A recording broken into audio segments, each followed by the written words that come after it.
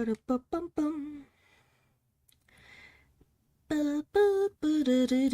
think it's working. I think it's working. I think it's working. Please tell me I did not. Did I get rid of the sound again? I did. I know myself so well.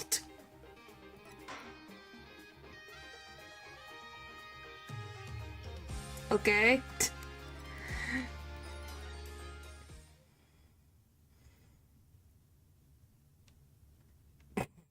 Okay. All right.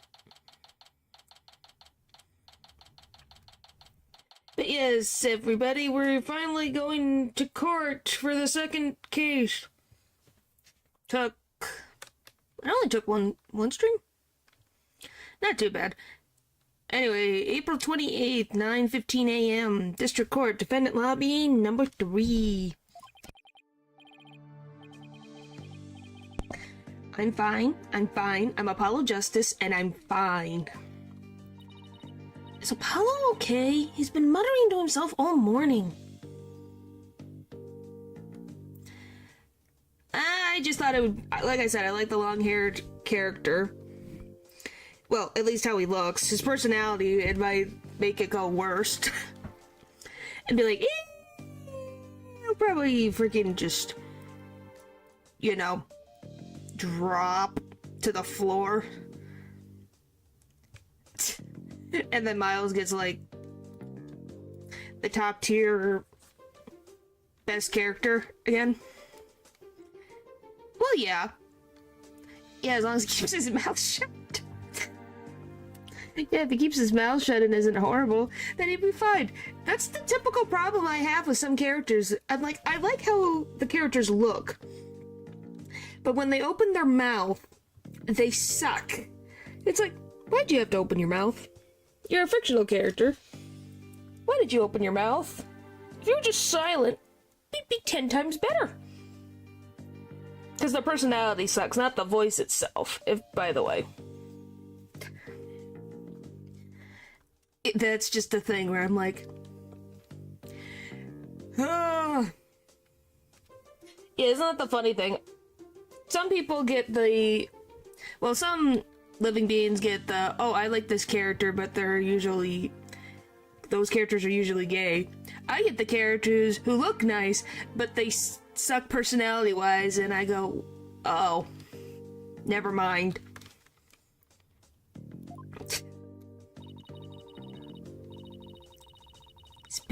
He's been like that since yesterday.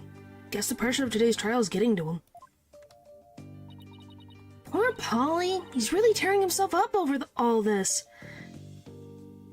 You like the bad people, unfortunately. See? See, it's a thing. It is a thing. Get it together, Apollo. Yikes. Athena, when did you get here? You probably walked here together and you completely forgot. Try to relax a bit, will you? You're getting yourself way too worked up. Gained 50 points ever since she turned out bad. She gained 50 points. What was she previously? She's still well in the negatives, but still. So what? Is she like at negative 100 and now she's at negative 50? Yeah, but I'm alright. I'm fine. No, I did a little digging on this.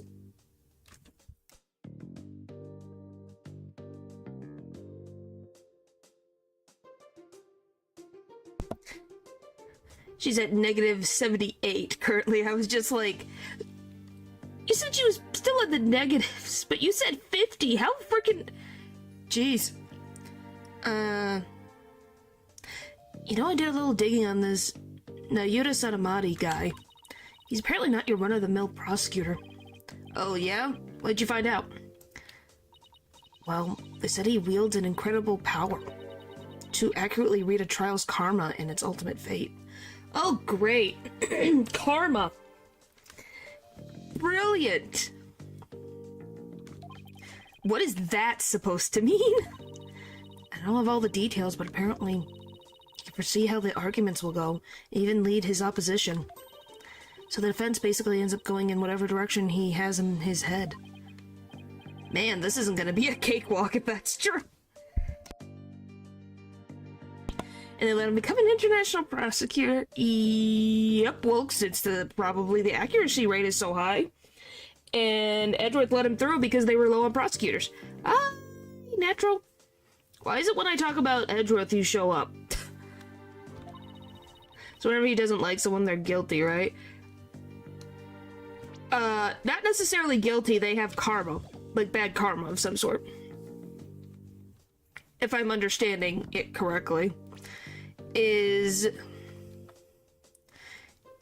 to read a trial's karma and its ultimate fate. So based on, I'm assuming, the defendant's karma, he decides the fate of that they're guilty or not, maybe.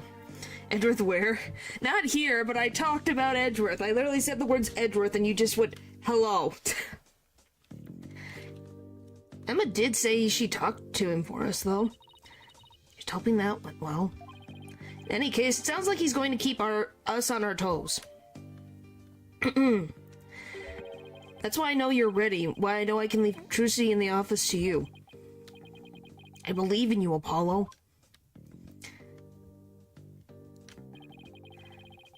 Yes, you have the most convenient times ever. Mr. Wright is putting his faith in me. I can't let him down now. I'm fine. I'm fine. I'm fine.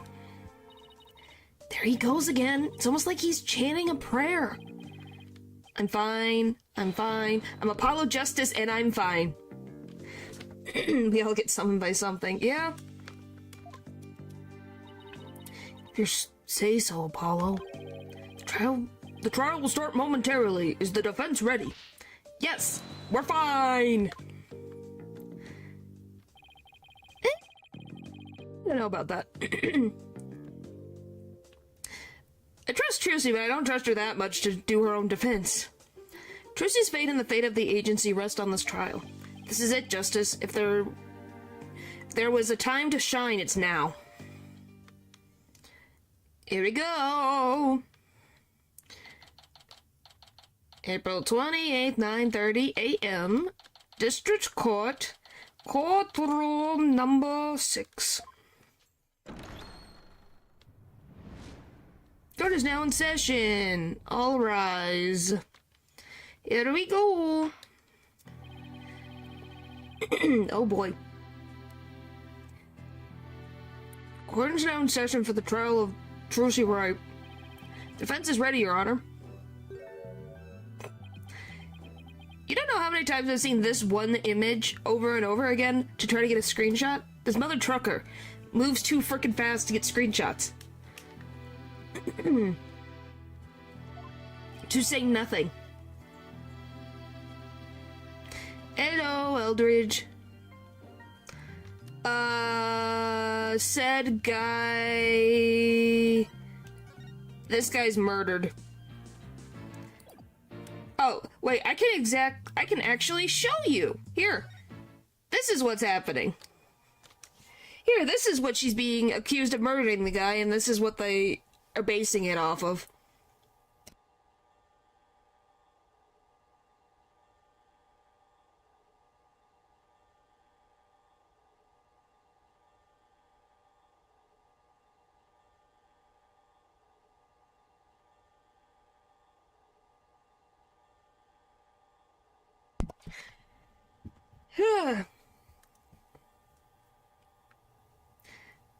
Who was sipping for a rabbit girl.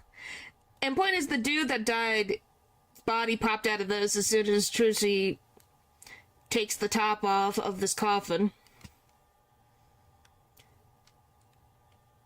And so yeah, she does this, da da da, and the guy's on the floor.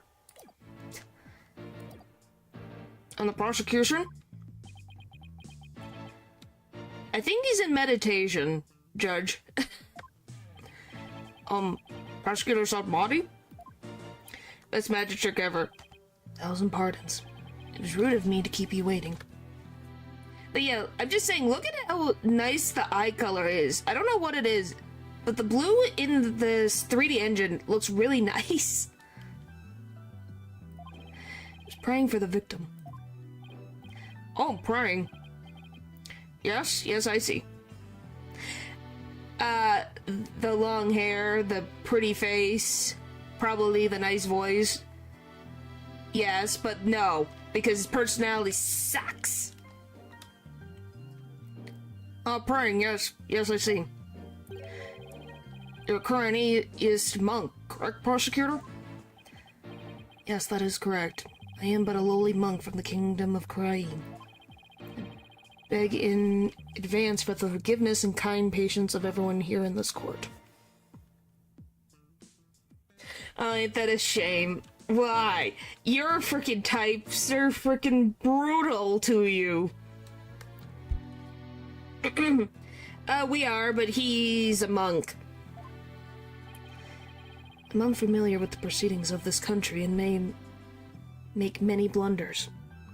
Yeah, and so you can't judge me when your preferences are worse.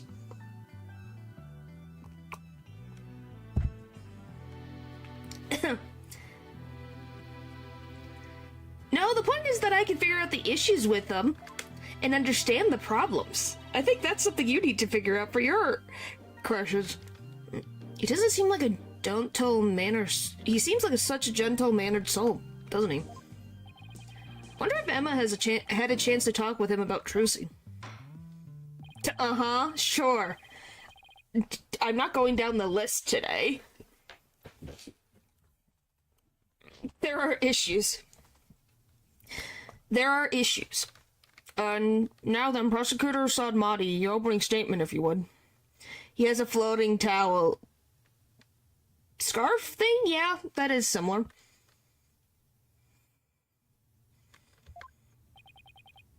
Certainly, in the name of the Holy Mother. I vow to guide the victim's soul to a land of eternal peace known as the Twilight Realm. Which, by the way, why is he pushing that faith onto the victim who knows, does he even know what Kurani was? What are you on about? Now let the last rites of the victim begin. Now, Yuda Sadmati, he's been really making a name for himself, apparently. But that nickname, Last Rites Prosecutor, I wonder how that will come into play today.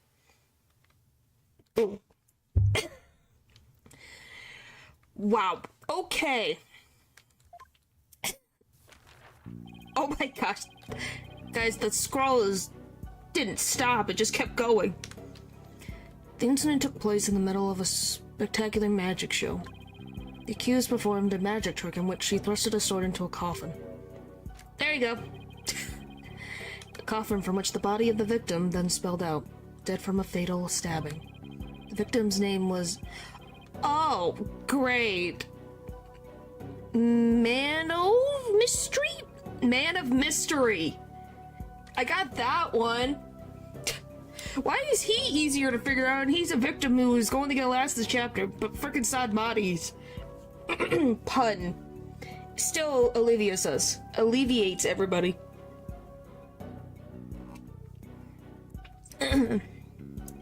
Well, stabbing is the action.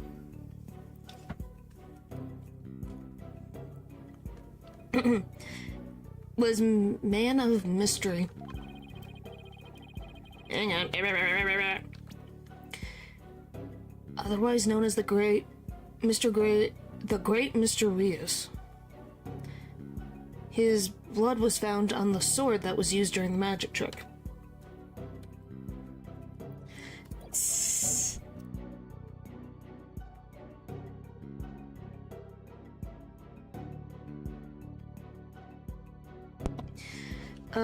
Yeah, we read that. Okay. Autopsy report. Hang on. Blah, blah, blah, blah, blah, blah. I want to read autopsy report. Thank you. Time of death, April 27th, approximately 10:30 a.m. Cause of death, shock as a result of being stabbed through the back with a sharp blade. The victim's real name was Man of Mystery.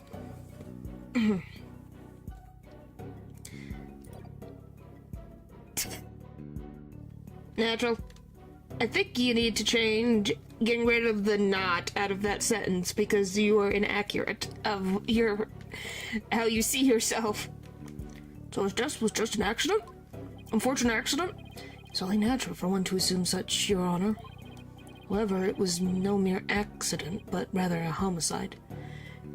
Once again, explain to me how the 17-year-old wanted to kill the other guy for. Please tell me. I'm glad you have confidence in yourself, good sir, but everyone can get better.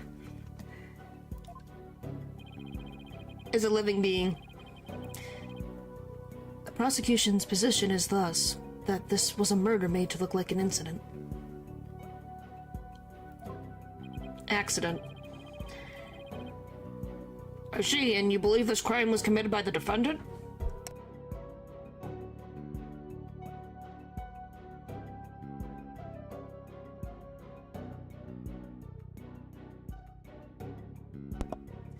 Golly, okay.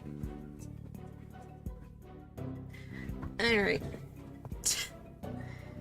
Blah blah blah, okay. After thorough consideration of all possible scenarios, I unfortunately had no other choice but to conclude as such. So that's how it's going to be, huh? Guess Emma couldn't convince him after all.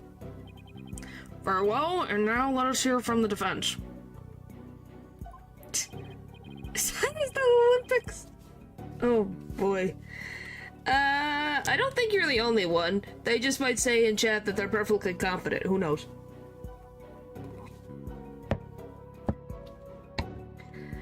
Naturally, we maintain that the defendant is innocent, Your Honor.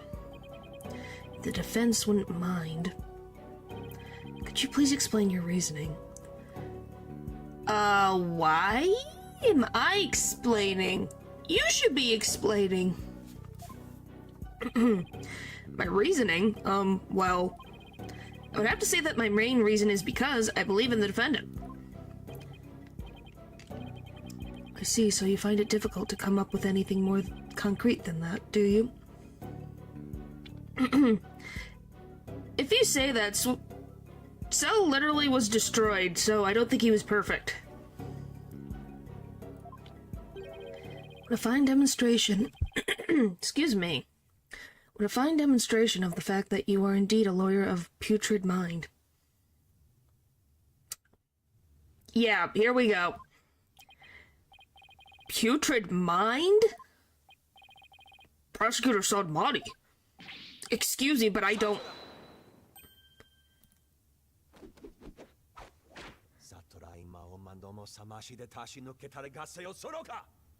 Oh yes, he will do that, by the way.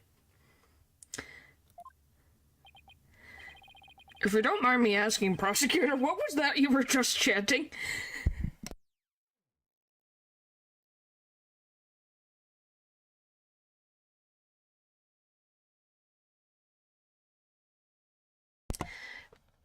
Yeah.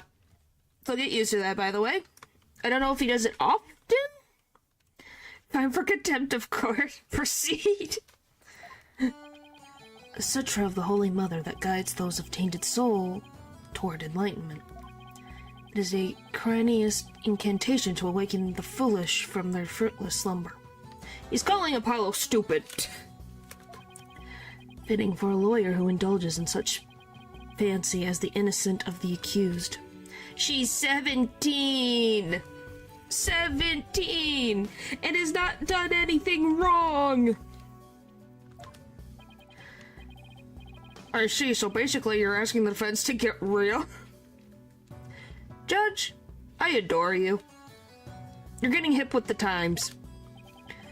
Allow me these few words, defense. It is my duty as a monk to punish sinners and to guide victim souls to the Twilight Realm. Should you show repentance and admit to the accused's guilt now, no harm will come to you. It is a crime to insult the opposing liars? Well, yes, because it doesn't look good on your character. But that's happened for every prosecutor in Ace Attorney since the beginning. Like, every single one has.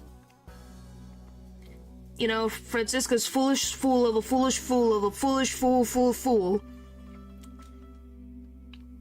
And as you go on, your guys' favorite prosecutor, Van Zeek's insulted Naruto multiple times. So, you know, it just depends. And who, to be honest, I think them insulting is the least of our concerns. Yeah.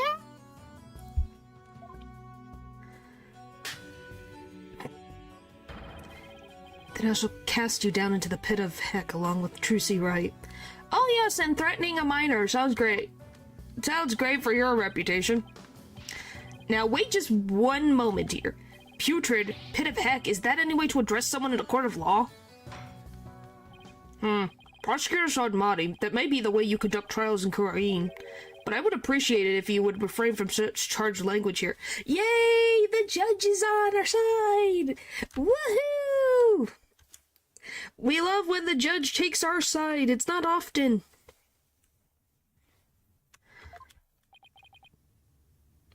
Your Honor, that was but a Koreanist sermon of those who have strayed from the path. Is it now? Yes, he can once in a while. Harsh words are often necessary to abolish contemptual deviants who cannot see reason. Oh, I see. I didn't realize. Judge, you were doing so good. Guess they really do hate defense attorneys in Korean, huh? Still, that was way over the top as far as verbal jargon goes. And the trial's only just begun. Well, defense, I suppose the way a prosecutor does things varies by country. Yeah, but he has to follow the law of the country that he is in. Thank you. Why don't we just look at this as a cross-cultural exchange and try to be open-minded about it? So, does that mean Apollo's tongue is up on this pedestal over here to be cut off? Because that's apparently a thing they can do in Korean. And death? Are we going that far? Is it good news? Hope it's good news. What? Bailiff, please bring in the first witness.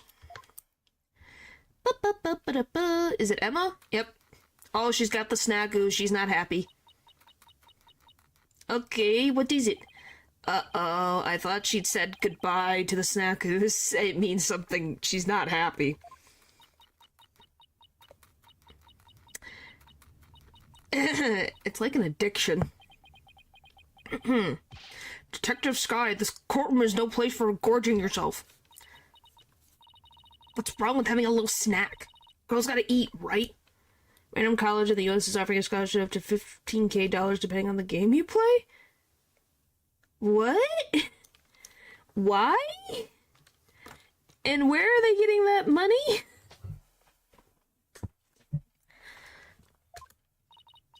Jesus, seems a little stressed out. Detective Sky, your testimony, please. Yeah, about that.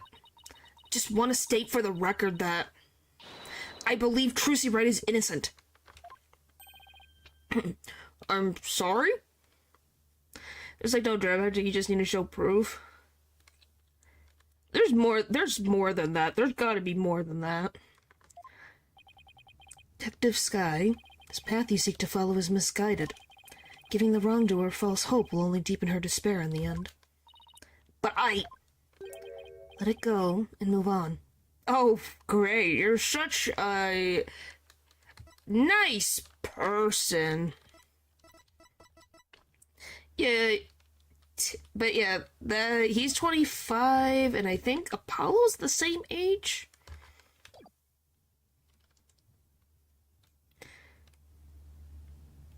Okay, so it's not just you play the game.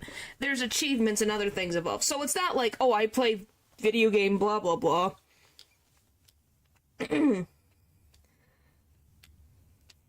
Yeah, Paul, have you gotten all the achievements since you've played Elden Ring? Same thing for you. Natural, have you gotten all the achievements in that game? Yeah, and here's this crazy part. You could stack the scholarships. I've got a free scholarship. Oh boy. He's very Griffith coded. Yeah, he's kind of got that. I can kind of see what you mean. Mildred. Hi, pupper.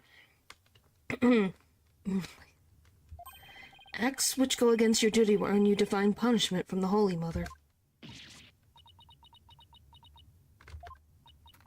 And she's munching again. Now she just said, fine. I don't know about the divine part, but I get the punishment bit loud and clear. Oh, wow. Well, that's good. Guess I'm gonna get assigned a ton of paperwork or something for sticking up for Trucy. She and Prosecutor Sudmati don't seem to get along very well, do they? Golly. Shall we continue? The prosecution contends that the accused had a clear motive. The evidence, if you would, Detective Sky. Right, please take a look at this poster. Huh? Excuse me?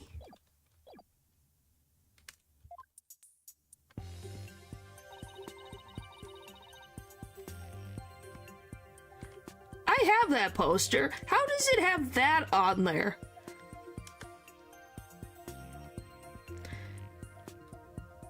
Sure. It's a true Grimoire poster from 13 years ago. Is it just me, or is it a little different from the one in Miss Wright's dressing room? There's a revised version of that poster. Oh, of course it's Minecraft. It takes forever. This one says cancelled under Mr. Rios. That's right, Mr. Rios left the troupe after the first version of the poster was printed. Yeah? That's just lazy marketing, man. Take a look at Mr. Rios' right forearm near his elbow. See the big scar there? He apparently got that when he made a mistake while practicing a magic trick. Ouch, that's quite a scar. Are you talking about the mom? Yes, it is Trucy's mom. Because of the incident, Magnifi Grimoire concluded Mr. Rios was too unskilled. Just before the show was to open, Magnifi announced Mr. Rios wouldn't be appearing. But in defiance of Magnifi's decision, Mr. Rios tried to go on stage anyway.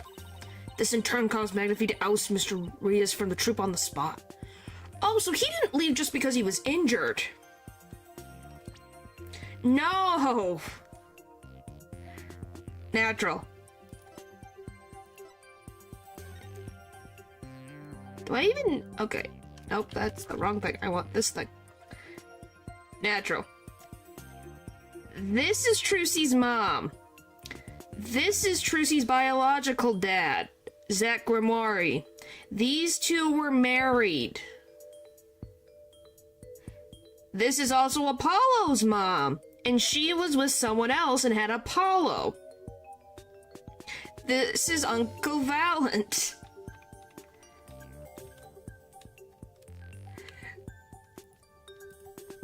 So this is Trucy's papa. Her dad is Phoenix. She's fine. Well, I'm glad that you find her attractive. She's still alive. She's also just blind now. That's an interesting one. Yeah, Phoenix is not married.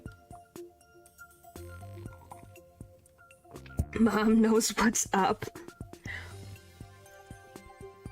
Paul, you're gonna just move all the way over? Oh, God. There's a guy who got canceled. He's dead. He's the victim. That's what Emma was talking about. He was part of the troupe previously, but then he got injured.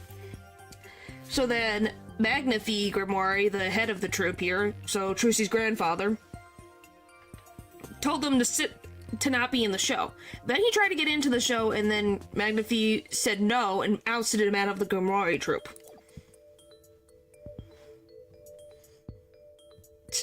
Yeah, I was gonna be like, that's gonna put that's a lot of moving. You kicked Mr. Rios out. That seems rather extreme. Well, Magnify was extreme. Do you really have to go that far? When it came to magic, Troop Grimari was so passionate. Or should I say extreme about it, that it caused problems for them from time to time. Something like that. Yes, they even caused this Quarter Mountain trouble with their extreme antics. Yes, I know. We've had 2 trials of 2 different murder victims from the group. And now the troop's successor has committed a murder. It seems the troop's rather rare talent was inherited by the right person after all. A putrid talent for criminality. Wow. He really likes that word. Which I think putrid was the word that they considered less harsh. He had a more harsher word, by the way, guys. Apparently in the original, not the original release, but the original, script of the English version, putrid was not the word here. I think it was the word, instead of putrid, he used the word, like, pig, or other type of things, but pig was considered too far. So putrid, they thought is less harsh. Well, I'm glad you spent money. No, he didn't use slurs. He just used stuff like, you're a pig, apparently. Or pig-headed or something like that. But he's comparing people to a pig, I guess, which was too harsh. So they said putrid was better. I could read you guys exactly what I found on his wiki page. It is funny to me.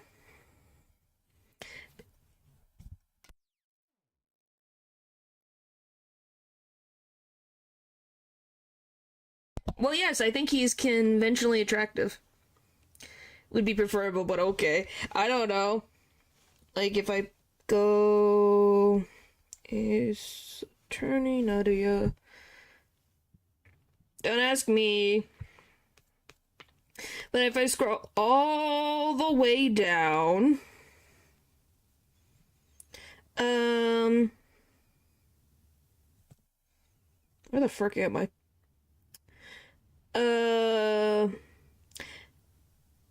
Yuta was originally even harsher than he is in the final product, calling the defense a pig before being scaled back to putrid.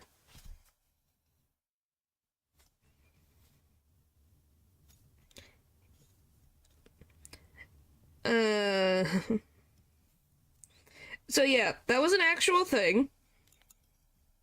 Well, hello, Crumb. But yeah. The dude, apparently, they thought that putrid was less harsh. And I guess it's up to your guys' interpretation if you think that's accurate. You sound rather extreme yourself, Prosecutor. Criminals with impure souls do not deserve sympathy, Your Honor. Ahem. As I was saying, after his expulsion, Mr. Rios apparently went on to hold a grudge against the troop. He would tell those close to him, I will get my revenge on Troop Grimoire someday. And that has to do with Trucy because she inherited it? Revenge, It certainly sounds antagonistic. But once again, she was 4 years old when this happened. And then his chance for revenge finally came, and if you would be so kind, Detective Sky. Guess I don't have a choice, do I? The defendant's motive. I'm just saying, Trucy was 4 at the time 13 years ago when the guy was expelled from the troop. What anger would you have against a child? Well, in Kuraini, they really hate people who commit evil deeds. So they see them as reason to have ire against them? If that makes sense? Like, why do you think they can hate they hate defense attorneys so much, they consider them the same. Shh, didn't lie. Well, I like him, but I will see how it goes throughout. I don't know the whole story of him yet, so we'll find out when we get there. The victim planned to get his revenge on True Grimoire during Trucy's magic show. Mr. Reeves was going to first steal the Grimoire notebook from the defendant, then intended to reveal the secrets behind their magic tricks during the show.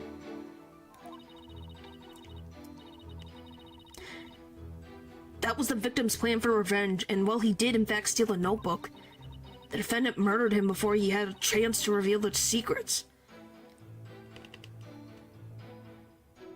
Okay, this is all very wrong.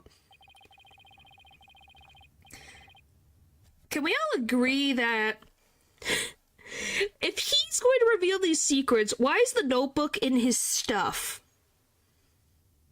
Why didn't he have it on him when we found his body? You're a mediator, by the way. That's fine, but hey, we can all agree. He's conventionally attractive. That's all I had to say. I never said that he was... That's why I'm like, I'm probably going to not like him the further I go into this game. By the time the accused had discovered the notebook theft, it was too late.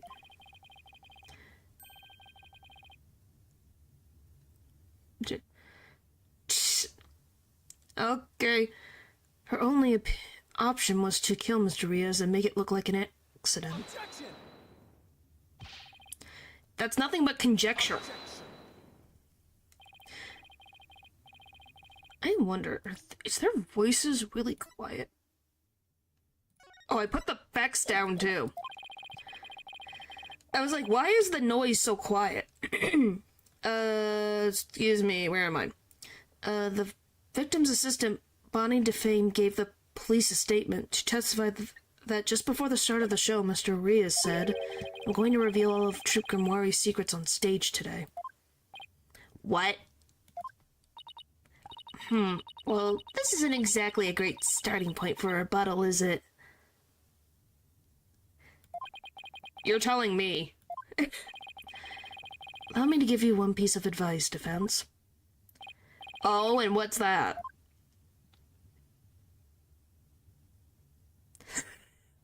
It's the cute butterfly! Let it go and move on.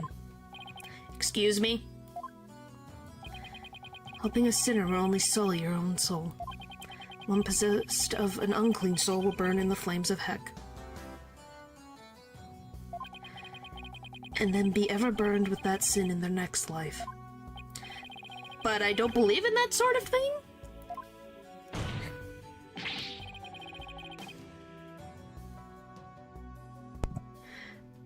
Dahlia's back. Besides, I have no intention of giving up. Yeah, one piece of advice, it's actually two. Holy Mother, grant me the strength to deal with this putrid lawyer. Wow. You know that the Holy Mother's probably frickin' just, like, filing her nails, going, sure, buddy, whatever. Because she gets talked to him all the time. She's like, sure, whatever. I just can imagine her just being bored out of her mind. Because it's constant bother. You know, just like how they put her in a room with barely any light. And the same music. Day after day. What's next? All actions have consequences, and yours will surely earn you the honor of being a mere stink bug at best in your next life. Thanks. At least he's a living species. I'd like to think the Holy Mother was just normal and like other, just worshipped like heck. That's why I'm saying the woman was put in a room, in a box. And the poor woman is just listening to the same music over and over again. A stink bug. Now then, Mr. Stinkbug, Mr. Justice, your cross-examination, please. Oh boy. Doo-doo. Alright. And then Trucy's magic show. Hold it! Alright. What evidence do you have that Mr. Rios actually stole the notebook? Well, you see, whenever you're ready, Detective. Fret not, Detective Sky, you have nothing to repent for. You should be proud of the fine forensic discovery that you made. Forensic discovery? And what did she discover specifically? Detective Sky identified a certain set of fingerprints on the notebook. Upon further inspection, she determined that they belonged to Mr. Rios. How the frick did she get a hold of the notebook if I gave it back to Trucy? Yeah, she likes stress eating a lot. What? Detective found the fingerprints entirely of her own volition. For that I must say, well done, Detective Sky. Before the case, I get... Oh, yeah, because she was a... Yeah, that sounds exactly what she would do. Getting a little too addicted to your precious white powder, did you, Emma? Now, Detective Sky, I would like to ask you to explain exactly how Mr. Rios intended to use the notebook to exact his revenge. Right. Well, first he stole the notebook. Blah, blah, blah, blah, blah, blah, and then he intended to reveal the secrets behind their magic tricks during the show.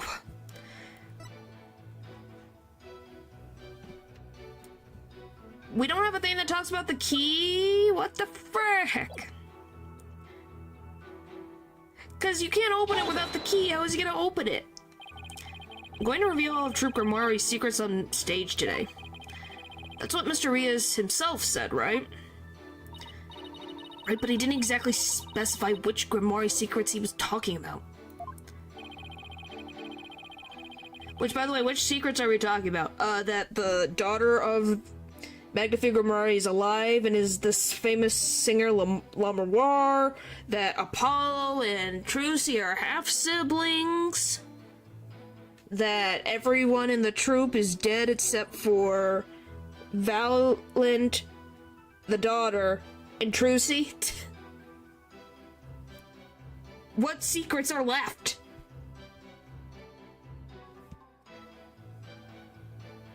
But the prosecution thinks he was referring to the secrets behind Troop Grimoire's magic?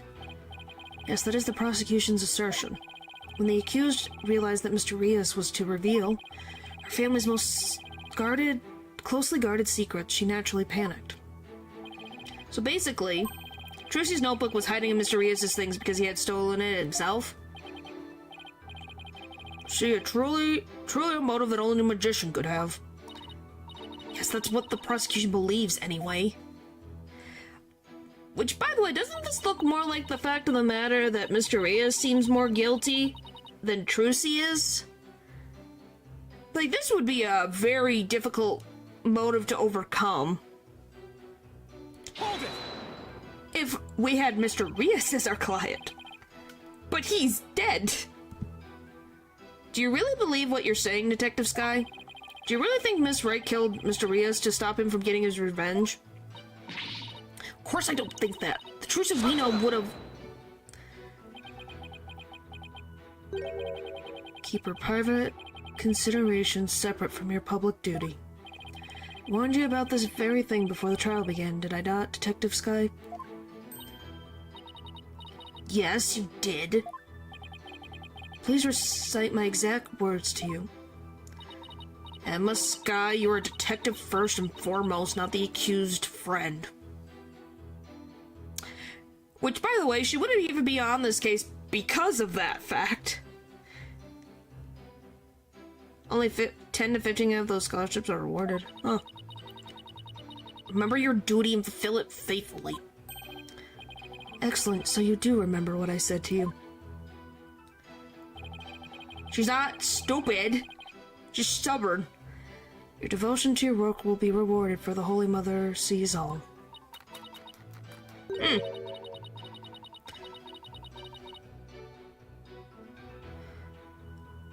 This Holy Mother is no scientific concept I've ever heard of. Those two really don't get along, do they? Well, science and religion go together about as well as oil and water. As I was saying... The defendant murdered him before he had a chance to reveal his the secrets. What the frick would I even...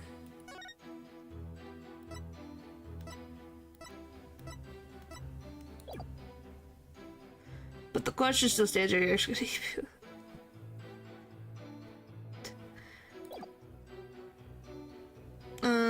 Let's see.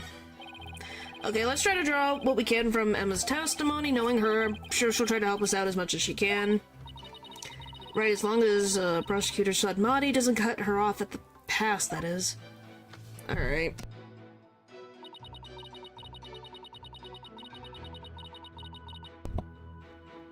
I guess we'll listen to those. Revenge after all this time. It's been 13 years already. No, I have barely started. Give me a break. Why now? I know, right? I thought that was pretty sketchy myself. I mean, wouldn't he have done it a long time ago if he was gonna do it after all? Detective Sky's self-indulgent outbursts such as those will earn you divine punishment. In the form of a salary evaluation. Why? I love that all of these prosecutors shove in the detective's face. You know your salary. It can go down. Eep. And there she goes. Wait, that's what divine punishment means? Yes. She gets her salary cut.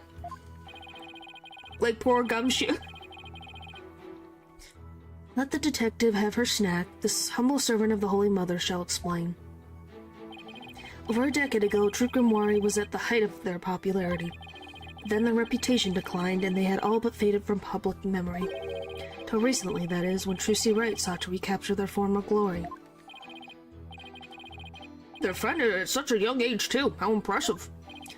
Yes, the accused's skill at magic is undeniably impressive. If she hadn't fallen onto the path of sin, she would have had a bright future ahead of her. It's worse than death, yeah. You can see why she's keeping her mouth shut and why she's snacking, because she's stressing. But she doesn't want to put her friend in prison.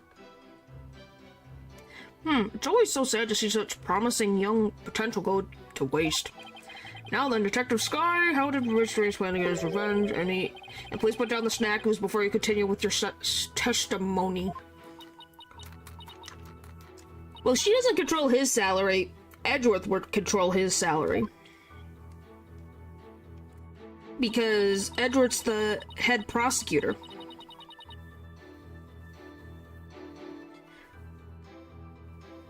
Does he get it if you wrongly call someone putrid? You're asking the wrong living being. That would be a Miles question. Yeah, he's the head now. Yes, Edgeworth is the head prosecutor now. So, you know. Alright. It's usually the last one. I'm sorry, but what exactly is the basis for claiming it was murder? Beats me. What? The basis is beats me? I have to ask Prosecutor Sadmati over there because he hasn't told me his reasoning either. Detective Sky, your feeding of information to the defense has not gone unnoticed by my eyes. Eep. The bad karma of acts which go against your duty will impinge upon you in your next life. Do you think he cuts the hair for both of the Payne brothers? He probably cut it. Well, why do you think the one ran all the way to Krain? He probably left because he was getting his salary cut. You know, one of them, the younger brother, went all the way to Krain.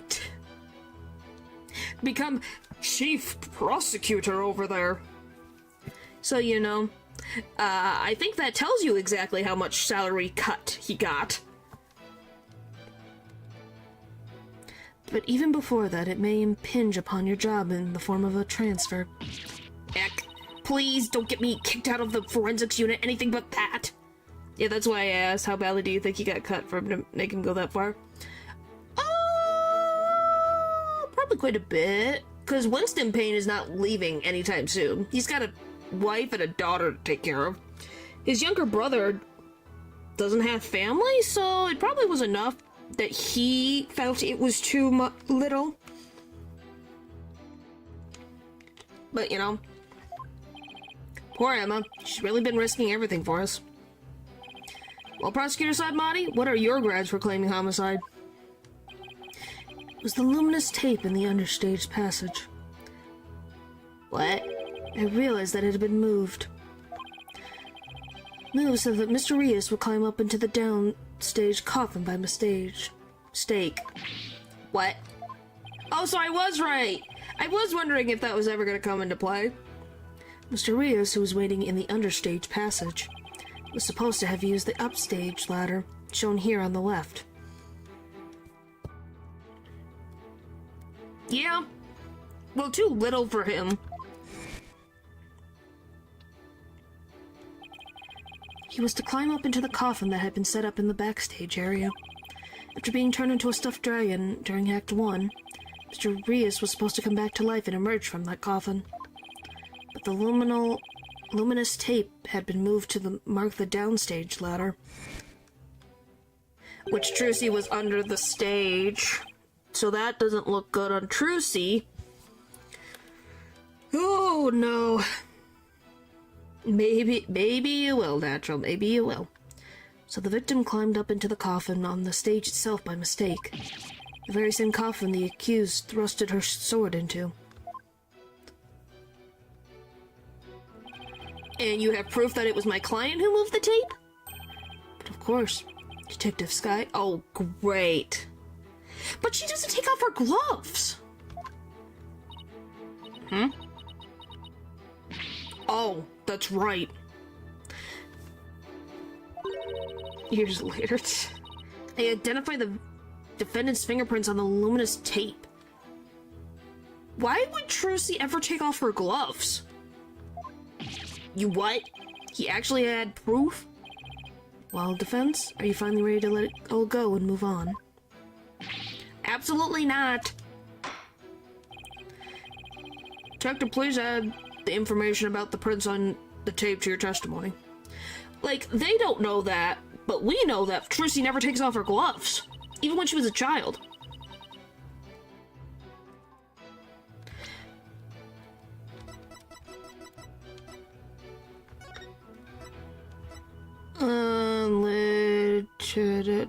Trucy wore gloves during the show, so none of her fingerprints were found.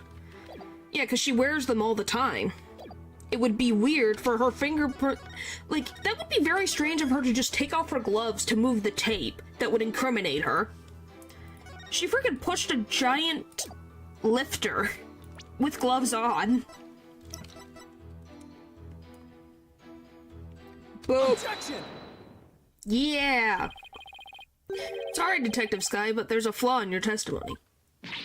Oh, really? Her hands are very interesting, I believe. Well, they're interesting, but she wears gloves all the time. So she couldn't have had... I don't know where they got her fingerprints from. The prosecution is claiming that Miss Wright moved the understage tape during the show in order to guide the victim into the coffin downstage. But it doesn't make sense that she would leave prints on the tape at that time. It doesn't? Please consider the fingerprints results of the main coffin, which shows that not one of my client's prints was found on it or in it. That's true. We didn't find any of her prints on that coffin.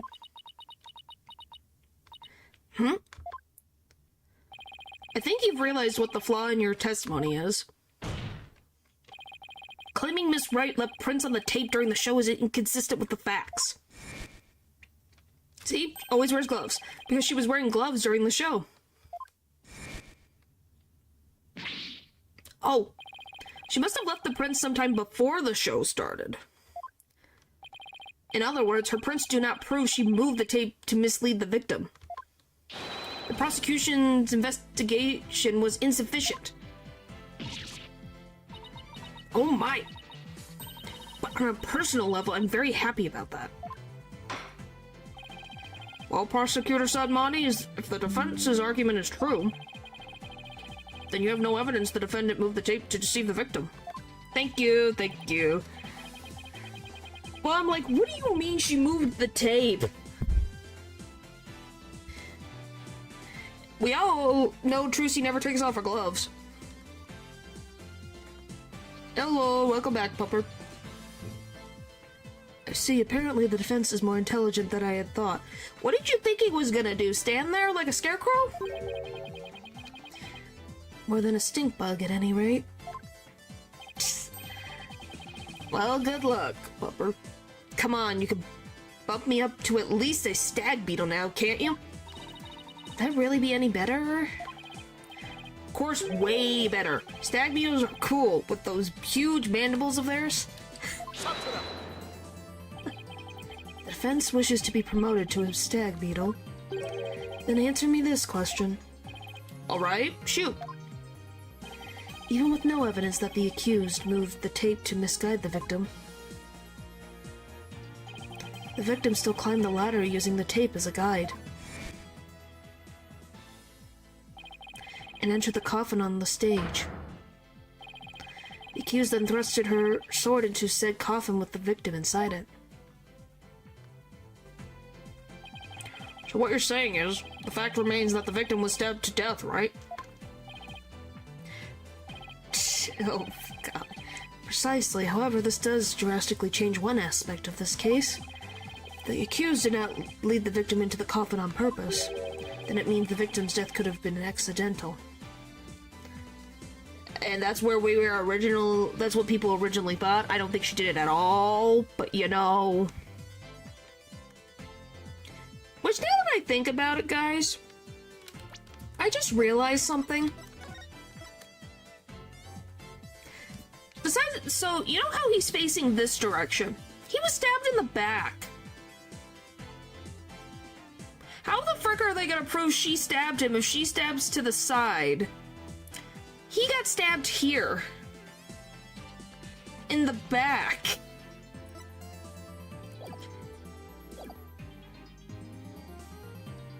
Well, I knew he was stabbed in the back. I just thought to myself, if it was in the coffin and backwards, how the frick do you stab through?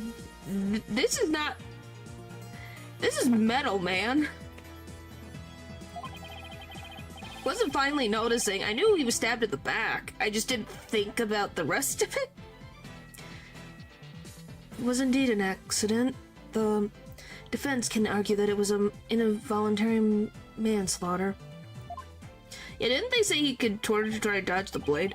Well, they say that he maybe could have moved slightly, but he couldn't turn himself around. It's too small of a box for how tall he was, and just how the weight of him and, well, the size of the man was too big in the box to be able to turn around. If that makes sense. See, if it was involuntary manslaughter, they could plead extenuating circumstances. The severity of the crime could be mitigated. Defense, if you believe the accused did not murder the victim, then do you argue that it was an accident? I think it was a murder, but my victim, excuse me. I believe it was a murder, but my client did not do it. This is it, the all-important question. Defense argues that Mr. Reeves' death was a murder. The defense maintains that the defendant is entirely innocent. We believe that it wasn't an accident, but murder. And what's more, we believe it was committed by a third party. Ah, yes, your victim. Yes, I misspoke. It's fine. The third party, as in the true culprit, is someone else? Yeah. It's quite a brazen claim to make, and one wholly without grounds. Your voice is as loud as your suit, and your mind echoes just as loudly in emptiness. Wow. Everyone's... At least they didn't insult his forehead. They always insult the forehead. He actually just insulted how loud his voice was. I don't know if that's better. Surely you were but a loud red pepper in your previous life. I've been demoted to a vegetable? Wow. I didn't know a person could be reincarnated as a non-sentient plant. You're talking to me, or are you talking to the Nayuda over here? In any case, I do have grounds to make this claim. Let's hear this reasoning of yours, then. Alright, but before I give it, there is one question that we need to address. If the victim was killed by some third party, then the sword the defendant thrust into the coffin wasn't the cause of death. If that's the case, then how did we wind up with a dead body inside the coffin? I don't know, because I can't even The coffin was on stage all of Act 1, was it not? Both? I don't have a big forehead. You're kind of tired? Well, don't worry. Once we get to investigations, you get to deal with the prosecutor dealing with another prosecutor being smug.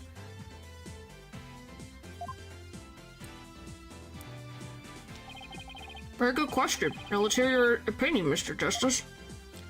How did the victim's body wind up inside the coffin? It was magic. It was magic. Great. Hey, you said the attorney? What do you mean? My forehead doesn't even show.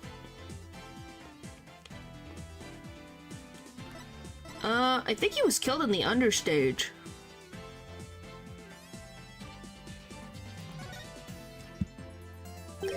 What if the victim was killed under the stage before being put into the coffin? In other words, what if the victim was already dead in the coffin from the get-go? Oh, I see. In that case, the defendant's sword wouldn't have been the cause of death. How do you respond, Prosecutor Sadmati? That is the third time. The third time of what? Ow.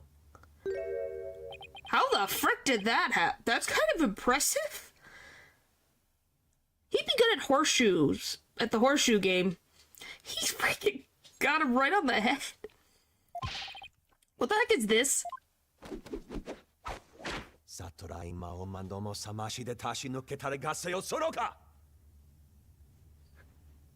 He's Sun Wukong, yes. Oh, it can tighten! Ow, my head! Naruto now, yeah. Okay, that was kind of cool. I didn't know that he could actually make the beads tighten. Can we press charges? Then we would have had to press charges against Godot. We've had to press charges against Van Zeeks. I don't know, is there... and... press charges against, Francisca. Is there anyone else? There's probably someone else in here. Bro is like Buddha. Well, he is a monk. What do you think you're doing? Even the merciful Holy Mother loses patience if she is struck 3 times. He didn't hit you. Since you never learned, you needed to be punished. Why don't you let me worry about what I need and don't need? It is what you deserve for interfering with my sacred last rites for the victim. You are a brainless lawyer chasing phantoms. You know nothing. Does he now? Then prove it!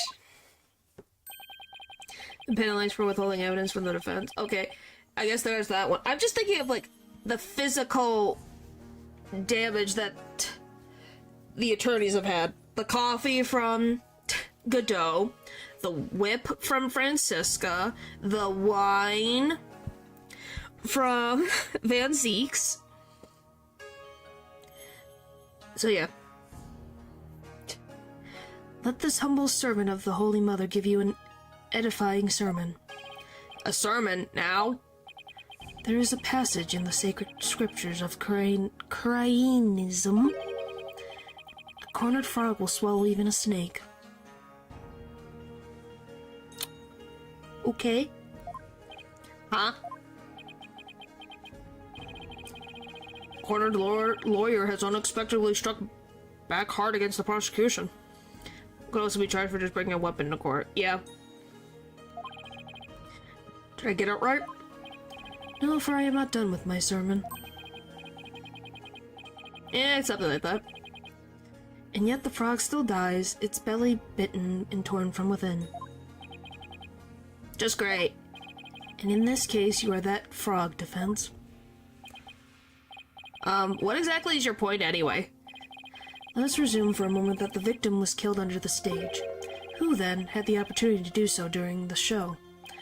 Let's see, the people in the show were Bonnie DeFame, the victim, Mr. Rios, and Trucy Wright.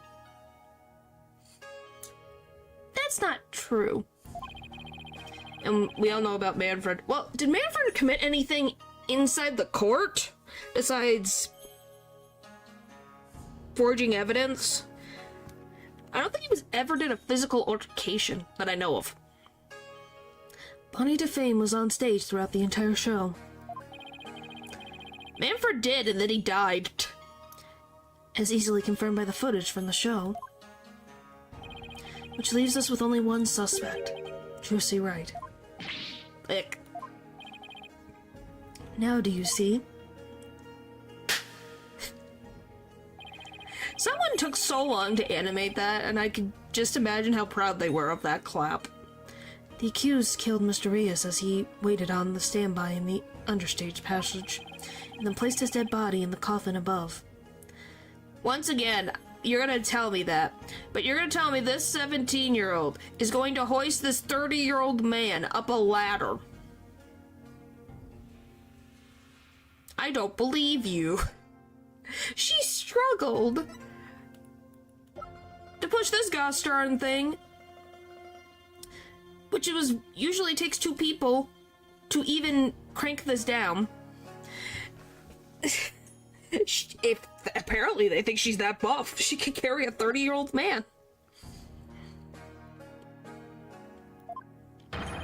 Thus making the murder look like an accident. No!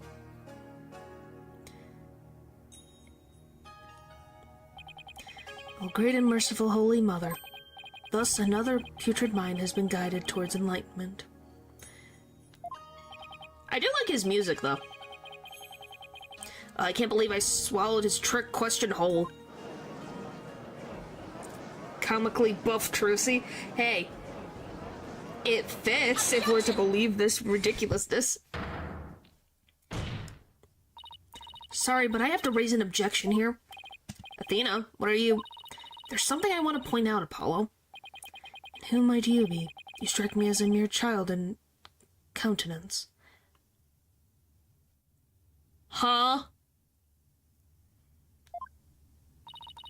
I may be young, but I have an attorney's badge just the same. And you would contribute to this discussion in that capacity? I think Athena was a great addition to the cast. It most certainly would. Oh. You just argued that the defendant killed the victim under the stage. But let me remind you that Miss Wright is a girl. Okay, that wasn't really necessary.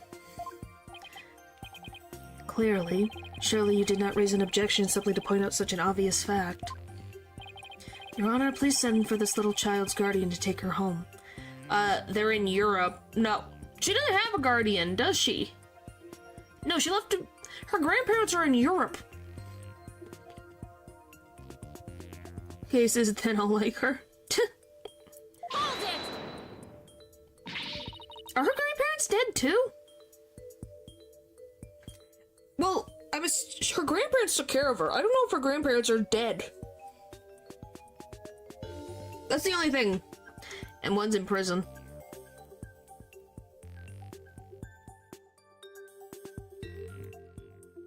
What, are you talking about Simon? Simon's not in prison anymore. But I'm not done with my sermon. You don't need to talk like Prosecutor Sadmati, you know. Listen, if the victim was killed in the understage passage, then his body would have to be hauled up to the stage, right? However, Miss Wright is a young girl, and a pretty petite one at that. She couldn't possibly have hefted that large body up and put it in the coffin. See, I was right. That's true. Does seem like it would be a rather difficult task for the defendant. Yeah, yes. Natural. The last case where her mom's murder plus Apollo's best friend being murdered, he got free. Because we we arrested the actual murderer. I don't think even I could do it. What do you think of that, prosecutor? Who's the child now? In my religion, the priestesses of Coraniism are revered as the pillars of our beliefs. Pay attention to the part too busy looking at his sister. What are you on about? Oh, you're talking about Blackwell's sister. Okay, I was confused. Yeah, he was released. The sister was in prison for, you know, putting people hostage. Otherwise, he's a free man. So, is at least a feminist. Yeah, he's not got anything against anybody unless he thinks you're a criminal. You'd have to ask her. I don't know her personally. So I naturally hold nothing but a deep respect for women. I also think highly of the female perspective. Says the man who called this fair maiden a little child. Who's a fair maiden?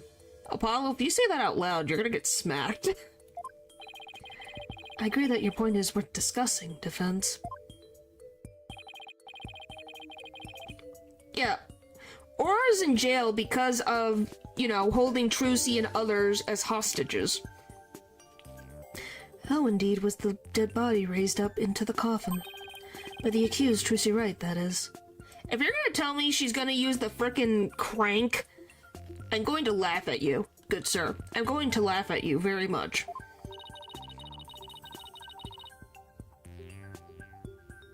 I don't think... He cares about his sister, but I don't think he's gonna do you for his sister's hand. You committed to pointing the finger at her no matter what, huh? Then you explain how that even be possible. But of course... Trucy's, what is with the forklift certified lately? There was a way for even a small creature like her to raise the victim's body up. Huh? Wait, you really can explain it? I foresaw that our arguments would come to this, so I prepared a witness. Well, I admire your readiness, prosecutor. It's really not that difficult when one can read the ultimate outcome of any trial. He couldn't have really predicted that things would turn out like this, could he? It adds plus 50% attractiveness, does it? What, being forklift certified? Is that why Iba is... Well, no. Iba's not forklift certified, but she can drive a forklift. It's pretty hard to believe. Excuse me, but may I step down now? I suppose you may. One moment, Detective Sky. I'm sorry for you know, the way I handled all of this. You did a fine job, Detective. Your testimony was invaluable. It was? Yes, you served well as a detective and did not allow your personal feelings to interfere. You overcame the conflicted emotions you felt and performed your duty admirably. Yes, Papa. You'll be rewarded for your fine work. Oh. Thank you? Hope we can work together again in the future. Emma seems bewildered by the unexpected praise. Guess he's a pretty nice person, like they say, as long as you're not up against him. Yeah. Now then, let us call the next witness. Is it Bonnie? He's just friendly to anyone that isn't for the evil, as they say. Witness, please state your name and occupation. Hello, ladies and gentlemen of the court. It's very nice to meet all of you. What the frick? Lagomorphing. Okay. I'm a lagomorphing illusionist from the land of fairy tales, Bonnie to fame. What scene? What are you on about? I can't wait to do some magic tricks for all of you. Please, witness, there is a time and place for all things, including magic. Aw, but it would be okay if I just do a little magic, right? Come on, please.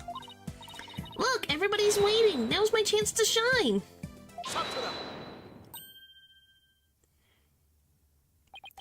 I think I do a pretty good Bonnie voice. At least I think that's how she would sound. This is your second time. My second time doing what? There will be no further warnings. You should know that from our preparatory meeting, correct? Eep. Is no one exempt from His Holiness' Rosary of Suffering? Holiness's Rosary of Suffering? Yeah, I think that's the only time you fit someone's voice. The only time? You guys liked my Trucy voice. You don't like my Trucy voice? Really? What the frick? I see how it is. Well, thank you, Slytherin. I think she tried to sound cuter. Yeah, naturally, you try. That won't work very well. That would be the most deep-voiced Trucy I've ever heard. May we have your testimony, witness, once you've recovered from your disappointment?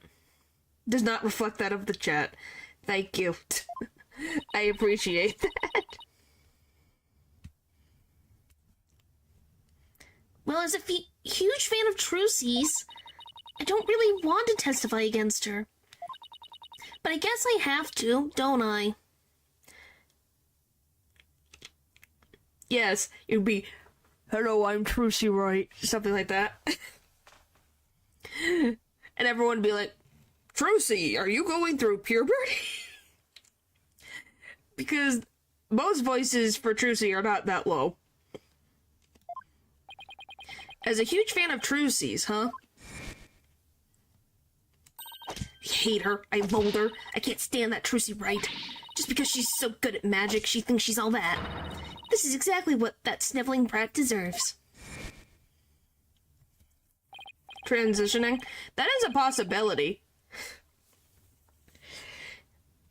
But just one day she just wakes up and just has the deep voice and be like, Trucy?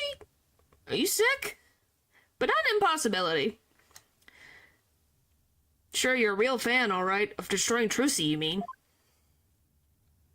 Ba ba ba ba. Yeah, at least I can explain how she lifted that man. Just because she has a deep voice doesn't mean she can lift. The understage passage. I really can't believe that Trucy killed Mr. Rias. I guess it's possible for a small girl to lift a dead body up if she used a stage lift. Is it possible? Could Trucy really have... Trucy did use a stage lift. I think she must have used stage lift too. I was on stage for the entire show, by the way.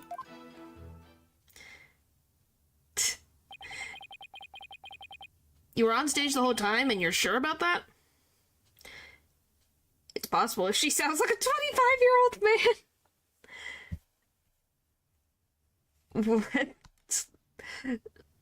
What the frick, Slytherin? Yeah, it's just the cute voice is a voice I can do without any issue of straining my voice for some reason. Alright. There is no question. The entire audience could testify to that fact. What's more, she is shown clearly in the TV show footage as well. I couldn't possibly have killed Mr. Rias, not little old me. Therefore, the only person who could have killed the victim understage is the accused. I wish they used in the understage. I hate they just use understage. I don't like it. Furthermore, by using a stage lift, even a petite young woman could have raised the body up to the stage without difficulty. You've got to be kidding me. Very well, the defense may now cross-examine the witness.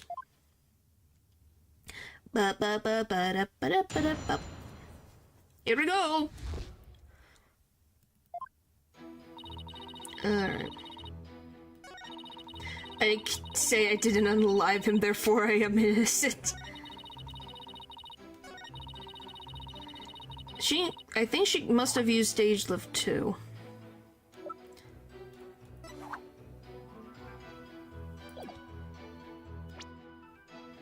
Yes, it is a bunny girl. I didn't even realize she had a tail on her, by the way, until now. Recently, when we saw the pictures, it was like, oh! You don't like bunny girls, Matthew? Objection! No, didn't take it. I have to... Bruh.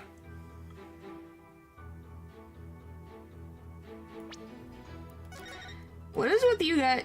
I'm more surprised since a good chunk of my chat, at least say they're male. I'm kind of surprised you guys don't like bunny girls. I wonder if Leo would be the same way. Stage lift number 2? You mean the stage lift shown here on the left? That's right, with the stage lift. I think even a small girl could easily lift a dead body up to the stage. Archetype, I mean, they look cute. I cannot say if that would hold real... I cannot say if that would hold to a real person, though. Ah. Then why did you want to launch missiles? And so that makes her the murderer, in your opinion. Of course not. I believe in Trucy. Like I said, I'm a huge fan of hers. Oh, brother, how long is she gonna keep this act up? You don't know? The appearance is deceiving? The brain told me to say that? Well, Slytherin, you're correct and incorrect as well. Defense, what position was stage lift 2 in after the show? Let's see. If I recall, it was in fully raised position. And the reason why it was fully raised is because the accused used it to lift the victim's body. Wouldn't you agree? Feel free to slowly mull it over while you roast over the flames of heck, you evil red pepper. I love that red pepper is the next thing. Well, you'll find out. So now I'm also evil? Alright. I thought this was it. I think she must have used stage lift 2. Hold it! What the frick? I didn't mean that. Stop it!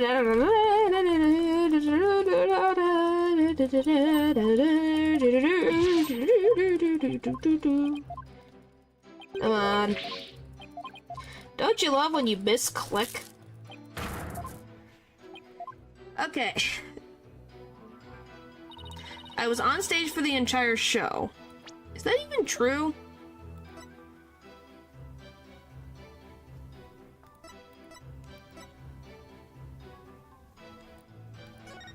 Messed up Mr. Head's position for the escape trick, placing him on the opposite scripted location on the right side. As a result, Trucy had to quickly move the lifts under the stage. She never told anyone that she had moved the lifts.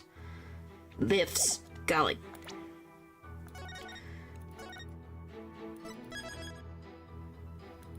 That was a sandwich ablaze. Who knows?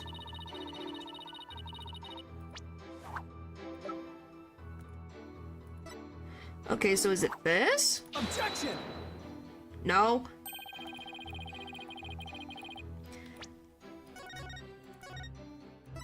Okay, that would make sense to be the thing. I don't know what it is they want from me. Why do you think I need help every time I do one thing? I can figure it out. I will ask. I just think it's this statement, but it's probably not, and that's what's annoying. Hold it! Natural shush. And Matthew shush. You don't have a single spare moment to slip down to the understage passage? Is that what it is? Huh? Don't tell me you suspect me now. I'm just trying to do my job by fully examining your alibi. Depending on how solid it is, I might have to suspect you, yes.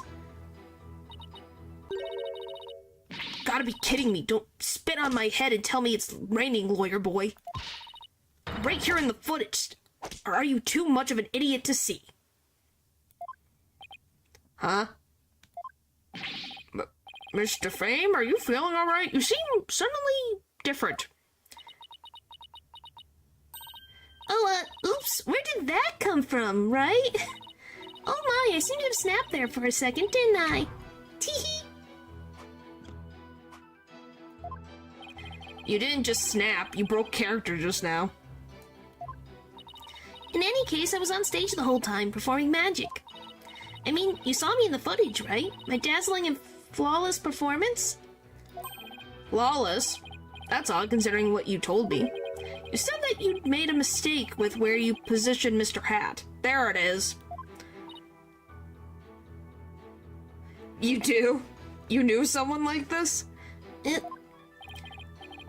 Mr. Fame, to what is the defense referring? Well, I made a little mistake on stage. I was in charge of operating Mr. Hat, you see. According to the script, I was supposed to place him to the left of the coffin. But I flubbed it up and made him stand to the right of the coffin instead. And because of that mistake... But I eventually cut all ties with it. Well, makes sense. Trucy had to move the stage lifts around. I feel really bad about messing Trucy up like that with my goof. Teehee. Skadoosh. Oh. Darn it. I don't see any inconsistencies in her testimony. Now do you see who the real killer is? Come on, Gramps, don't just sit there, hand down your ruling, pronto.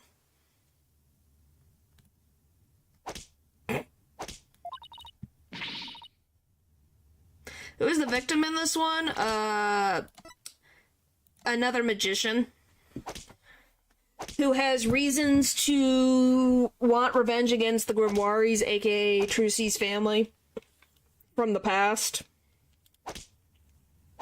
As you guys hear the nice slamming of a cane in someone's hand in the background as I clean my glasses.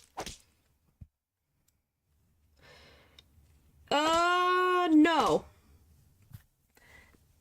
Actually, there has been one case where it was about a stolen item, and then the case finished. Well, it was one long case. It was about something being stolen, and then it led to murder. And Kaylee... Do it quickly before you keel up over there. I beg your pardon? Oops! Oh, what's gotten into me? I'm so sorry.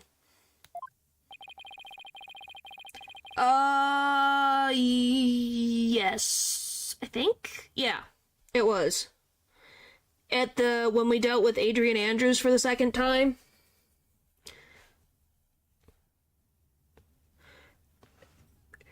This judge is always the same judge. I give her another 5 minutes before she tears off that mask. Well, defense? Are you ready to let it all go now? Of course not. I'll never give up. Yes, he is. I see. I suppose this too is fate. The sacred scriptures of Koreanism describe a variety of hex for the damned. For someone like you who struggles ceaselessly against his fate. Oh, golly. Popple? Bullhig?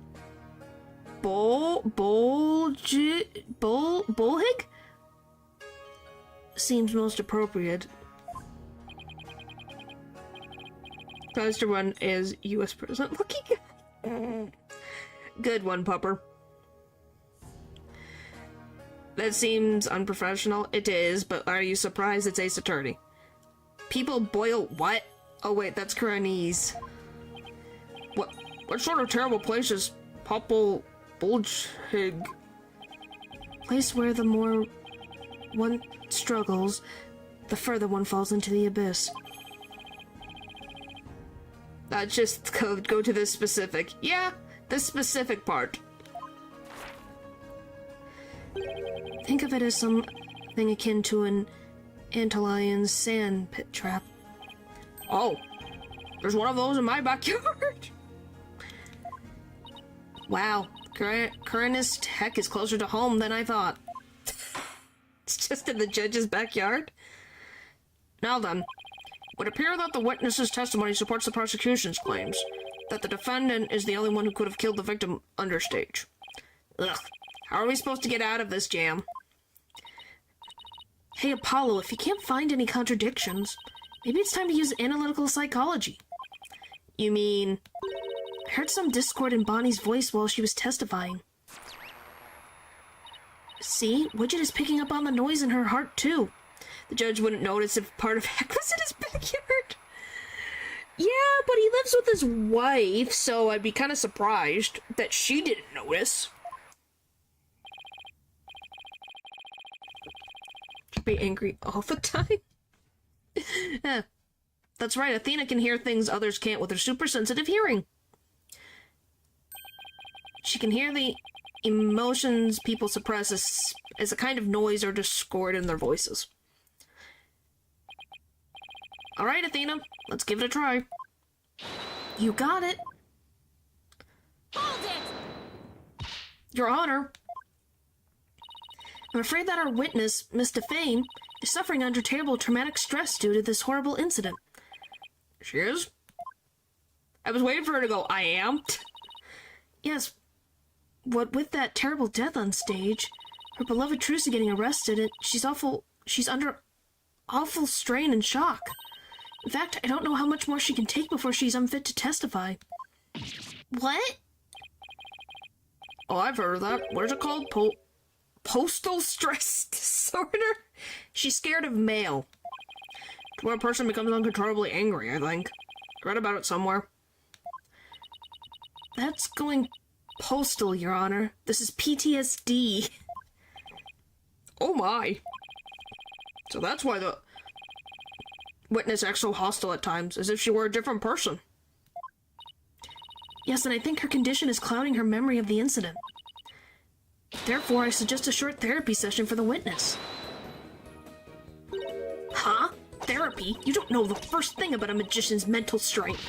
I've risked my life jumping through rings of fire and having my body swan in swan? Did you mean sawed? Sawn? Or what? Sawed in half. Oopsies, boy, do I have to watch my temper, don't I? Teehee.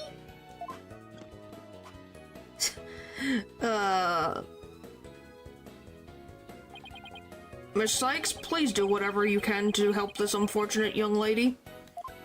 Like when they get split in half. I know what they're talking about, but it would be sawed in half. The appearance is indeed deceiving. And what exactly is this child planning to do, Mr. Justice? With her super sensitive hearing, Miss Sykes can hear a witness's true emotions. Simply from tone and inflection, she can tell exactly what a person is feeling. I can even pick out feelings that a witness is trying to suppress or hide. Widget projects the emotions I hear into the mood matrix, where I can analyze them. Sounds like some sort of spurious deviltry, though I find it hard to believe, I must ask. How do emotions constitute evidence? Well, I won't say that emotions can be taken as evidence per se. I have seen how instrumental Miss Sykes' work has been in cracking a case. Yay! Judge on her side again! Judge 2 points! Therefore, I wholly support giving it a try. I see. If you are in favor of it, Your Honor, then I have no objections. Even this mere monk can see that something disturbs the witness. I'll disturb you! Oh, thank you for understanding, Prosecutor Sudmati. Apollo, remember how to conduct a therapy session, right? You want me to lead the session? Of course, you're the lead on this case, after all. Fair enough, but do I need a refresher? No.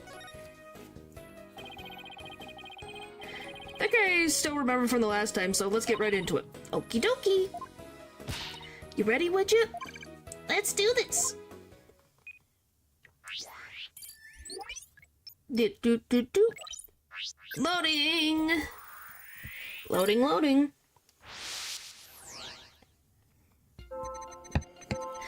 Oh, what a picture. I guess Trucy is the one who killed Mr. Rios. Look at this picture. How they basically set up each game in a way so you can start with any of them. Yeah. Even she can move the body with that lift. By the way, this is a funny face. Trucy looking evil is funny. I was on stage at the time. But that terrible mistake... My stupid flub caused Trucy so much trouble.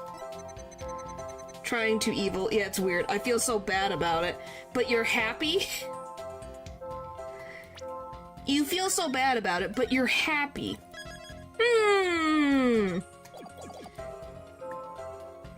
Pinpoint. Boop-a-doop. I have to say, Mr. Fame, you certainly are a strange one. Even though you said I feel so bad about it, it seems you were feeling happy about it.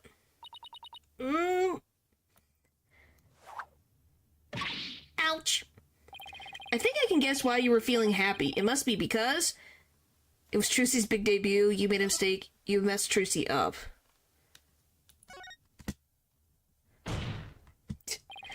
I think you were happy because you messed the defendant up. I'm right, aren't I? You gotta be kidding me.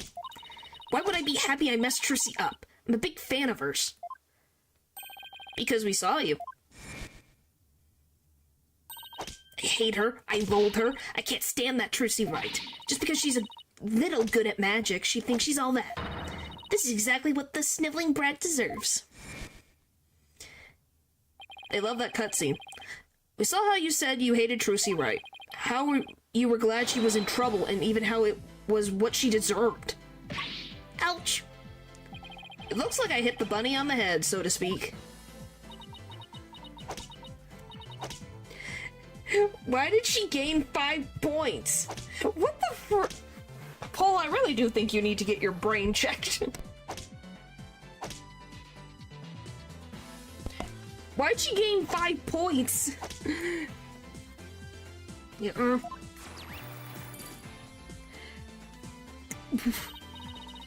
Golly. Paul, the noise level dropped. Now if we can get it down to 0. Well, Mr. Fame, are you ready to confess how you really feel? You don't know? What do you mean? I'm Bonnie, this sweet, cute little bunny.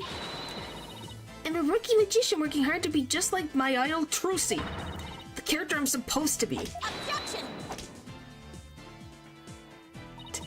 Keep that up, Mr. Fame, and you're going to have a mental breakdown. Just let yourself be who you really are. Who I really am? The violence, the trauma it calls to me, does it? The two sides of you are fighting each other and doing you psychic harm. I can hear them, 2 distinct voices battling inside you. Should ignore. Shut your pie hole, you know-nothing, know-it-all. I mean, you mustn't say things like that, or I might get flustered. Mr. Fame, how long do you insist on maintaining this wolf in sheep's clothing act? We can't end this therapy session until you get real with us. Set the wild beast inside you free. Ouch.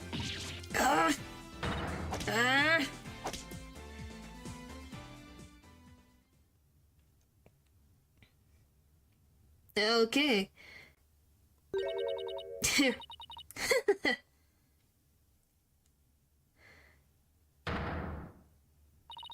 Don't make me laugh. You don't know a dang thing about me. You want to see who I really am? Fine, take a good look.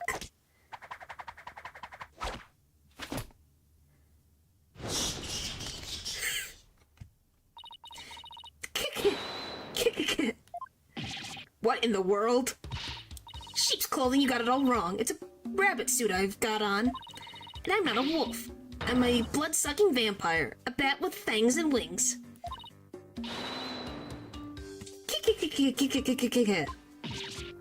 Eek. I think we just opened Pandora's box.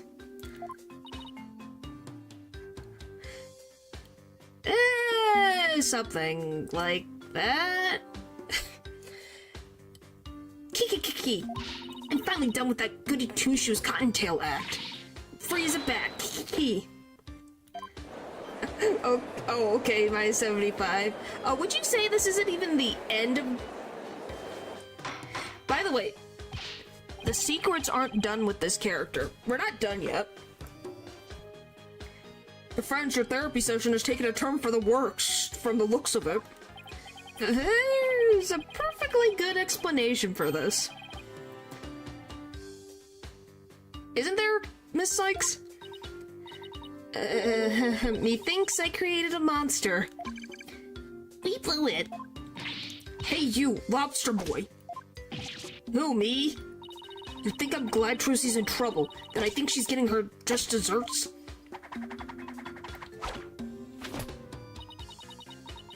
Well, guess what? You're right. Kiki. Does this mean you admit to wishing the defendant harm? With bats out of the bag now. Kiki. The mistake of mine was a work of art. Thanks to my goof, my poor little Trucy had to do all that hard physical labor. When you say hard physical labor, what are you referring to? Because of Mr. Hat's new position, Trucy had to move both of those huge stage lifts. They must have been so heavy. What a riot. That's strange. Athena, could you please add that last statement to Bonnie's testimony? Alright, I'll update the mood matrix with the new info. Oh boy. Hey, Apollo. Now there's a new inconsistency in the testimony. Yeah, she finally slipped up. So what do I need to do now? Well, from this point onward, you just do what you do best. Find the contradiction in the testimony and present evidence to refute it. Alright, I've got you now, Bonnie DeFame. Guess Trucy's the one who killed Mr. Rios, even but with the left. It's on stage at the time with that terrible mistake. Its face. You know what? Serves her right. Kiki. Thanks to that, she ended up having to move the stage lifts.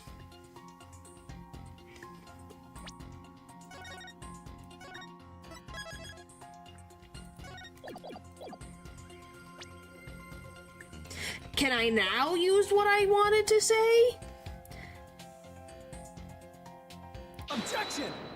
Finally. Don't make me angry, face. That doesn't make sense. What? So you think I'm crazy now?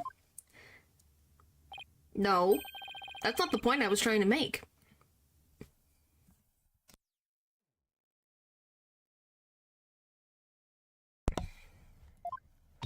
But I don't hear you denying it. You're not crazy. Is that better, Bonnie? Mr. Fame, allow me to repeat your statement. Thanks to that, she ended up having to move the stage lifts. Kiki. That's right, and I still say that's just what she deserved. But how did you know? How did you know Miss Wright moved the stage lifts? Huh? According to her own statement, she didn't tell anyone that she had done so. What? So how could you possibly have known what she had done unless you saw her? You saw Miss Wright moving the lifts in the understage passage, didn't you?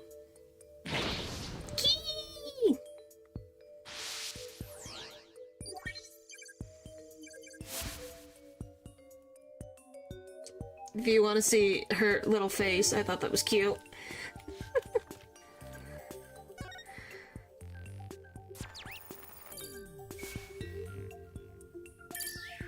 Bye-bye! You did it, Apollo. Noise levels are at 0. Okay. See you later. But, Mr. Justice, wouldn't that mean... Yes, Your Honor. Miss Fame herself was under the stage where the victim was killed. And I hardly need to tell the court what that means. You're one artful liar, Miss Defame, and one spectacular suspect.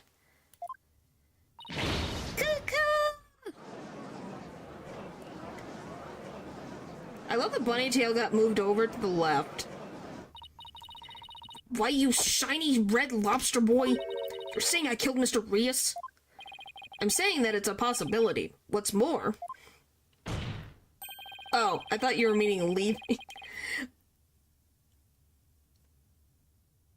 I say you had a solid motive to frame my client for the murder as well. Objection. You've been rather quiet. My apologies for raining on the defense's merry revelry. But you seem to have forgotten one very important point.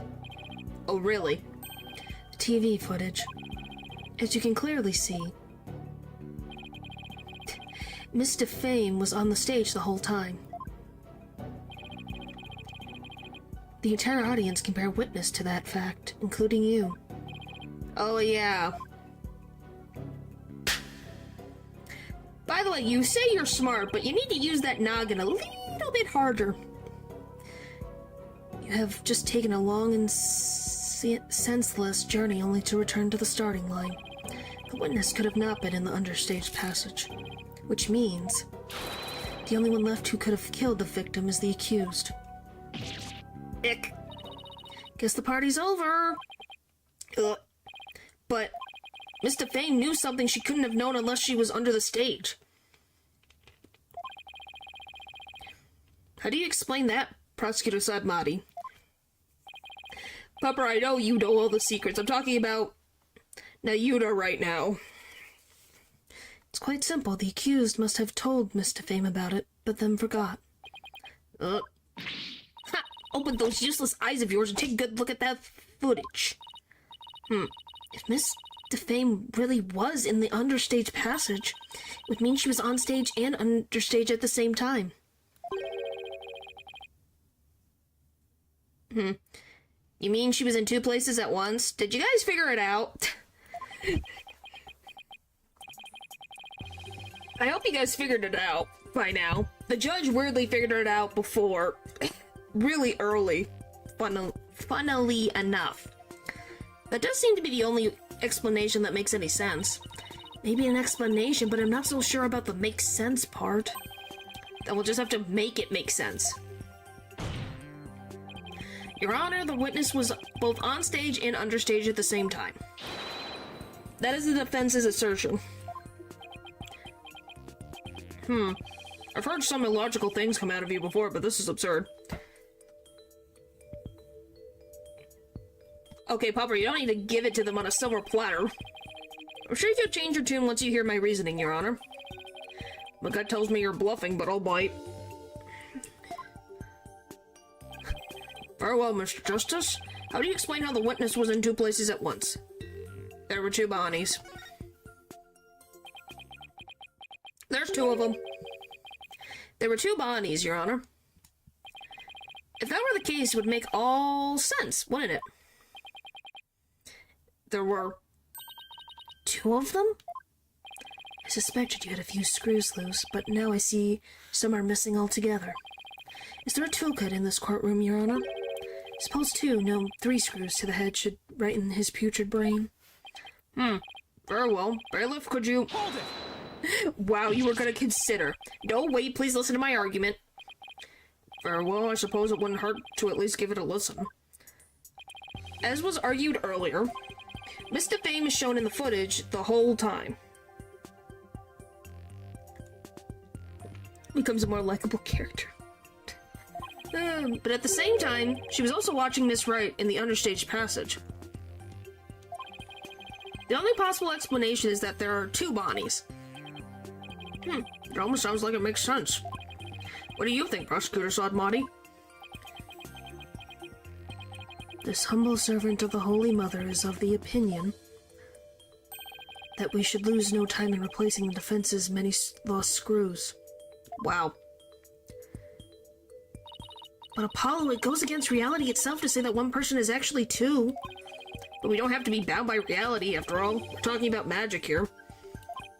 So if Bonnie Defame in the footage is the real Bonnie, And the Bonnie here on the witness stand, the one who must have been understage, is this Bonnie to fame, is our second Bonnie. She is? Say we call the one in front of us Bonnie number 2. I believe I have just a piece of evidence to prove that a Miss Bonnie number 2 exists. Oh, then please submit your evidence, Mr. Justice. What proves the existence of a Bonnie number 2?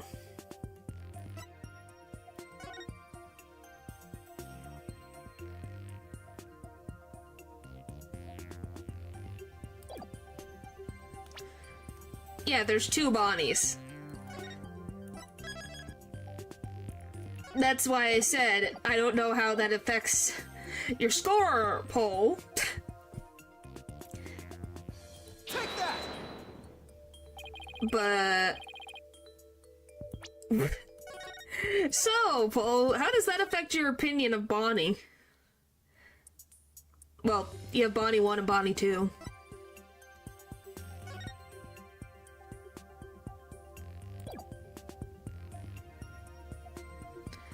Hey, nothing wrong with save scumming. I don't care. It's what they do.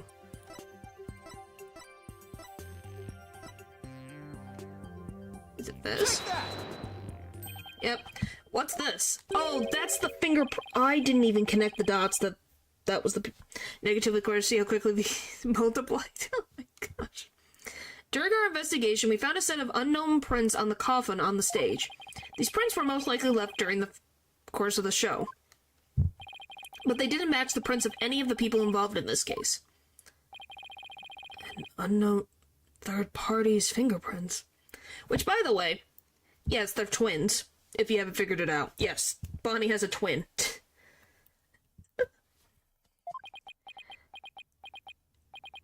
I was not told of this. Emma must have kept it from him. So the question is, who could these prints possibly belong to? Judge Dolly was... yeah, 2. Twins. Because twins may look alike, but their fingerprints are different.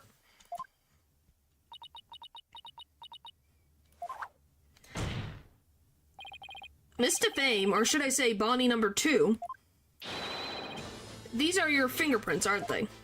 Yeah! Talk to them! Enough of this foolishness. One person could not possibly be 2. Those fingerprints could have been left, not only during the show, but at any time. Objection! It's not likely like you to lose your cool like that, Prosecutor Sodbody. And I'm sure you know that. Exactly when the fingerprints were made is not the main issue. What do you mean by that, Mr. Justice? The issue is, who do these unknown prints belong to? They're certainly not Bonnie DeFame's. But what if they belong to the person standing right in front of us? Oh, you mean Bonnie number 2 is the second Bonnie? Is that what you're implying? By the way, Bonnie is the name of the first one. The bat one over here, I forget, I think it also starts with a B. Oh, I do remember her name. You'll find out in a sec. It's preposterous to suggest that those prints belong to the witness.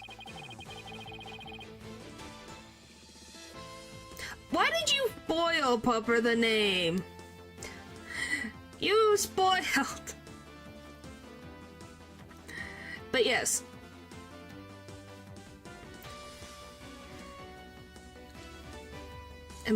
I say that they must belong to some other unknown individual.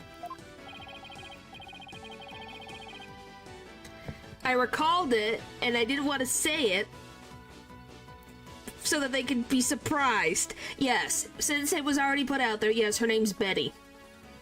Yes, the vampire-looking one is named Betty. And the one who is a little bit more shy and is actually a big fan of Trucy is Bonnie. So the evil one's named Betty. So it's Betty and Bonnie. Yes, her name is Betty.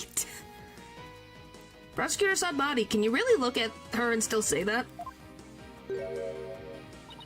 she's not evil necessarily. What are you looking at? Take a picture, it'll take longer.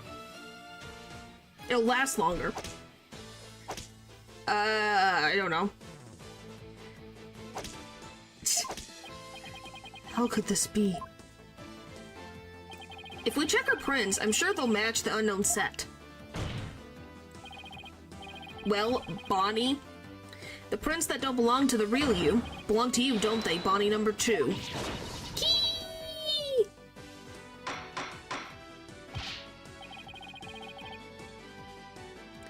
Witness, is what the defense has said true? Fine, I admit it. Those prints are mine. Then does that mean you aren't Bonnie DeFame?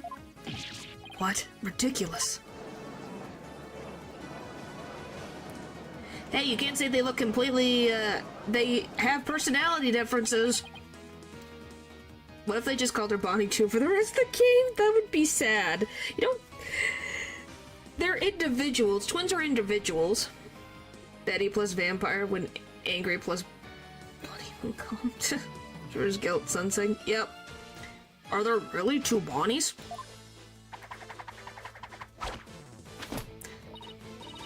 Nope, there's only one Bonnie. That's because... I'm Betty. But yeah, this is Betty. Betty DeFame. What?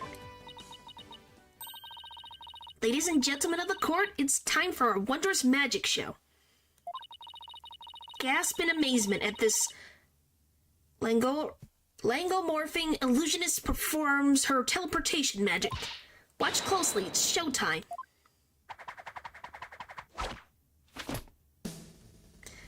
And... Ba-doop.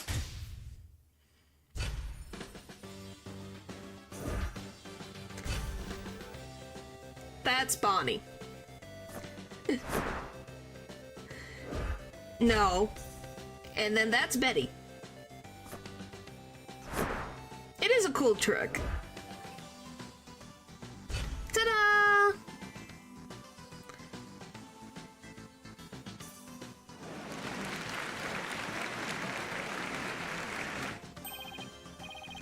What an amazing trick. These witnesses had suddenly split into 2. It's not a trick, no gimmick to it either. So yeah, isn't that cool though? I love that they both have different... Like, the hairstyles are slightly different. The way their eyebrows sit. And their umbrellas being different colors is pretty cool. And also which way they have their hats facing. So this one is... Yeah, this is Bonnie, this is Betty.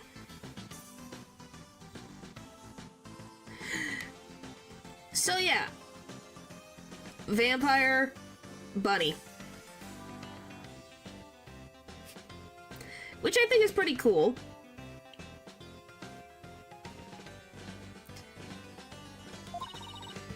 We're simply twins. What? Twins?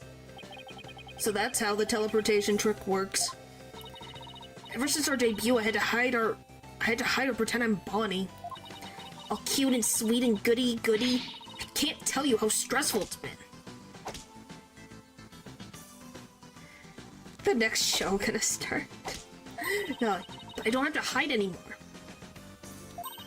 That's right. Our days of sneaking around are finally over.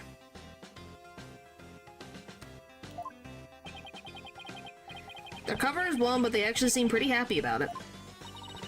So which one of you is nice Bonnie DeFame we met in the dressing room?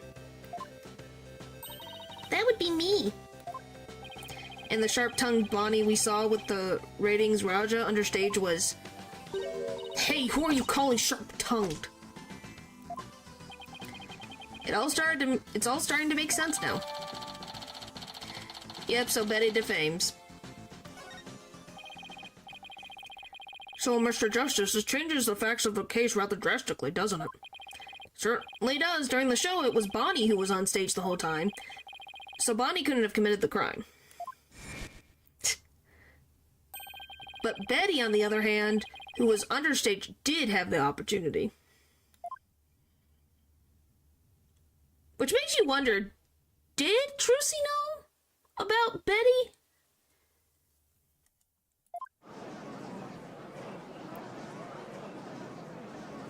That would be my question.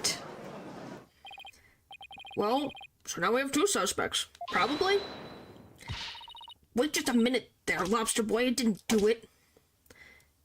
Let's convict Betty, because why not? Okay, let's not be ridiculous now. We're not gonna convict someone that they didn't do something they didn't do. Obviously, I don't know, but that's just a guess. That's right, Betty might have a foul mouth, but she'd never kill anybody. Hey, who's got a foul mouth here? By the way, what do you guys think of this? This accurate? She's a vampire, though? You're an int? Wow. Oh, Well, speak up, huh? Hold it! Please save your sibling squabbling for later. Average sibling interaction. Oh my gosh. What is it about these? Is it just a twin thing? Slytherin, or is it because there's a vampire and a bunny? Betty, you must have been in the understage passage during the show. Yeah, that seems accurate. Otherwise, you wouldn't have known about the stage lifts being moved. Well, naturally, if that's you and your sister, who's Betty, and who's Bonnie. So what exactly were you going... What were you doing down there? Fine, I'll testify. Anything to get you off my back. Prosecutor Sodmati? Betty DeFrame is ready to testify. What do you say? Wow, thanks. I'm Bonnie, she's Betty.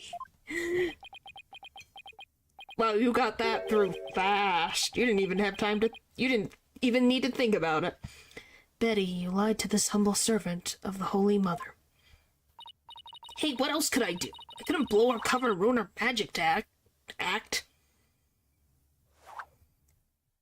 2 minutes deeper than that. Okay. Kiki. Besides, am I going to go to your Twilight heck or whatever for being a liar? You will indeed. However, it won't be after your death. Rather, I shall give you a taste of your punishment on this mortal coil. Interrogation heck. Oh boy. She's gonna have fun.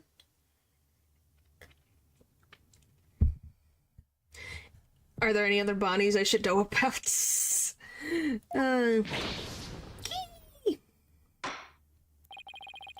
Now then, Betty DeFrame, please explain to this court what exactly you were doing under the stage.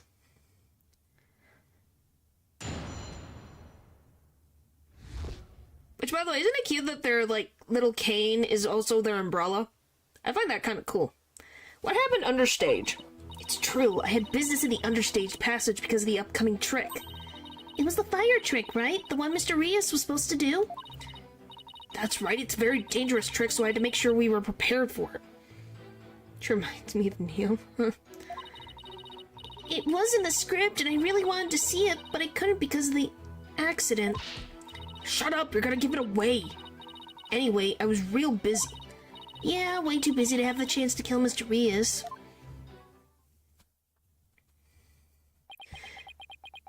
You were so busy, but there's dust in the frickin' fire pot, pan, bucket. What the frick am I on about? You're 100% Bonnie. Jeez. So is that why you're so into convicting Betty? So does that mean everyone likes Bonnie better than Betty now? That was certainly different. Yes. Kiki, how's that for a flawless testimony and alibi?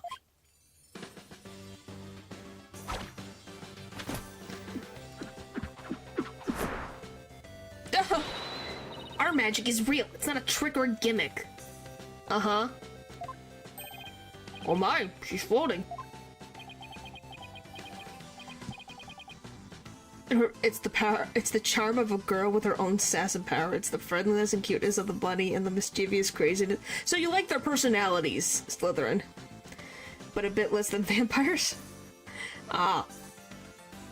So the point is that Slytherin just likes their personality. They do what they were doing. Your Honor? You can see she's being held up from below.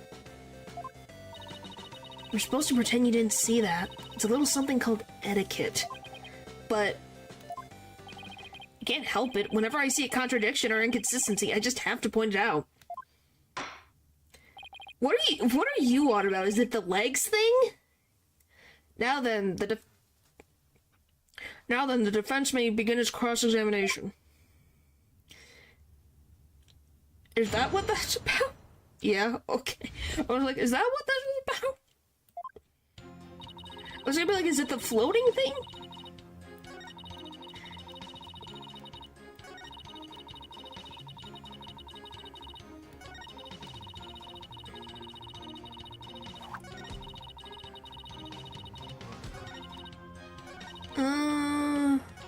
Start here. Hold it! Is a healthy negative 94 points quite high for a rabbit? Okay, then what's her sister? Betty. Okay, so that's why the Bonnie suit works for you, Natural. Jeez. Bonnie, we're trying to get to Betty's testimony right now, so... Oh, right. I'm sorry. Negative 192. Wow, that is a stark difference. You can step down if you'd like. I'm worried about Betty, though. She can lose her temper and say awful things sometimes. Hey, what are you, my mother? Don't forget I'm the older sister. You got that? Yeah, I got it. I guess I'd worry about Betty constantly blowing her top if I were Bonnie, too. So, Betty, you were down understage getting ready for the fire truck, were you?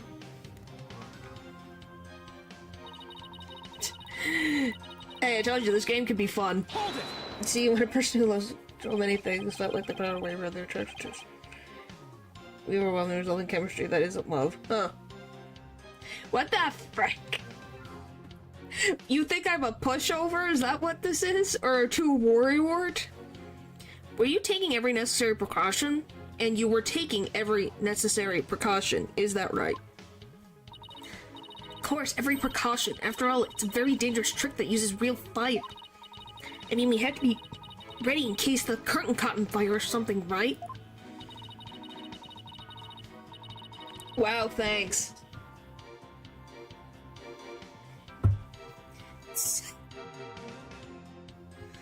Okay, Natural, you've said your point. I got it. Okay, you've made it clear. What is with Ace Attorney and just people being stirred up about things? By the time people realized it wasn't a part of the act, it might have been too late, huh? If by people you mean Athena Sykes, then yes. Wow, a fire truck. That sounds really impressive.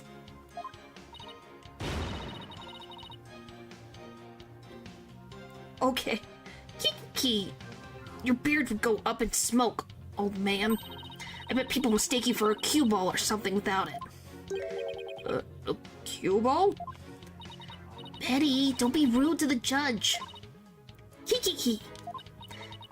Betty, you know that fire trick? I just love what is it that makes her go kiki? That's my main thing, is why kiki? What is it about the kiki? Objection! Yeah, I did get it. And oh my gosh. Wow, what a pun, Natural. I hate to break this to you, Betty, but there's a big flaw in your testimony. As big as the one in that floating trick you did earlier. Started the game with the... Okay. Alright, Slytherin, it's okay. You don't have to explain anymore. Oh, harsh words. Let me tell you something, forehead boy. No one has ever figured out how we do our teleportation trick. No one except me, you mean? Well, we have an even better tricks up our sleeves. Huh? We do? I told you to keep it zipped. Now, don't fight, you two. Mr. Justice, what is this about a flaw in the testimony? The script has this to say about the fire trick. This will be dangerous. Make sure the fire bucket is ready. However, we found the fire bucket lying empty backstage except for a layer of dust. Ouch. You didn't even attempt to get ready for the next trick, did you, Betty? You got me! But yeah, if they had these umbrellas in real life, these would be kind of cool umbrellas. Betty Defame, you will explain yourself.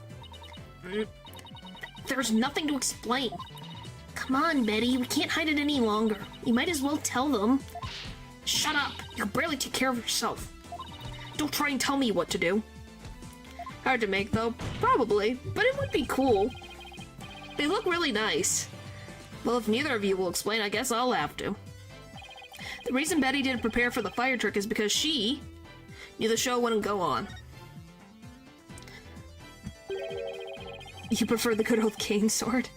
Well, I was just not putting it in the cane thing. I mean just the umbrella in general. It doesn't have to be the cane umbrella thing.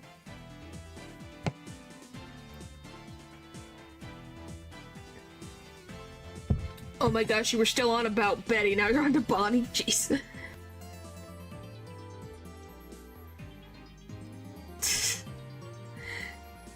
Yeah, I'm talking about just the general, like, if it was a regular umbrella, not putting it into a cane, because that would be difficult, but just the general umbrella would be kind of cool. Is giving out a whole review, yep. You didn't prepare for the fire trick because you knew, didn't you? You knew the body would be found and the show would then be canceled.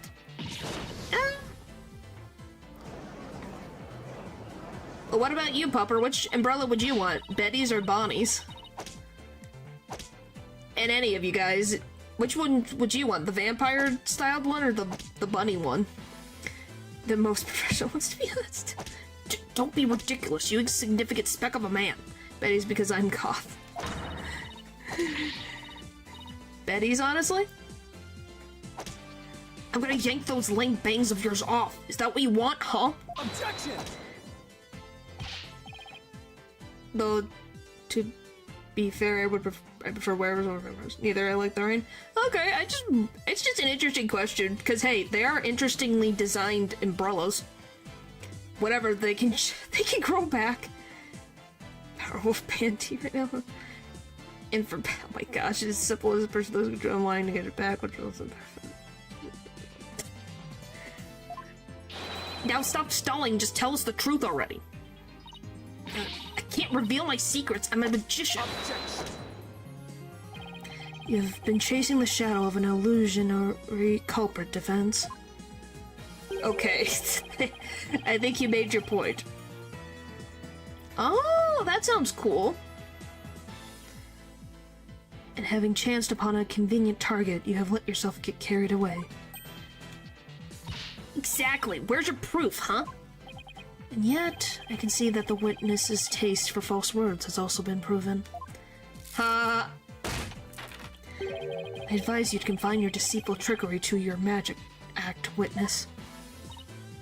Deceitful trickery? Objection!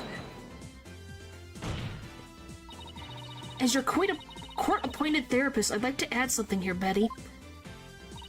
You finally let yourself be who you really are.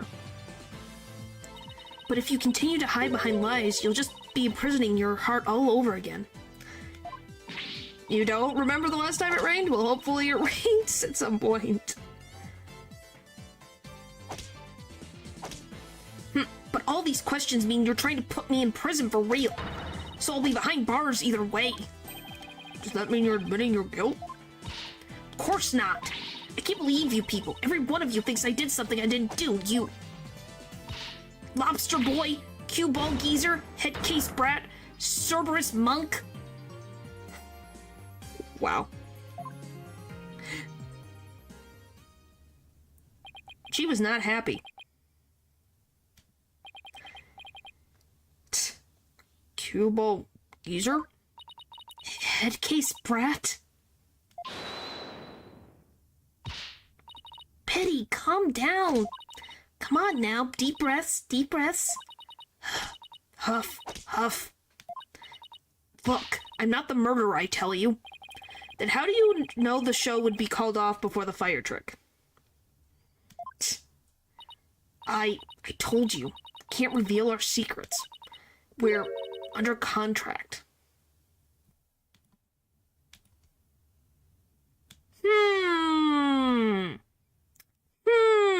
Under contract.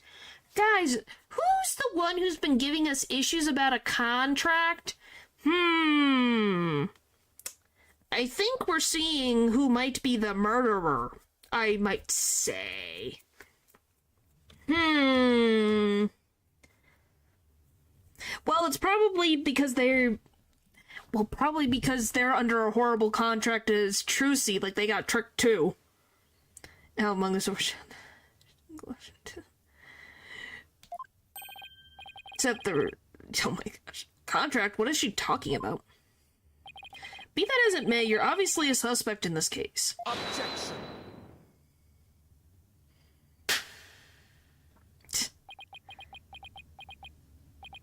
I'm beginning to see the karmatic threads that make up the intricate tapestry that is this case.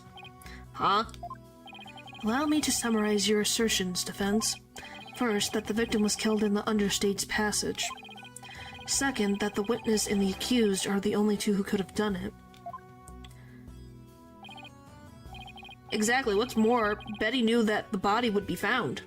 Yeah, here we go again. And that the magic show would then be called off. Therefore, it's reasonable to conclude that Betty killed the victim understage. But what if Betty knew the show would be called off for some other reason? Like what? In the course of my investigation, I found it strange that the dragon set piece fell when it did. Wait, are you telling me that the jerkwad Raja purposely broke the dragon to make the show stop before the murder happened? Now that so yeah, he was going to blame her anyways. Wow.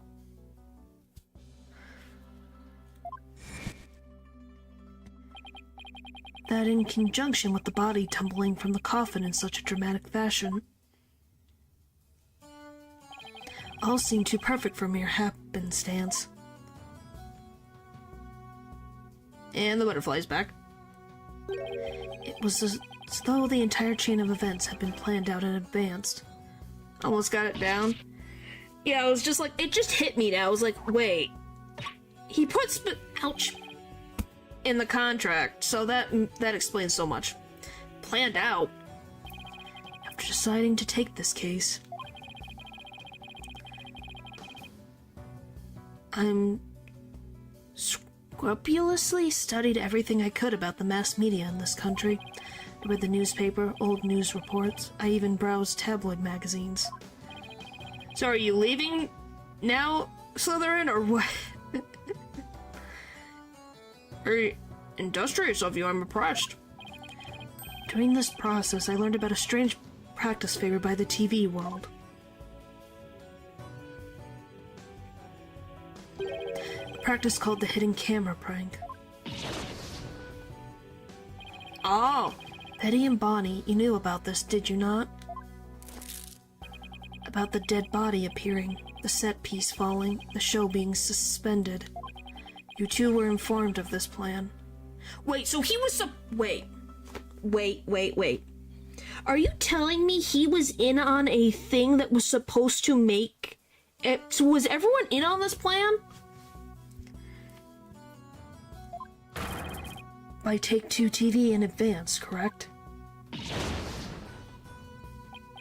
Is that true?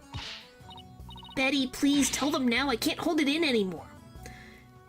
Betty's Batty and Bonnie's Bunny. Yes, that is the pun. Yes, the names in this game are puns. Dang it, fine, you got us. Everything the prosecutor said is true.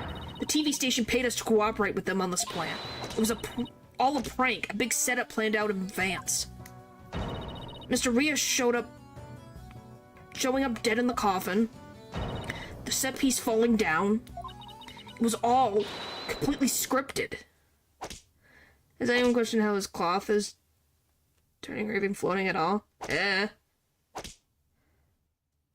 No. No one questions it. It was all a prank.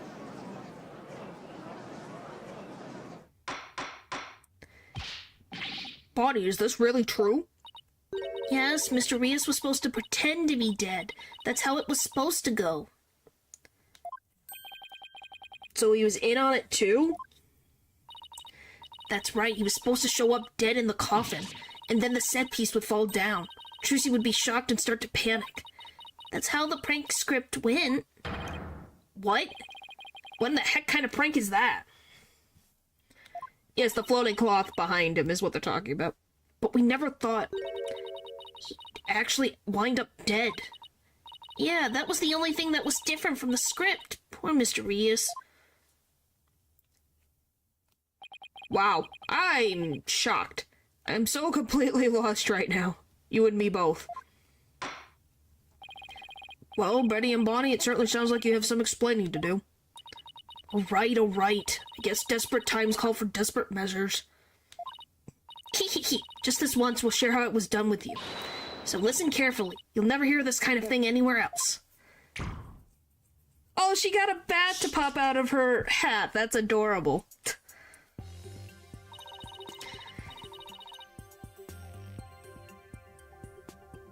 Huh. Yes, it is funny. After our teleportation trick, I went down under stage. When Mr. Rios' body appeared from the coffin on stage, it was time for Betty to do her job in the understage passage.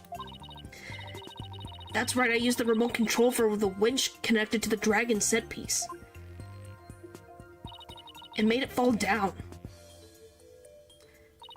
And just before the dragon fell, I called Trucy to the backstage so she wouldn't get hurt. After that, the plan was for Mr. Rios to come back to life in front of a panicked Trucy. He was supposed to laugh and fly up away. That was how it was scripted anyway. But for some reason, he really did turn up dead, so he kind of just stayed on the ground. I know of Uma Musume. I played it like not very long. What kind of sick joke is that? Sounds like a terrible, mean-spirited prank to me. Yes, Judge, it does. That's terrifying. She's lost. 2 of her family members were murdered. Like, guys, look into her family history, man. Her father was murdered. So was her grandfather. Don't do that stuff to someone. Yes, I did watch the anime. Yeah, it's like, what the frick? That's traumatic. Poor defendant was trying to do her magic show. Guess so. I'm sorry, Trucy. Whatever. It was all the raiding Raja's idea anyway. Yeah, it sounds like just the kind of thing a guy like him would come up with. This is this prank plan script we got from the raiding Raja. Okay. Let me read. I want to read. Hey, the guy was dead. What do you want me to do? Mr. Rios' body will appear in the supposedly empty coffin, which should cause a big ruckus. After capturing a bit of Trucy's reaction on film, Mr. Rios will come back to life, laughing and flying up into the air, causing another round of surprise. It's a prank plan. Dang it, you made us break our contract. Now we won't get paid. But where does this all leave us? Who killed the victim? And when? Yes, exactly. Those are the key questions. Mr. Rios was only pretending to be dead in the coffin as a part of the prank. Then when he was understage, there would still be life within him. And if that is the case, then Betty, who was also understage, may have be excluded from our list of suspects. Okay, do we all agree that it's like, what do you mean by that? Ah! Because the question then becomes, how did he frickin' get into the coffin? Witness, was the victim alive up until he entered the coffin? If he wasn't dead after all. That'd be kind of surprising. It's been 24 hours. Oh, well, now that we spilled the beans, might as well show you this video. Greetings, viewers. It is I, the great Mr. Rios. We are currently in the middle of Trucy's escape trick. Having snuck through the understage passage undetected, I am now hiding backstage, preparing to play a little prank on Trucy. I'm about to hide in the coffin, which Trucy will stab with her rubber sword. And when the coffin opens, ho-ho, I will be in it, acting as though I met my maker. Can you imagine the look on Trucy's face then? Ho-ho, I can hardly wait. Huh. He's about to hide in the coffin?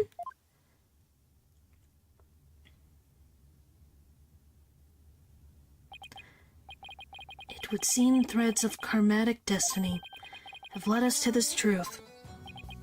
Oh boy. The victim passed through the understage where Betty DeFame was, and came up into the backstage area. We know of this because Mr. Rios appeared to be backstage when he shot the video we saw. Yeah, that is a prank too far. Just in general, but then on top of everything that happened to Trucy and her family, it's a bigger deal. 3 is, why is he all the way... It just seems weird that he recorded it then. I don't know, maybe that's just me.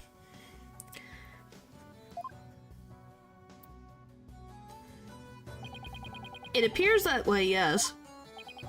In defense, you proposed the following, did you not? What if the victim was killed under the stage before being put into the coffin?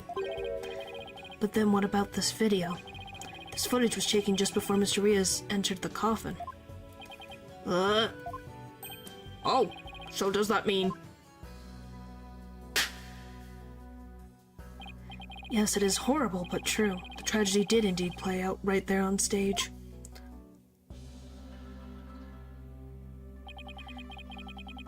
Went into the coffin where Mr. Rios was hiding. Yes, natural. Trucy Wright thrusted her blade. Blade. Yes. Natural. Kiki, see? Told you so. So are you saying the incident was a tragic accident that happened during a prank? As a pin name? I don't know what that means. If I had to assume, he maybe would go by Yuta. If you mean like a nickname, maybe Yuta. Would be an accident if the accused had no knowledge of the prank beforehand. So let us ask the accused herself, Miss Wright. Do you have prior knowledge of the prank? What? I... Tell him, Trucy, you didn't know anything about it, right? Of course I didn't. I didn't know a single thing about it. A pun. Oh.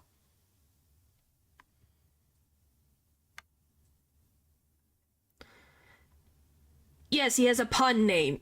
People have said, or at least fans on Reddit have said something like, a sad monk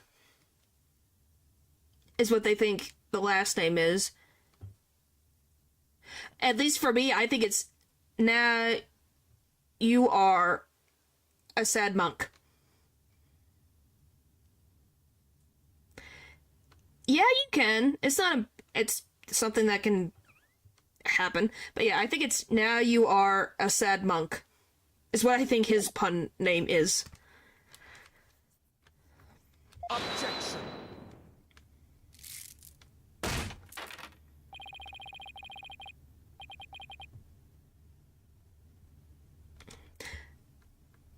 You could think of it like that as well. They've never really confirmed anything about the pun, so it kind of fits into that Still think you can play innocent, do you? In that case, you leave me little choice but to present this piece of evidence. Bonnie, get the video camera after Mr. Rios comes tumbling out.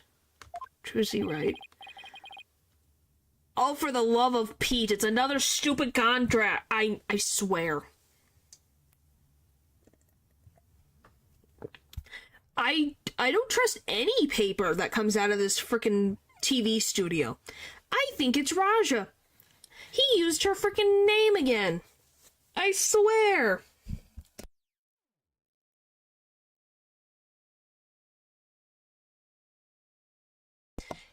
I believe it. It looks like some sort of note. I don't think the judge did it. I found this note in the dressing room after the incident. At the time, I did not understand what it meant, but it's all clear to me now. What's this? Let's see, it says, get the video camera after Mr. Rios comes tumbling out. Good job, pupper. It's a note signed by the accused, instructing Bonnie to collect Mr. Rios' video camera from him, it seems. Great. I don't get it. It doesn't make any sense. I found it in the dressing room before the show. I saw it, I realized that Trucy knew about the prank. It does bear her signature. I'll give you that much. Yeah, but do we even need to go about... I don't trust any papers in this frickin' TV studio. The man is crazy. And calculating. I want to frickin' look at this. Sorry, I need to look at this. So...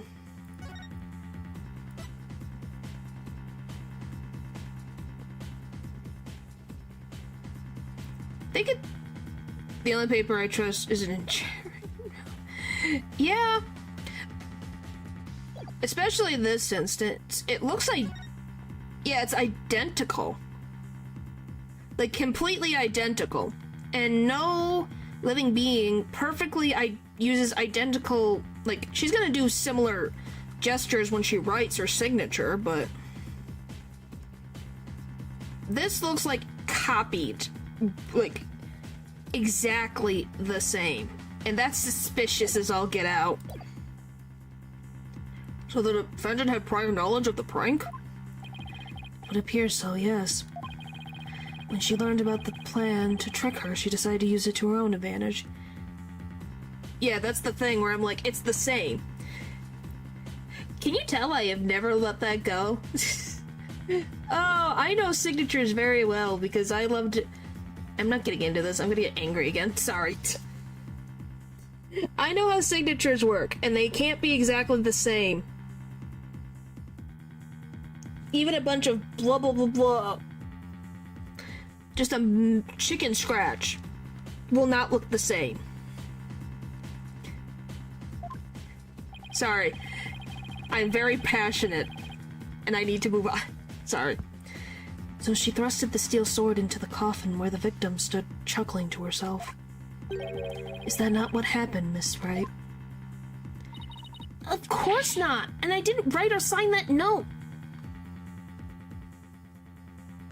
Did you see the... I saw it! I said good job, pupper!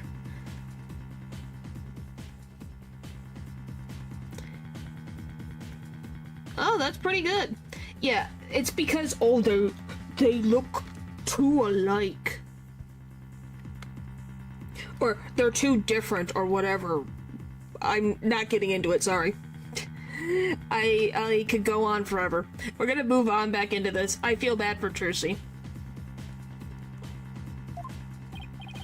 But the handwriting matches yours. All of the evidence and testimony points to you being the culprit. But I didn't do it. It wasn't me. Then explain the existence of this note. You can do that, can you not? Well, it's... If I can't move on from it, it's not gonna help my mental health. You have the power. I can't explain it. I didn't write it, so I don't understand. I didn't kill Mr. Rios. You have to believe me.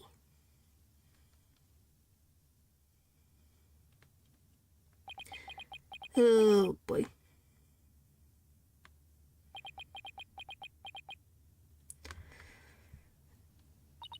Oh, boy, is this the end of part 1 of the case? I did.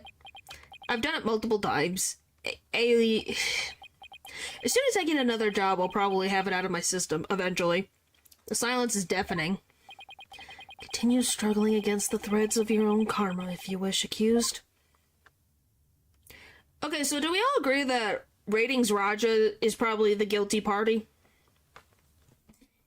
Even as you incapably con the web of fate, you've spun yourself. I believe Ratings Raja did it. What do you guys think? I believe it. I have no idea who it is, by the way, but I think it's him. I have no doubts that it's him.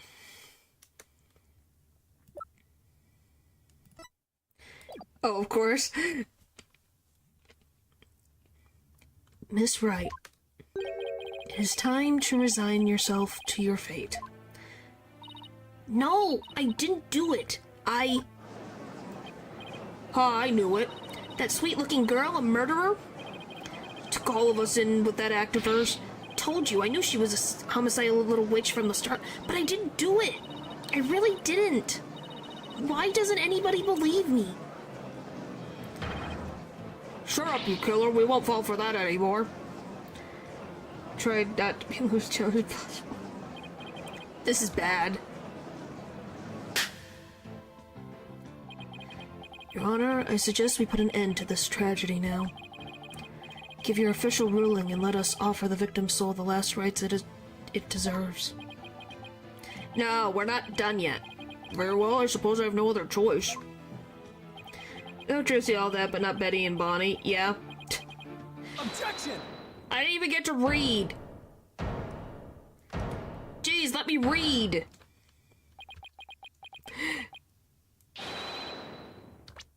We all agree they're all badgering on this poor girl. This court hereby finds the defendant Trucy, and then yeah. The defense has an objection. Apollo? Even now you would. Yes, because she's not guilty. Mother trucker. I won't give up, and I refuse to let either of them down. Mr. Wright, who's counting on me, and Trucy, who's putting all of her faith in me. Mr. Justice, the fact that you have raised an objection means that you have evidence with which to refute the prosecution's claims, correct? Yes, of course, Your Honor. Do we really have anything, Apollo? No, probably. Actually, we do. Do we? There's one piece of evidence we can present here. Very well, Mr. Justice, you may proceed. As we saw in the show footage, there's no question that the defendant thrusted its sword into the coffin. The defense doesn't dispute this point. But let's not forget that this was a magic show filled with tricks and illusions. Yeah, you guys like this? Remember? Yeah, do you guys just like this? I've recently figured out I had that, so that was funny. And then this. Shock. We can't take everything we see at face value. So you're saying some sleight of hand was somehow involved? Yes, the defense contends that the sword the defendant used was not the cause of death. Well, I know the toggles, they were just further up on my number pad. Like, this one I know. This one. This one. This one. This one. This one. This one. This one. This one. This one. And this one. No, all I have is... You guys know that one. That one. That one. That one. That one. This one. Heh. Well, I'm getting used to it because they exist. No, that's just... And you guys know these. No, that's just me moving. Like, I just zoom out. See? No, because I don't need it. Nor do I want it. But yeah, see? Heh. What do you think? It's a weird freaking... I'm assuming it...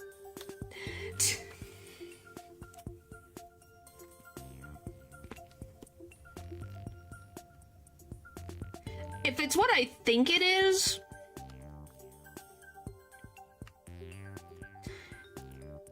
I have a guess, but that doesn't mean I'm correct.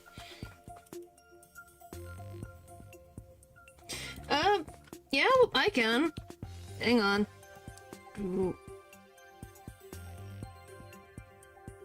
Just gonna make sure my horns don't get cut off. Bum, bum, bum. Bum, bum, bum, bum, bum, bum. No, is it the freaking, like, eye gal face? Is that what you're on about?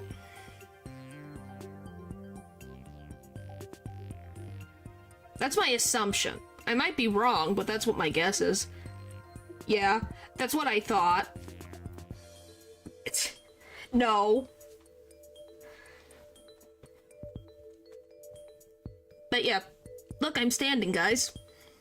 I'm not just floating, I'm standing. Haha!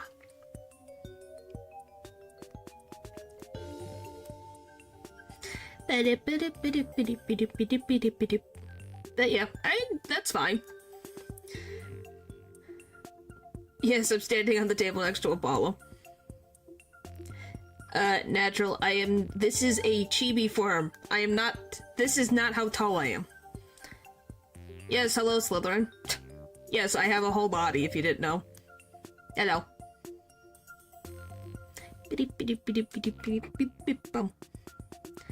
Hee.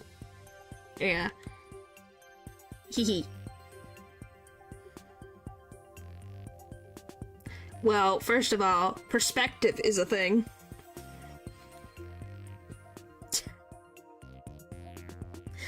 Yes, the defense contends that the sword the defendant used is not the cause of death.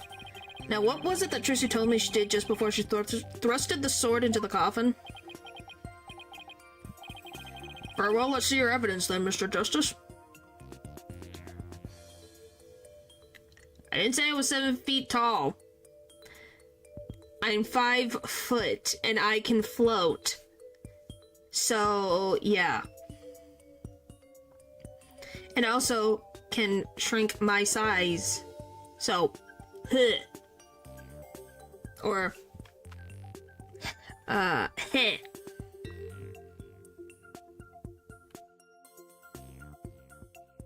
Very well, let's see your evidence then, Mr. Justice.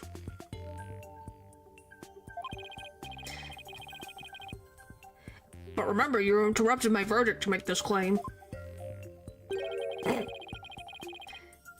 You will be severely penalized if I find you are bluffing.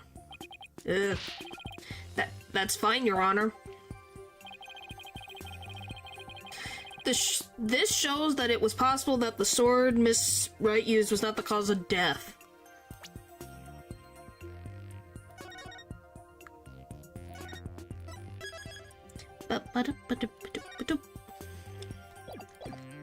Oh yeah, I should say one of my model siblings has a crab on their head. Like, they have like a crab outfit, which was very cute. And that caused cuteness aggression. So, you know. Yeah, model siblings. It means we have the artist and rigger is the same for my model, so you call them model siblings. That's what they're called. That's what you call them anyways. Yeah, they had a cute little crab model.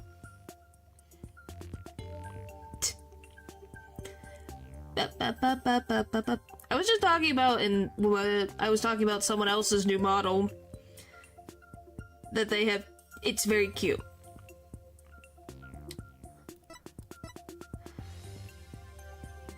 So I can have you can if you want. It's just expensive. Why do you think I'm only a chibi?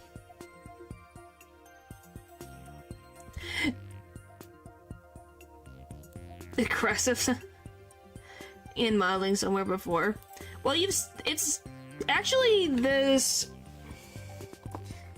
Well, mine is very. It's a YCH thing, so it's a base that gets stuff put on top of it. So it's drawn and everything. So there's a lot. Like, I have probably a ton of model siblings in this form. Like, a ton. Probably not as... There's... I would say at least over 100. Maybe even more. I think it was aesthetic choice. You think I know? I think it was so they could show my glasses a bit more. It might have been just an interpretation of my reference sheet. I don't know. I don't hate it. But like I said, it's not a necessary thing with drawing to have that. I'm assuming they take the design, my reference sheet, and then simplified it, so these are probably supposed to be different hairs, and they just had it like that.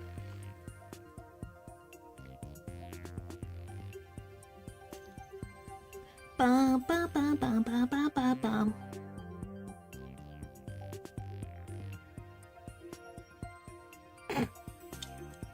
So yeah, that's just my guess. But hey, at least I can do this.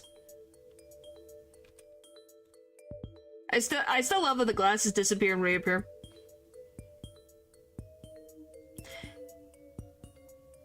You don't have to have the earrings if you don't see them all the time, but they are there. Well, yeah, that's just kind of how it happens.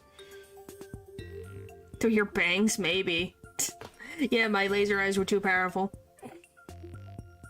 But yeah, it's just a matter of, this was, I think it turned out pretty good.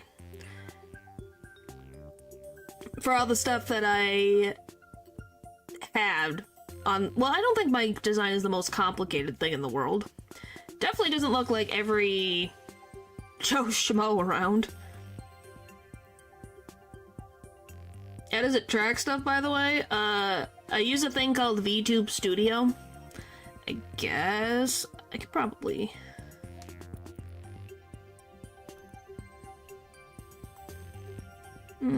does it show anything? Okay, I can show, but I will explain the simplest things. What you're gonna see is a face, but it's not my face, if that makes sense. So I can show you guys, but just to explain, it's not my face that you're seeing. You're seeing something else, which is just the camera tracking. See? You can't really see it because it's behind me. Up, up, up. See? That's not my face, that's just the camera tracking. See? Yeah, it's just my face.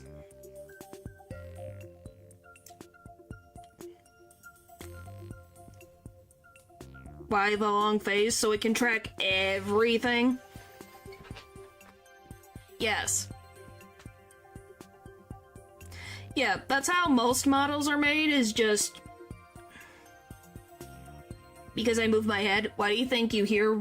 You probably hear some sounds, because that's me literally moving my head.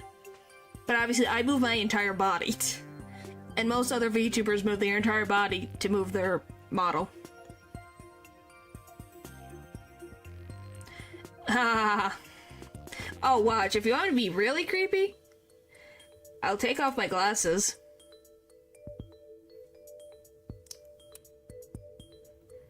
I can actually wink.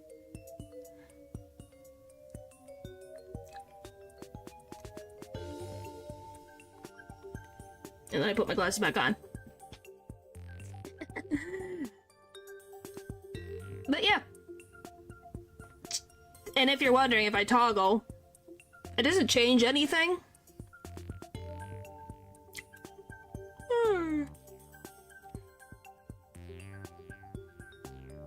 But yeah. See?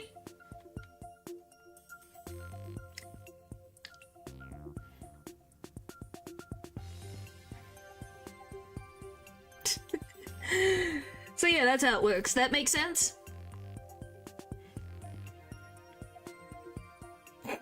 What do you mean?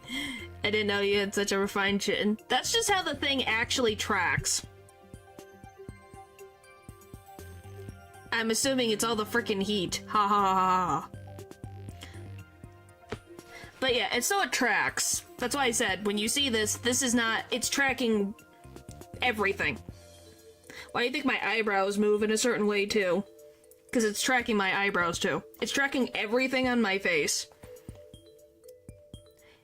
A 3D model would be tracking depending on, it could track the whole body. But yeah.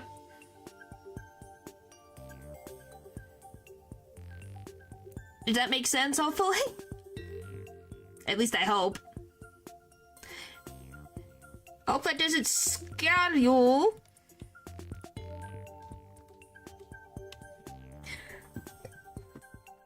But yeah, since you want to know, that's what every VTuber looks at. Can you try and smile?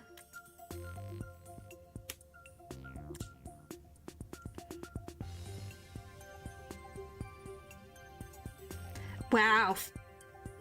How rude. Nope, how rude.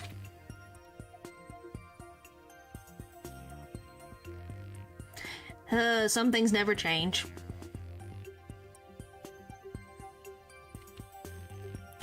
And I can't take a cat with eyebrows seriously.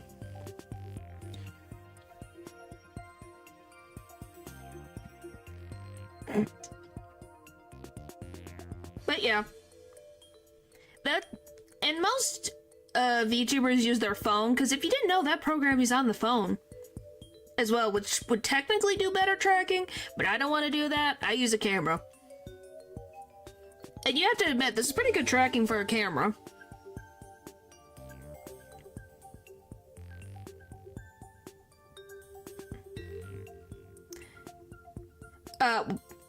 You can have the program on your phone. You can connect it to the computer. So you connect VTube Studio, you get the app on your phone, and then you connect it somehow to the to the desktop program to project it onto the screen. I have not figured that out yet, and I don't want to try. Because that sounds like a lot of work. If I ever go anywhere, maybe? But not for now. My camera works for me. But yeah. So any, like, bouncing that you're seeing when I talk, that's... someone made that movement. But any, like, actual me doing anything like this, yes. But me just standing still and talking, that's the rigging. Ha, no. I wouldn't have anything to vlog anyways. I'm an alien, man. I can't show my planet's secrets or anything related.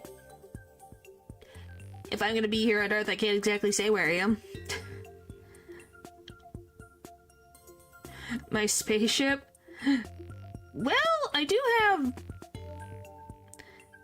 a image of it on the inside of it.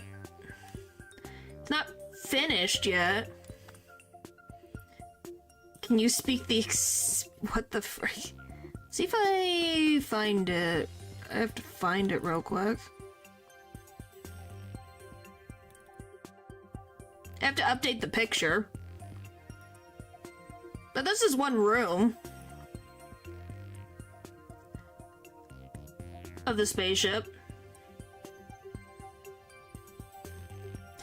I haven't updated the next picture, but yeah. That's one side of it.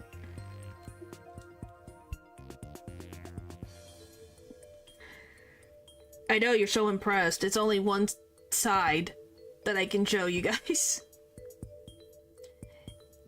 The government won't let me. I have to do more construction for a camera to be able to show things. That's one corner. Goodness, you think I have that? Can I put some runes on your desk? It's not even a desk, that's a table. But like a kind of like a little, that's where Moonshine and Small Ren like to play. I played around so you can get my reference. It's your whole room. Wow, thanks. And you live in a box. You have no right to judge. That box is not big enough for you. House reveal when. I could probably show my spaceship at some point. I can have it constructed to be, like, have a camera constructed to be able to make it be seen properly. No. This box is a pocket dimension? Uh-huh. Anyway, you guys want to return to the game? Since we got into all the random things, but yeah. I guess any other questions about, I guess, VTube Studio before I continue? Because I'm gonna continue on the game. In a century or something? Not in a century. But sure. In a century? It might take a century, I don't know. Things are difficult, okay? Updating stuff is difficult. This shows that it's possible the sword use is not the cause of death. Ugh. This shows that it was possible that the sword Miss Wright used was not the cause. Would it just be the autopsy? It's gotta be the autopsy, right? Take that! Frick. It is now that I own a book.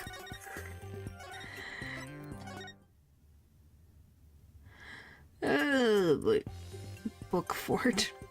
What the frick? This shows that it's possible that the sword Miss Wright used was not the cause of death. Is it this? Take that! Okay, it is this. Alright. What's this? A sword from the show? That's right, Your Honor. This rubber sword was in the sword stand under stage. During the trick, Miss Wright was supposed to swap the real sword for a rubber sword. And she told us on record that she remembers very clearly that she did. I see. So the sword that defended thrust it into the coffin was a rubber sword, was it? But then why was a steel sword found lying on the stage? Somebody must have put the steel sword there by swapping it with the rubber one. Just after the incident occurred, the dragon set piece fell and the theater was evacuated. The real culprit must have used the resulting chaos to swap the rubber sword for the steel one. Objection.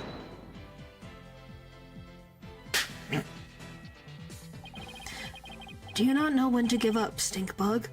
That is not possible. Blood was found in the coffin hole that the sword was thrust into. Blood was found in the coffin hole? Was there? It must have been left there when the accused withdrew the sword.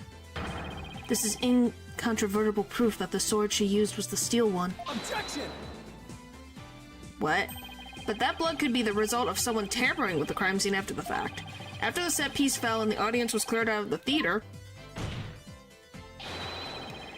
there was plenty of time for somebody to plant the blood there. Objection. We can't convict him of something he didn't do.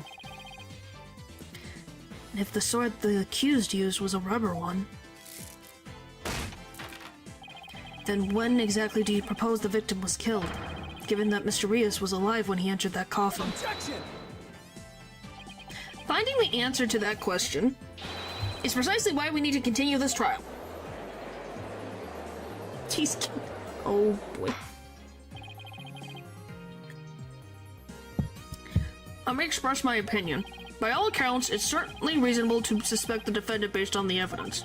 But as the question of whether the sword the defendant used was a rubber or steel, I believe further discussion is warranted. It's just we hear from the defendant herself on the issue. Very well, Your Honor. Yes, I saved it, somehow. Too close for comfort, but still. There are traces of blood in one of the coffin holes. It's possible the blood was placed there after the fact. Let's adjourn for a brief 15-minute recess. I advise the prosecution and the defense to use this time to prepare.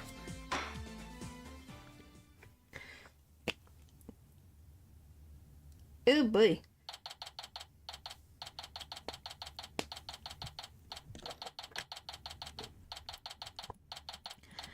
But... Phew, that was hairy. Tell me about it. We barely made it through by the skin of my teeth. Can't say I'm crazy about that Prosecutor Sudmati either. You know, with the way he says let it go and move on as if it's nothing. Let it go and move on, huh? Whoa boy, am I interrupting a secret concave of villains or something? Oh, I did get it right. Got your next evil scheme in the works already? What do you want? Keep marking that face, champ, and everybody's gonna change the channel. Look this way, Trucy, now smile for the camera. Isn't this illegal? See those pearly whites? Isn't that what the Grimoire Creed tells you to do? How do you know that? How do you know the creed of the Grimoires? It's never been said in public. Huh? How does it feel, Trucy? Everybody's online and can't stop talking about you. They're calling you a real witch out there. Could this be the end of the troop Grimoire? Go away, you creep! Oh, what's this? Something just charged into frame. Looks like a yellow gorilla or something. Could it be Trucy's pet? Filming is prohibited inside the courthouse. Do you want me to get the bailiff? Huh? Filming? What are you talking about? I don't even have a camera on me. Huh? What happened to the camera? Just disappeared right before our very eyes. He is a magician. I'll be enjoying the rest of the Trucy show from the gallery. I vow. You've been around for a while, probably. I put out a call for Trucy's fans to come and support her earlier, by the way. That'll get some great footage out of them. This is gonna be good. Hang loose. He's a frickin' jerk. Called in some of Trucy's fans, but for what purpose? Hollow? That thing Mr. Rentes just did, that was some high-level sleight of hand. Huh? What did he know? Why would he know how to do something like that? That I have. That lends credence to your claim. Yes, it does. Since the twins showed up. I assume you here for a while, which is fine. Like I said, you don't have to talk in chat if you don't want to. I just assume you're usually here. I don't know, but he's definitely has some serious magic skills. No way, but I thought he said magicians were all a bunch of good-for-nothings. So, Val, what did you think of the twins? Of Bonnie and Betty? Mr. Lawyer? Mr. Lawyer? Oh, hello, Bonnie. Can I help you with something? Well, there's something that's been bothering me. Really? What is it? Well, you see... Hey, dummy, what are you whispering to the lobster boy about? Betty... Who the heck do you think you are? Are you crazy? You want a piece of this? You know you have to talk to me first before you do or say anything, you harebrain. But I... Shut your mouth, you dumb bunny. Come with me now. Yes, natural. Wonder what was bothering her. You found them adorable? There's no way we're finding out with Betty constantly hovering over her like that. It wasn't just. That was a while ago, wasn't it? I thought Miku was in the Netherlands' hands, and now isn't in the British? Isn't that where Miku is? She recently was in custody of the Netherlands. I swear she's in British custody now. I think. Yeah. See? So, then, to look like Miku so soon, let him Miku will be weird. Huh. Yes, I told you, Twitter has the funniest things. I was like, yes, I am up to date about Miku's, who's Miku's current guardian.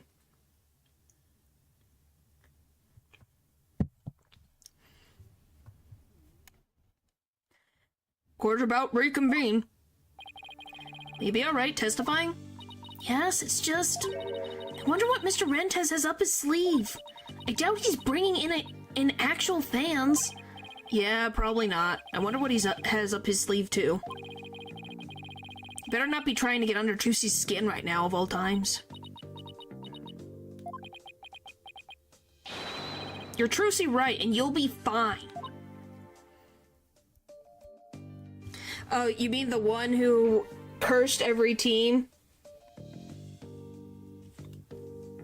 No, I did not watch that. I just watched the one other VTuber who every time she supported a team, they got lost until recently. That was funny.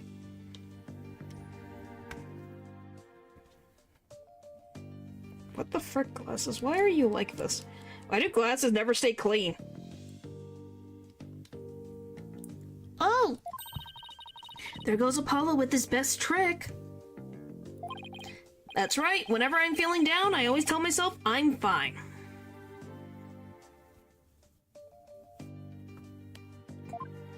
Yep. Alright, I'll give it a try.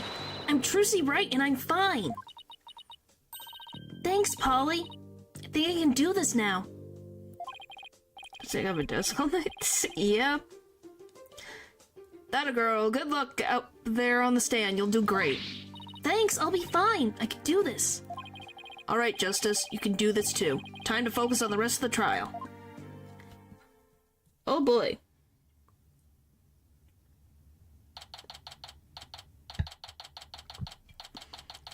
Wow, they didn't even give us a time update.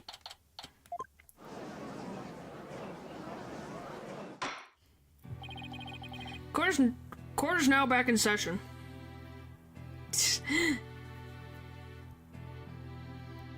My glasses can get fogged up, but not as... I think it's just the way I have my glasses. Just depends. Doesn't happen often. Unless it's really cold or really... Yeah, if it's really cold outside.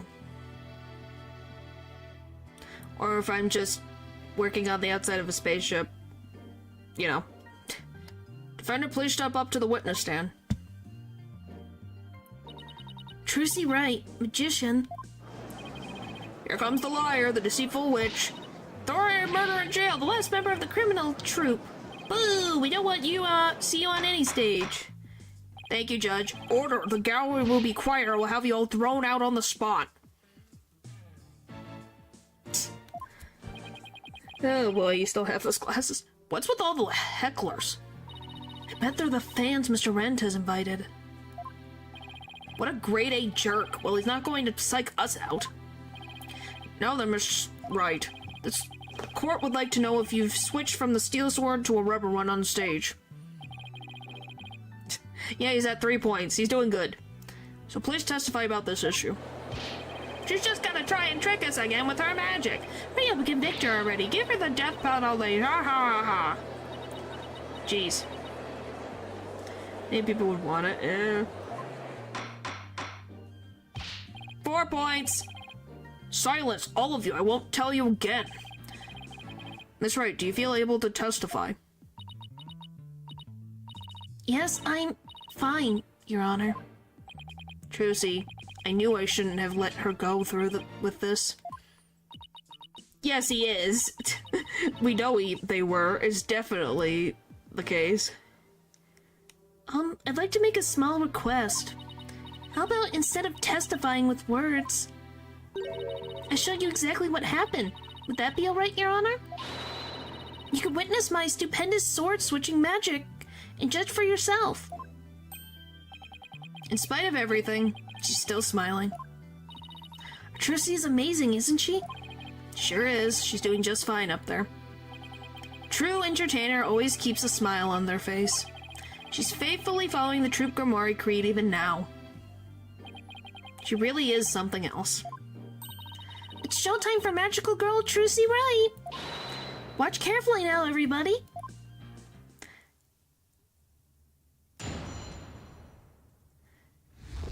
The stupendous sword switch. That thing can move? They can move the witness stand? Ladies and gentlemen, please focus your attention on this sword. Allow me to demonstrate just how sharp this blade truly is. See that? No tricks or gimmicks. A very sharp sword indeed. Now then, ladies and gentlemen, watch as I take the sword and... Presto Sordo! There, I switched it. I've switched it, and now... Hup! As you can see, the blade is not steel, but rubber. She's really a good entertainer. Bravo, Miss Wright! Wow, she switched them in a flash. I couldn't see her do it at all. She's completely turned the room around. The hecklers are being drowned out by all the cheering. I think the tip is of metal, maybe? While the rest is rubber? Possible. Where did the steel sword vanish off to, Miss Wright? In order to deepen our understanding of the case, please tell us if you would. If I'm not asking out of mere curiosity. Just so you know. I usually hide the steel sword backstage when I switch them during the show. So when you thrust the rubber sword into the coffin, the steel sword wasn't even on stage but behind the curtain? Exactly! So you see, there is a trick and a gimmick to it after all. As for where the steel sword went when I performed the trick just now, it's a secret. Wouldn't want to spoil the magic for you now, would I? Ho ho ho. That's our Trucy. Yeah, still. Miss Wright, that part where you spun around, that's an actual part of the sword switching trick you do for the show, right? Right. The other parts, like the apple, were just to help with my explanation here in court. Very funny. I think I found an inconsistency in her testimony. It looks like I'm not the only one. I don't know what it's doing there, but now that I've found it, I have to get it to the bottom of it. Now then, Mr. Justice, you can go ahead and question the witness. But try not to ask dumb questions and spoil this wondrous magic. I thought this was supposed to be my cross-examination. Okay, I don't get what's different. She doesn't spin. Did she spin in the video? I have no idea, whatever we get to. Is as far as we get, we'll see. Let me just look at this. And I'm just gonna... Okay, Mr. Hat. Then we'll probably get through those. We'll probably get into the next investigation, if I had to guess. Okay, switch to Trucy. Does she spin?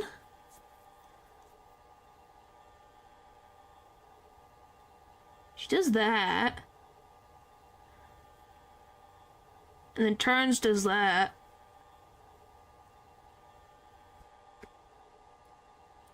And then she throws the sword behind her. Alright, just I was looking. Very sharp sword.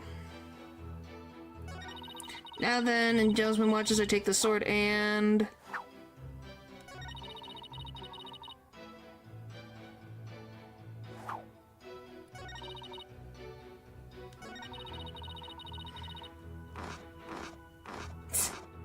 noise.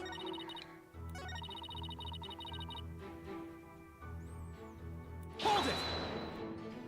So you switched swords when you spun around just now? That's right. It's the same way I do the trick in the actual magic show, too. But I'm also doing a lot of extra things that I don't do during the show right now, though. The key point is the sword switching. If only we could prove she did it during the actual show, too. Right, prove that she switched them during the show. What's the matter, Apollo? You look troubled. Oh, it's nothing. Uh-oh, this is quite the pickle. How should I go about handling this? Miss Wright, please continue with your trick. So you've all just witnessed me switching the swords. Okay, so... Bachelor, just to ask, is this the statement I'm supposed to be presenting evidence on? How did you randomly delete them? Yeah, is Presto Sordo the one that's supposed to be the presenting evidence?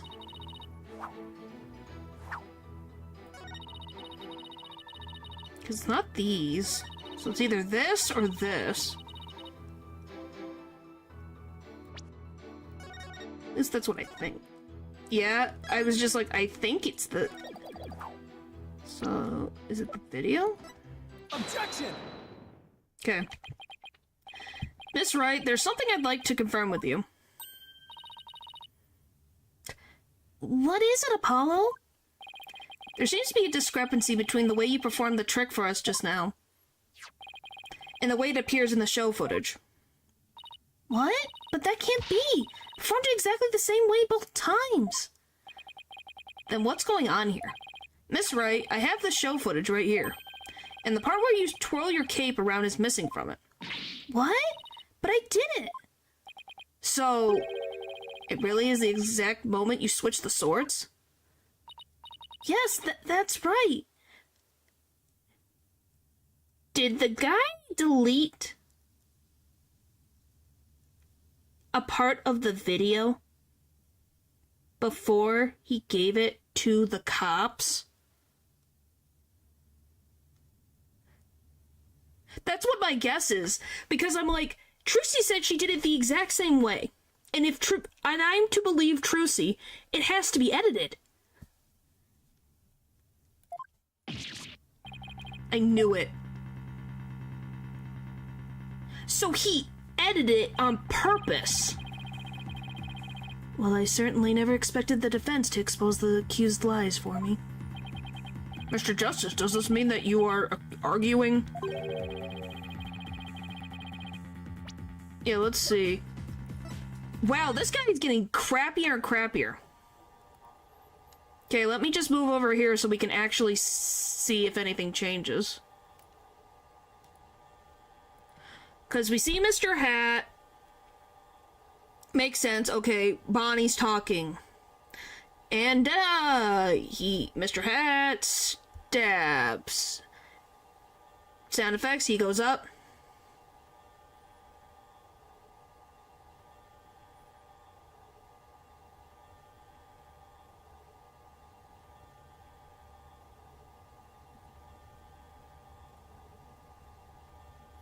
I can't see it. Am I missing the...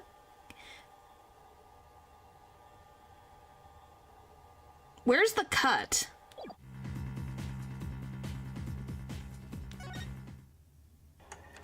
I'm missing it.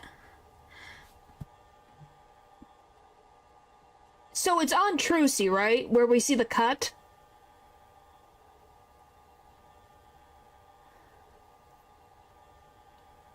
It's okay, Pupper. I can't see it either. I'm paying very close attention.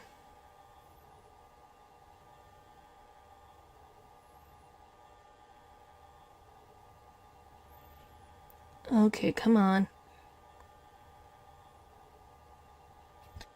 Oh, there it is. I saw it. I saw it. She moved slightly differently. I saw it. It's so specific. So, Pupper, if you watch, we'll get... I wish I could speed to the point. But if you watch, Trucy... Okay, you know when you do a video and you go back and forth? Yeah, he spliced it together. Just watch right here. So Trucy's here, it's not cutting yet, so we go to Bonnie, then we go over here. She does this, and the cut happens. Because she stops moving for 2 seconds. So Trucy was edited out. And we couldn't tell the difference because we're watching through the camera. Very smart of the developers, I will say. I applaud. That's pretty good. That the defendant did not swap the swords during the actual magic show? No, Your Honor, that wasn't my intention. I mean... I did swap them. I know I did. I'm absolutely sure of it. Objection. Human memory is unreliable at best, but this case, I'm afraid that it is the witness herself who cannot be trusted. No, I think it's a frickin' hack named Roger Rantes or Ratings Raja. Guys, remember the window thing I said last time? Is that still an option? Can we throw him out a window? Is that wrong? I want to throw him out a window. Really badly. Can't even blame him, he probably doesn't know what cutting is. Probably not. Yes, I'm standing here. Menacingly. I'm afraid someone can't be trusted because of their bias. Yeah. Blame you. I think he gets a well-deserved punishment by the end. Ooh, I'm excited. That's exciting to know. We can see the footage for ourselves. The claims of this witness are false. But... Do you know what a recording device is, good sir? Now that it has been proven that the accused did not swap swords, it means that the use of the steel sword to pierce the coffin was wholly intentional. Apollo, get up on the uptake. And by the way, was it not you, Mr. Justice, who argued that Mr. Reyes' death was not accidental but murder? Assume you have no objections to that still. It was, after all, your own assertion. The defense, Objection! Thank you, Athena. Save us. The defense has an objection to you, Mr. Apollo Justice. I demand you withdraw the discrepancy you pointed out now. But there is a discrepancy, and it must mean something. I'm sure of it. Would the defense team kindly save their spat until after the court is adjourned? Now, after all of this debate, it seems we've come back around to the original argument. The defendant knew about the prank plan that would place the victim inside the coffin. What's more, the defendant did not perform the sword-switching trick on stage. Through her actions, I'm afraid I have come to see the true intentions of the accused. Her murderous intentions. It's such a shame. But I did switch the swords, I swear! You're knee-deep in it now, Justice. Come on, say something! We caught up! Even... I was a little slow in figuring it out, but even I saw... Bonnie! Bonnie's here to save us! I'm gonna like Bonnie even more after this, aren't I? Excuse me? Let's see, you are which one again? Benny? No, that's not right. Body? It's Bonnie. You were mixing the two names together, Your Honor. Oh, pardon me, do you have something you wish to say, Bonnie? Yes, Your Honor. I'd like to testify. About what? The more I think about it, the less possible it seems. I don't believe Trucy killed Mr. Reyes. Bonnie? Oh, Betty's here. Hey, what's the big idea? Such an incredibly gifted and talented magician would never commit murder. I refuse to believe it. What are you talking about, you harebrained terror? You keep your trap shut. I got a bag of baby carrots for you, so chew on those and pipe down. No, I won't be quiet. What's the matter with you? Didn't you hear me? Good on Bonnie. Trucy said something to me once. Huh? She said no matter how scared you get, no matter how mean people are to you, you can't give in or give up. That's what being a professional magician is all about. We like Bonnie. Isn't that right, Trucy? That's right, Bonnie. I've always been afraid to stand up to Betty, afraid to defy her, so I did what she said. But when I saw Trucy today, she gave me strength.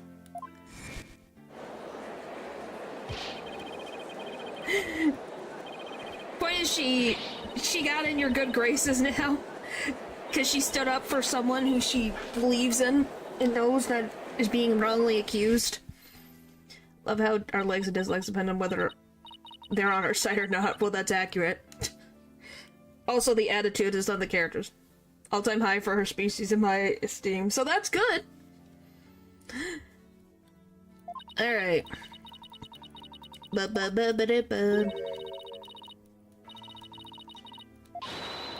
Come on. Yep. They're 1,000 points above. Let's not be hasty. It's fine, but hey, that's a compliment. Seeing her courage, the way she kept smiling despite everything, she's just incredible. So I'm not going to run away. I'm scared, but for once, I'm going to be brave. Good on you, Bonnie. Ugh, what have you done to my sister, Trucy, right? You've practically brainwashed her. It's the power of Trucy's conviction. That's what it is. It touched Bonnie's heart. Yeah, Trucy really is one magical girl. Bonnie, is the topic of your testimony related to that thing that was bothering you? The thing you tried to tell us about in the lobby during the recess? Yes, ever since I saw the show footage, something has been nagging at me. I'm not exactly sure what it is, but something is off. I feel like something about it is different from what I saw on stage. What do you mean by that, Bonnie? I wonder if what was shown on TV is really the same as what happened on stage. Objection. Let the woman finish, Yuta, before I kick you out the window, too. Of course it is. The show has only been performed once, after all. I can't show anything other than what happened on the stage yesterday. Objection. But Bonnie's testimony deserves our attention. We have to examine the show footage. But what can we check it against? Do you have some other footage of the show? Well, I have some show footage. Yay, Bonnie! Putting Prosecutor Sadbug in prison, we put him in... Okay, now you're just pushing. Let's calm down. You do? One of the TV station cameramen said he was a fan of mine. He kept his camera on me throughout the entire show. Oh yes, thank you, buddy. And then afterwards, he gave me the footage he shot as a present. I don't know. The prosecutor's a bit of a jerk, but not as much as I hate Ratings Raja. If you want to take his femurs, by all means. Just not... You know over here, I don't know yet. He did? Tell you the truth, I thought it was kind of creepy, so I was going to get rid of it. Yeah, that is very creepy. Hold it. Please submit that footage to the court. You can take one femur. One, I guess. Now then, let's take a look at this new footage. This is gonna be creepy.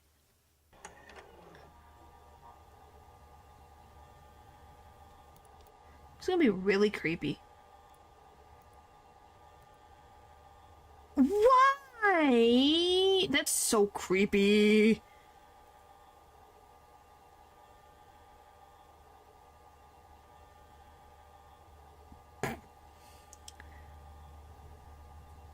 You guys... Yeah, but it's like you're zooming so far in on her legs, being creepy.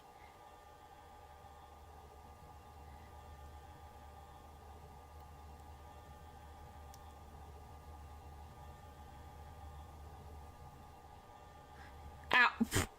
Ow.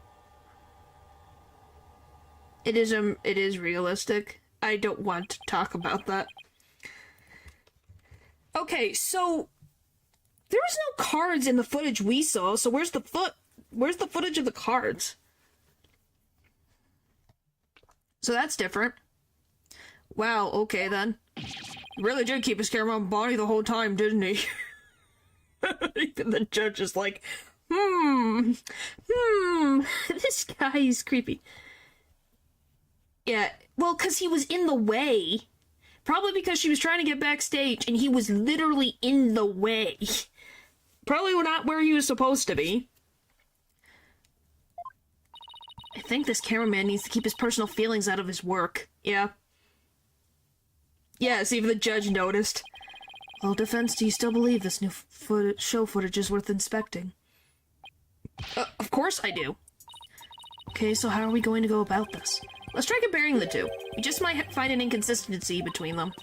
Inconsistency, huh? Yes, the two pieces of footage are of the same scene, so they should match up. But Bonnie felt there was something off about the original footage. So if we could pick out what's different between the two, we'll know what Bonnie found strange. Exactly. Plus, we may figure out why the original doesn't show the sword-switching trick. Your Honor, defense would like to compare these two pieces of show footage. You think it's... Very well, I will allow it. What a waste of time. What a waste of time. Paulo, do you know how to compare the two pieces of footage? No, I've never done it before. Guys, will you stop? Jeez. I'll give you a little lesson then. Use the video player buttons to go through the footage when you want to speed through. Oh, now I get a fast forward button. I could have gotten that earlier.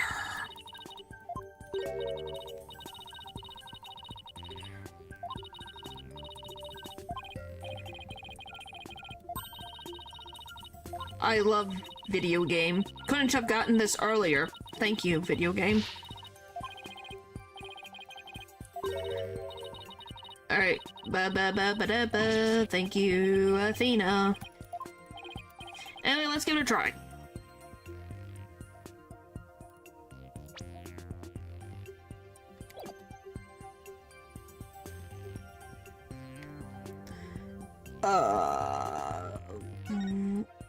Oh, play. Fast forward.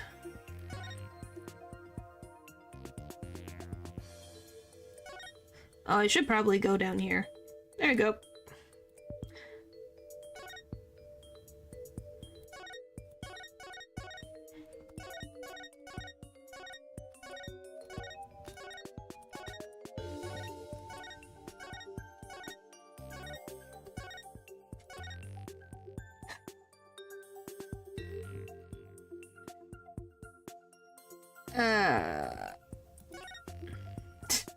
Do you love this? Don't get stuck here during cutscene, eh? Yeah. I just hate how he's zooming in so far. You guys do you remember cards existing? Ow.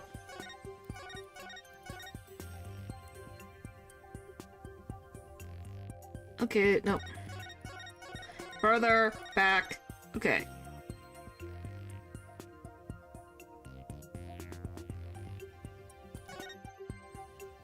Nope, I think it's part of the spin. Okay, can I just click? Wish I could save, but they won't let me.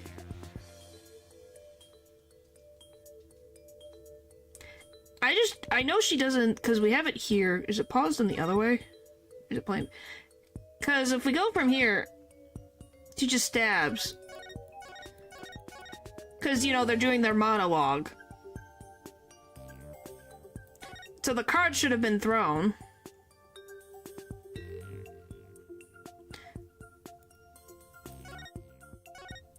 Okay.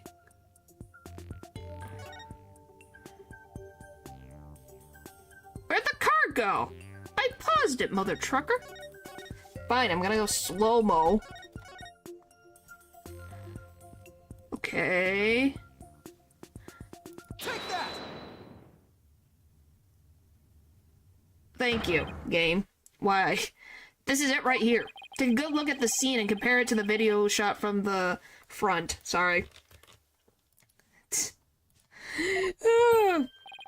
Oh, the playing card showed up here in the video shot from the front. Hey, you're right. What's going on here? Miss Wright, what can you tell us about these playing cards? Oh, those? They're the cards I throw when I do the sword switching trick. Because they're supposed to keep everyone's attention away from when she has the sword. What? Mr. Justice, does this mean... Yes, it means that the sword-switching trick was cut from the TV show footage. So the footage was edited? Yes, with malicious intent. That is absurd. Is it now? Really? Well, we must get to the bottom of this right away. Bailiff, the TV station might still have the unedited footage. Go see what you can find out. Yes, Your Honor. Well, of course the judge knows what it is. He doesn't wear socks. The guy doesn't wear socks. He wears khaki shorts. Yeah, it's you. Now hold up, Your Honor. This is all just a big misunderstanding. Believe you and me. Give a guy a chance to defend himself before you start pointing fingers. We literally have evidence, mother trucker. Frick you. And who might you be? Right. Sorry about that. Got ahead of myself there. Here's my business card. Charmed to make your acquaintance, Your Honor. Oh, well, how very polite of you. He is a mooch. He is such a mooch. But yes, he is. It's lovely to meet you too, Prosecutor Sadmati. Please take my card. Business card? Ah, yes. I read about this custom among businessmen in this country. I even familiarized myself with the various replies. How do you do, good sir? Or, what's King Hobie?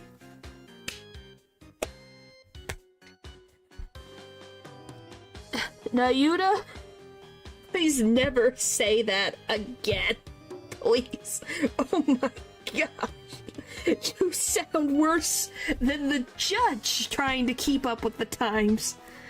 Please don't have any difficulties. I'll be honest, he's ridiculously depressed, huh? What's crock-a-lackin', homie? Oh my gosh, that was too funny. Oh ho! You're from Take-Two TV, are you, witness? Come to think of it, I believe I've seen you on television before. And there it goes. Yes. Roger Rentez, otherwise known as Ratings Raja. He is a TV producer and appears on many of his own shows as of late. Yeah, he's a narcissist. Sorry, that was a slip of the tongue. He is best known for his catchphrase, hang loose. Oh my, so you're the Ratings Raja. Hang loose, Judge. Nice courtroom you got here. What? I said, whatever. Crack-a-lackin', what the frick? I would hope not. You'd be stared at like, what the frick? I may be an alien, but I know that that isn't a custom that ever existed. Never thought I'd get to meet you in person. Prosecutor Sadmati, how do you know so much about him? In preparation for the case, I watched all of his shows. You poor soul. We talk to people, okay. I don't think that's how that works. I found the Ratings Raja goes to Burger Barn of particular interest. Lack of shame. It's handy sometimes. Yes, I see that. Inspired me to visit the restaurant straight away to learn more about the local cuisine. What? You went to Burger Barn? Who would have thought? Well, he was doing for research. Trying to learn about the case. I don't think that's wrong to learn, you know? You must really want to try it, huh, buddy? Because the line, phew. I don't have a plushie on... I have never had a plushie on sale. I still have Small Red and Moonshine with me. Like I said, maybe one day I'll have a plushie. Probably be a Small Red plushie. I'm kind of scared. I'm gonna be like, will it sell? Maybe. Possibly. You should at least have one phrase like this. what the frick are you on about? Pulse. Did I read it wrong? I can't read. Yes, I have a pulse. I'm moving, ain't I? I can read. It's late. Why do you mean I... When talking to people, I mean, what do you mean? Matthew, I did not ignore you. I just can't read sometimes. Yes, I misread you. Yes, I have a pulse. I saw you come back in. It's called me looking at something and I read plush instead of pulsed. I think it's because I'm looking back and forth. Anyway. Jeez. You know what? I'm gonna come up with those catchphrases. I'm scared. Compared to my aesthetic training, an hour's wait is nothing. You seem to have patience. Yes, I freaking misread. It's when people just random quote from an incorrect summary of Meadow Cube Rising. Yeesh. I recommend the southwestern burger with jalapeno jack cheese, by the way. By the way, seeing this man eat a burger sounds funny. I'm having a really hard time picturing him in a line for burgers. Prosecutor said bodies and unexpected enthusiasm for food aside. Mr. Rantes, what is this misunderstanding you mentioned? Well, for starters, it's true that the footage was edited. You'll get your hands on this anyway, so I might as well show you the unedited footage. It's a pretty long video, so I'll just show you the part with the playing cards. You can see the cards when Trucy spins around, so you can keep your eyes peeled. So we're doing the same thing again?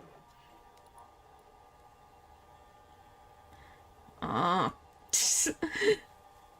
Well, the guy literally is a monk, so I don't know what he eats. Probably the jalapeno probably gives a lot of, like... You know, probably gives some flavor that he doesn't get to have often. Did you see the part that was cut where Trucy switched the swords? She spins around and the playing cards go flying. Everything's like it's supposed to be. And it seems the defendant really did swap swords during the trick. Which means the sword Miss Wright thrusted into the coffin was the rubber one. In other words, Miss Wright couldn't have killed Mr. Reeves. Yeah, see, that's the first misunderstanding right there. What do you mean? I don't trust him. Well, Trucy definitely did swap swords, as you saw. So yeah, maybe she didn't kill Mr. Reeves when she stabbed the coffin. But that just means he was killed after he showed up pretending to be a corpse. Trucy got taken off stage before the thing fell. And getting why it was edited in the first place, yeah. And why he took so long to speak up, Bonnie's face. Yeah. Her face of pure, like, what? So you're saying that up until that point, everything was going according to the script? If that's true, then when and how exactly do you think he was killed? It was after the dragon set piece came to crashing down.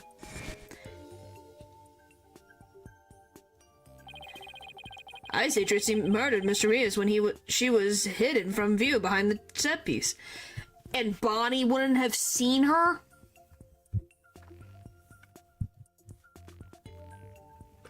Yeah, don't ask me.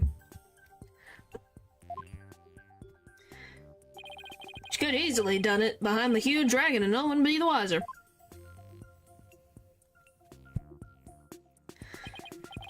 I see. Indeed, there is a ring of truth to your assertion. Was out of there? She was backstage, but she took Bonnie. Bonnie got Trucy off of the stage. So why would Bonnie all of a sudden disappear, you know? You bet. Plus, there's a suspicious looking shadow in the footage too. Towards the end of the footage, just before the dragon hits the stage. Might be easier to just see it for yourselves. That's Mr. Hat, if I had to guess. This is so zoomed.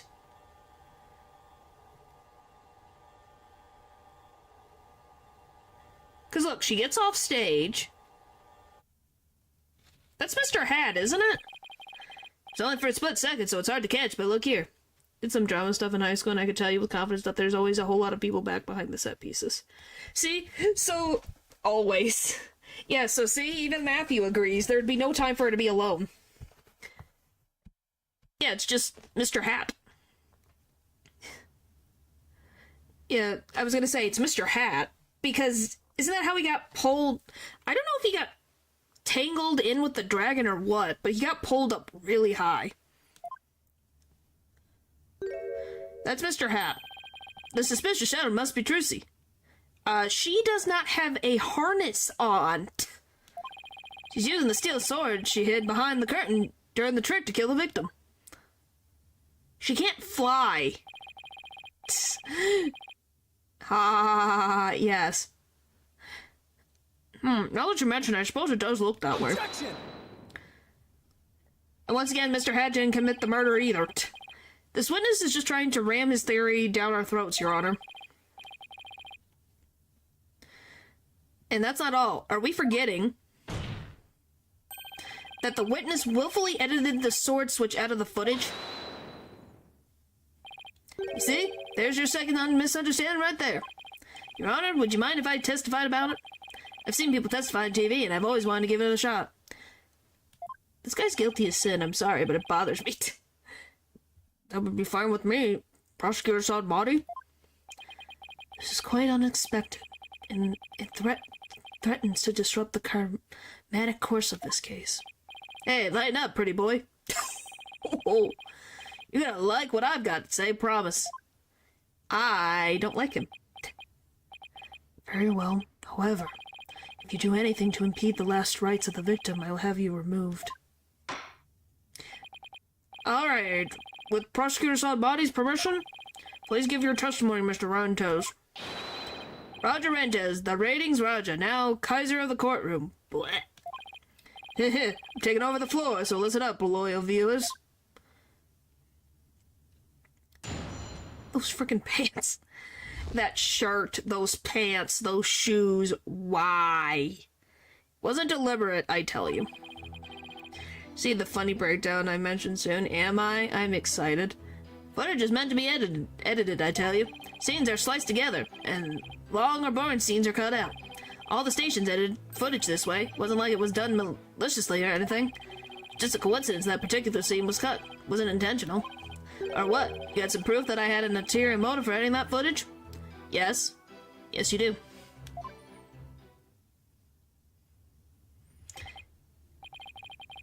The point is that none of it fits together. Yes. Yes, it is. Your brother puts a very fancy shirt with plaid pants, or shorts. That's one of the footage the original is always kept. Yeah. Well, the guy is going, well, the thing is they gave it like it was the original.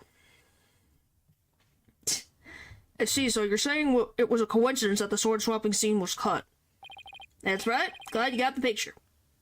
Mm-hmm. Objection! Okay, thankfully. Coincidence, that's just a little too convenient if you ask me. Oh, an objection. How cool. Sure packs a lot more punch when you hear it live. Do that again. I want to get another shot from a different angle. My objection is not for your entertainment. And cut. There. I got some good stuff there. That is Mr. Rentes, filming is prohibited inside the courthouse. Yeah, unless express permission has been granted, you can get in big trouble for doing that. Whoops, my bad, Judge. And if the defense has an issue, it can point it out during the cross-examination. Alright, now I gotta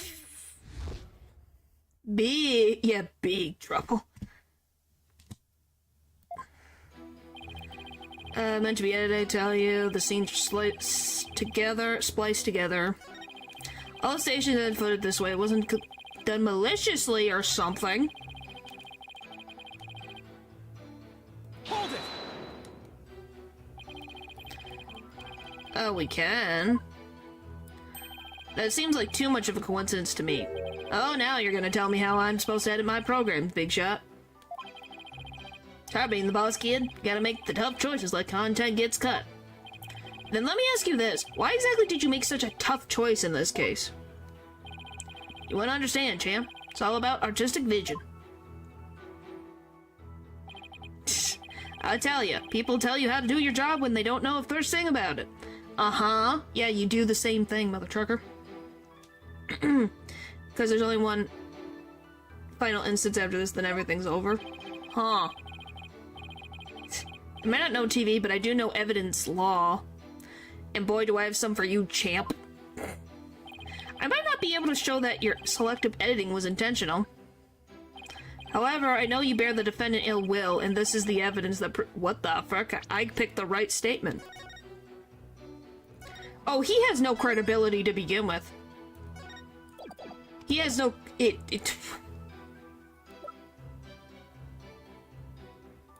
that! Frick, I thought it was that. It is ill will.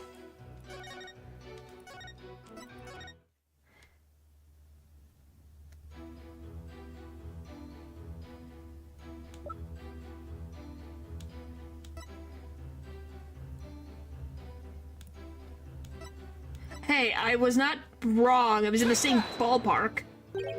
Huh? What's that you got there? This is the contract we had Miss Wright sign just before the magic show. No. You have like 5 attempts. It's just easier so you don't have to go through the dialogue of them calling me stupid, pretty much. This contract between the first party, Take-Two TV, and the second party, Miss Wright, reads... If, though the fault of the second party, the show must be canceled in part or in full, the second party will pay $3 million as compensation to the first party. $3 million? It's a completely unreasonable sum. I couldn't agree more. And of course, Miss Wright doesn't have that kind of money. Yeah. Nevertheless, Roger Rantez had her sign this unreasonable contract anyway. Or more accurately, he conned her into signing it.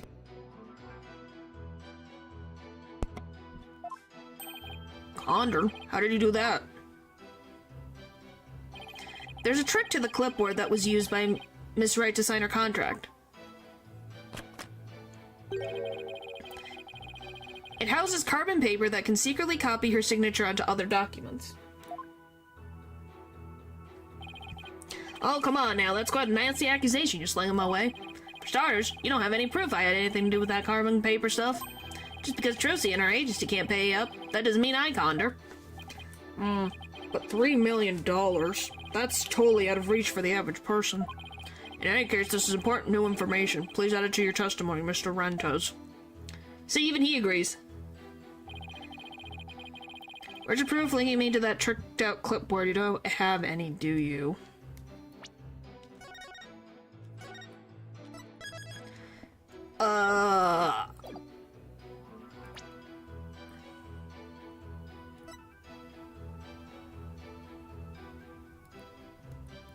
I know, I'm trying to think of what the frick it is. Is it this?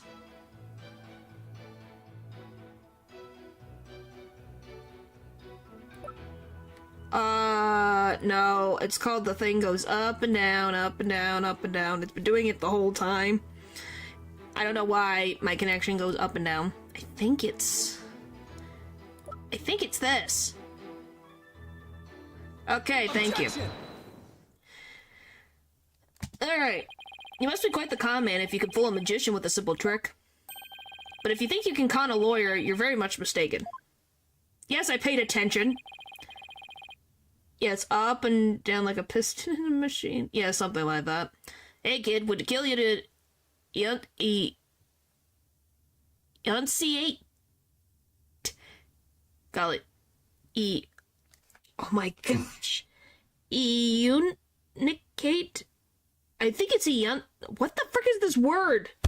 Jeez. Why am I having a moment?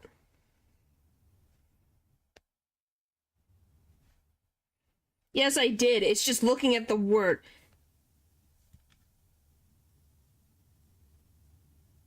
I did say enunciate. I thought so, but I'm looking at this going like, am I missing something? Yeah. Enunciate. Wow, I really was correct. Huh. Hey kid, would it kill you to enunciate in front of the camera? I thought it was correct. Think of the viewers. You know, like a newscaster. I'd like you to take a look at Miss Wright's signature here on this note. Don't worry, you said it right because you didn't call you out for it. Enunciate, enunciate. Ha ha ha. Now let's compare the signature to the one here on this contract. Like, it's identical. Well, would you look at that? They're exactly the same. That's right, Your Honor. Not just similar, but exactly the same. Nobody can sign their name in the exact same way twice unless it's a copy. Sorry. Well, hello, Crumb. Sorry, I will forever... That's gonna forever until the day I perish, I will have that in my mind.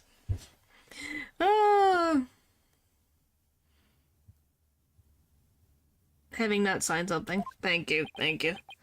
Yes, keep going. What the frick? Do a heh? I think it's this one? Heh. Those signatures are proof positive that you conned Miss Wright. And they definitely prove your malicious intent. Hey, not bad, lower guy. I didn't know you had it in you.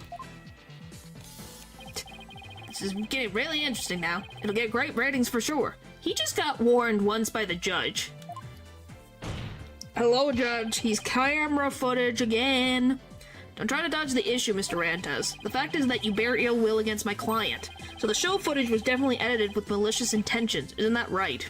Objection. What a forced argument, defense. All you have really proven is not his ill will towards Miss Wright, but his functionary greed. That's right, I just want money. Fat stacks of cheddar, that's all. After all, I never even crossed paths with Trucy before this mad show. So I'd have absolutely no reason to bear her any ill will, right? Not her in particular, but her family, you do. You didn't bear any ill will, huh? Fat chance, this guy definitely has some major hate for Trucy. You'll see. I'll dig up the dirt and expose the dark heart behind that sweet smile. Yes, natural. I'll prove those grimoire magicians are all a bunch of lowlifes. Why do you think he hated Trucy in the first... Is it because of her mom? Is it because of her mom? Did he have a crush on Trucy's mom? Can't prove it with anything, but the things he said all point to that fact. There must be something between the two of them that gave birth to this grudge. Some sort of connection that not even Trucy is aware of. I'm just guessing because Trucy looks like her mom. Wears the same outfit. Your Honor, I'd like to argue that Roger Rantes and Trucy Wright may have crossed paths before. There must be some hidden connection between them. Hidden? Connection? What is it now? Just what are you getting at, Mr. Justice? What are you getting at, Mr. Justice? Because he's the Joker. It is futile to even ask, Your Honor. Surely is just another one of the defense's feckless claims. Objection! Absolutely spot on. Well, because... And that's the thing that I've said specifically. Is because Trucy looks just like her mom. Like, I'm in the way, but look at her. Trucy took after her mom. She wears the same little thing on the back of her hair. She wears the same earrings. She wears the same bandana around her neck. The same outfit. It's obvious. Because Trucy, once again, was a young child when the Grimoires were a big deal. So Trucy herself couldn't have done anything. Yeah. Not her specifically. He probably hates the... I'm assuming he hates the grandfather, Magnifique Grimoire, if I had to guess. That or Zack. One of the two, if I had to guess. But you don't seem to have a very high opinion of me, but once you hear my argument, you wish you'd taken me a whole lot more seriously. No, the child cannot be a criminal. Will I really? Very well then, do proceed. Did you figure something out, Apollo? Nope, not a thing. What? That was just some good old-fashioned bluffing, courtesy of Mr. Wright's fine training. Never change, Phoenix. Never change. Maybe everyone out of spite, hence the murder of the last surviving member? Yeah. No? And nice? I hope you know what you're doing. If you're going to make such a bold claim, Mr. Justice, I hope you're ready to elaborate. Well, Anais is not really a baby. She's a little different. What is the hidden connection? Oh my gosh, if that was true, he'd be arrested on the spot. He's a magician. That sleight of the hand trick Mr. Rentes did during the recess earlier. Yeah, some babies can be evil, but she's a little bit different than a regular baby. She's the boss, maybe. Yeesh. What if Mr. Rentes is a magician too? What if? I believe it's up to the defense to fill in the blanks, not me. Well, if he is, he may have had some contact with Miss Wright somewhere along the way. Objection. I know she was evil. Your argument is hardly worth responding to. But by all the means, please do continue. Come on. We're so close. As the passage in the sacred scriptures of Craniism states, he who gives a sermon to a monkey is he himself a monkey. So you are a monkey?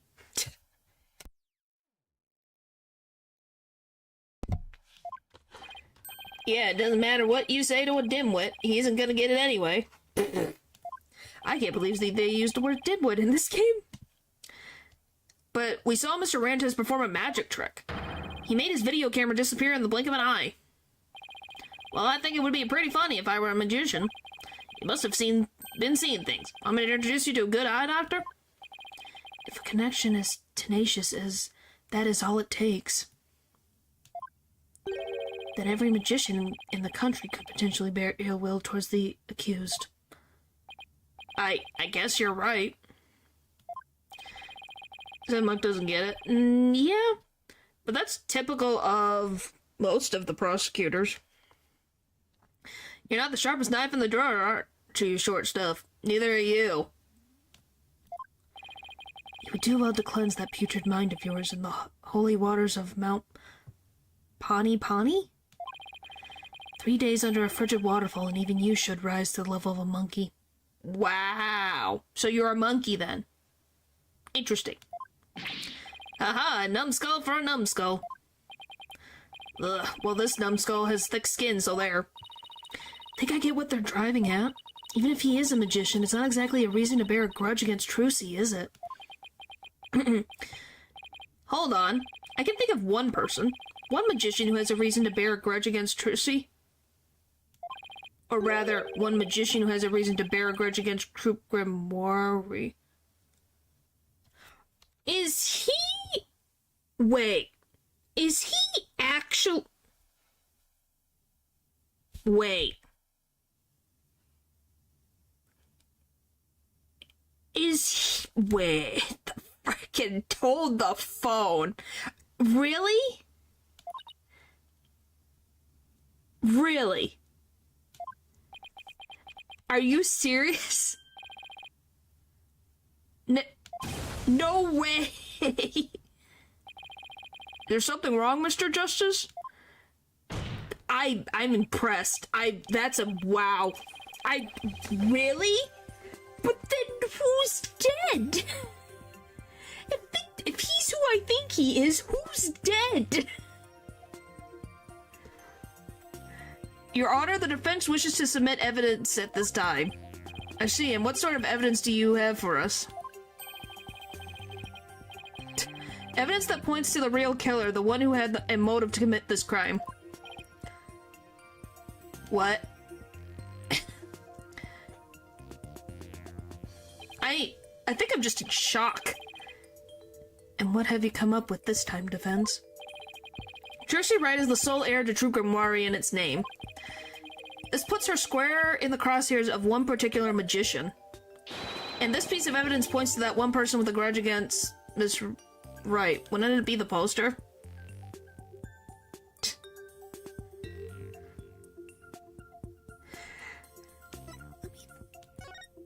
I need to check something. That would be the right one. Take that! Who exactly are you naming, Mr. Justice? 13 years ago, the great Mr. Rias belonged to Troupe Grimoire. And then the troupe ousted him, and Mr. Rias vowed to get revenge on them someday. Wow, he's really petty. He's really, really, really, really, really petty. And what better way to accomplish that than through the rentation of their sole heir? But Mr. Rias is the victim, Mr. Justice. You named a dead man as your suspect. But is he really dead? What do you mean, is he really dead? If the fact that Mr. Rias is the victim is what's throwing you off, then how about we consider this possibility? What if the man who died on that stage yesterday wasn't Mr. Rias? I don't think so?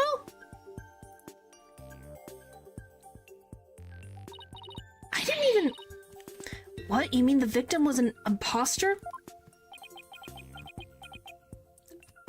Okay, then I'll watch it after I finish this game. Now that I think about it, we haven't really seen past his, elbow. Which is where the scars would be. Not Mr. Rias? Then what about the real Mr. Rias? It would mean the real Mr. Rias is still alive. Well... Mysterious Man... or Mystery Man is the real name of the person who died, but that doesn't mean that they are also Mr. Rias. That's absurd. And yeah, he's wearing it all the way down to his... Interesting. He has it all the way down to his wrist. Mr. Justice, who is the real Mr. Rias if not the victim of this case? That's interesting. It's all coming together now. I finally see the gimmick, the trick to this entire case. This should explain everything, Your Honor. The real killer, the one who hated Troupe Grimoire and wanted to sully its name. The magician lurking in the shadows who set up a fake Mr. Rias in his stead.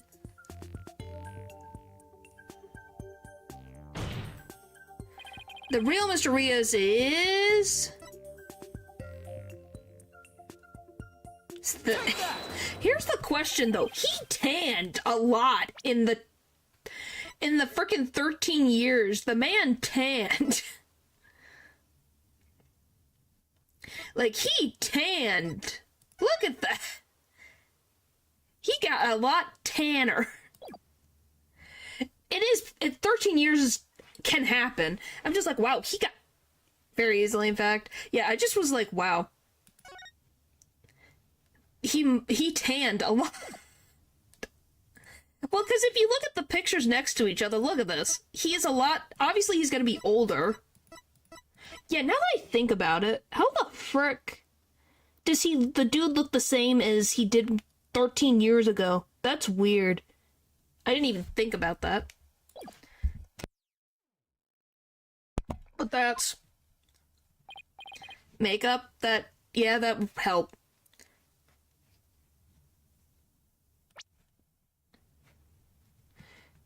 Do you want to proceed right here? We can... So, we're at... How close are we to the end? Like, are we at, like, the end? Yes, it is. Roger Rantes is the real Mr. Rias. What? How do stars take roles 10 years later for a sequel? No, there's one more final stand after this.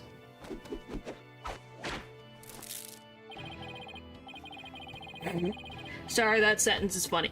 I'm meaning, this is it, right? This is the case. Point is, we're not going on another investigation. This is it. Like, this isn't a bad clifford to go on. Okay, do you guys want me to finish the case? Or do you want to wait for next time? What do you guys want to do?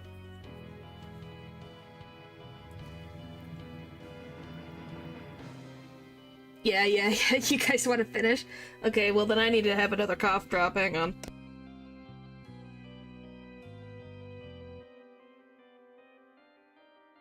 Yeah, well, I'm gonna take a quick break if we're gonna continue this, okay? So, just take a few minute break.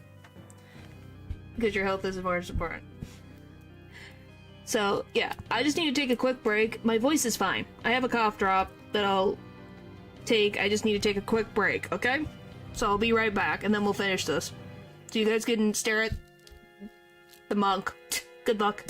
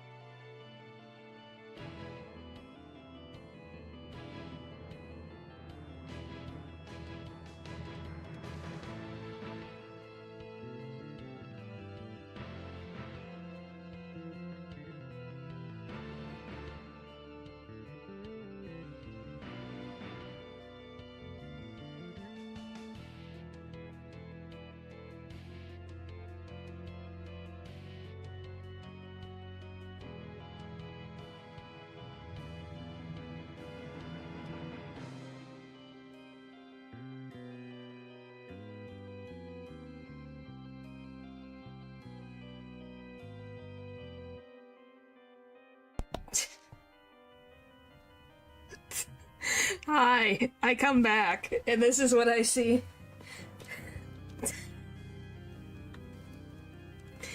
You guys pushing YouTube's buttons, I see?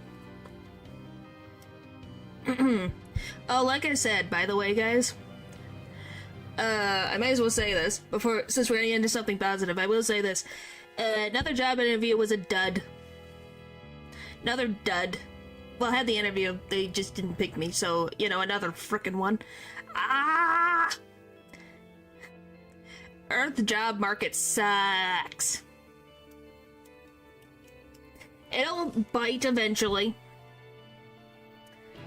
I hope it'll bite eventually.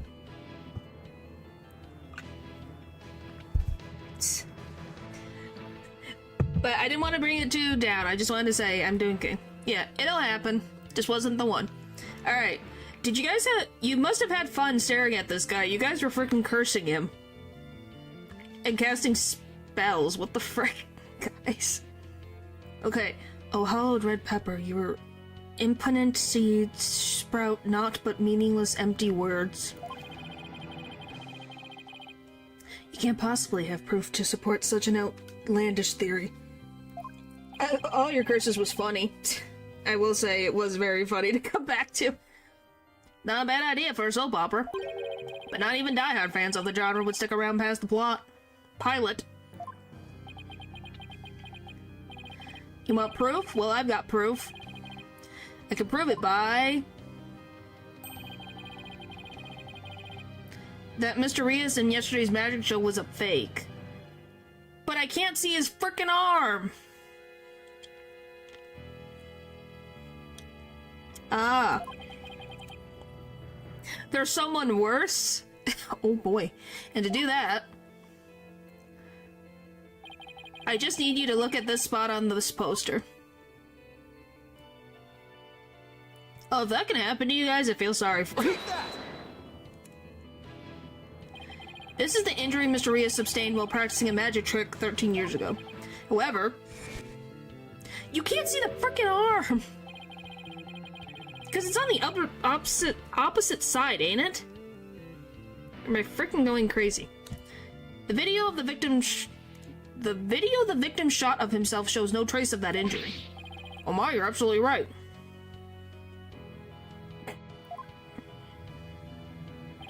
Now, Mr. Rantez, what do you suppose we'd find if we took a look at your right forearm? Oh, is it on the inner part of... maybe I'm just frickin'... Is it the inner part of his arm?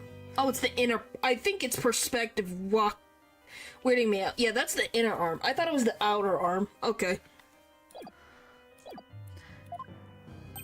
Is there by any chance a nasty 13-year-old scar underneath that sleeve of yours? That looks coincidentally the same as this guy's? Well, Mr. Rantez, why don't you roll up your sleeve and let the court have a look? Or are you hiding something else up there? Come on now, I have nothing up my sleeve. I don't need to hide anything up there, because I require no tricks or gimmicks. For you to see, my magic is the real deal. Up there it is. Is this what you're hoping to see? Oh, there it is! The scar! Which, how the fuck do you get a scar like that? Just as I thought. That's right, I'm the forgotten magician, abandoned to the dark understage of history. Oh yeah, he used a lot of coins, didn't he? Oh, sorry, I'm in the way. He's doing coin tricks.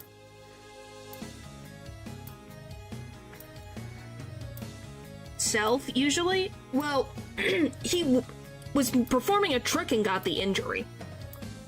Well, since, you know, the Grimoires used guns in their tricks, it could be it could be fire. Why do you think he stopped performing? Well, because he injured his... because of this, but I'm saying that I'm wondering what caused... specifically what trick caused the injury, if that makes sense. Because it doesn't look like a burn. Great, Mr. Rios. This is totally absurd.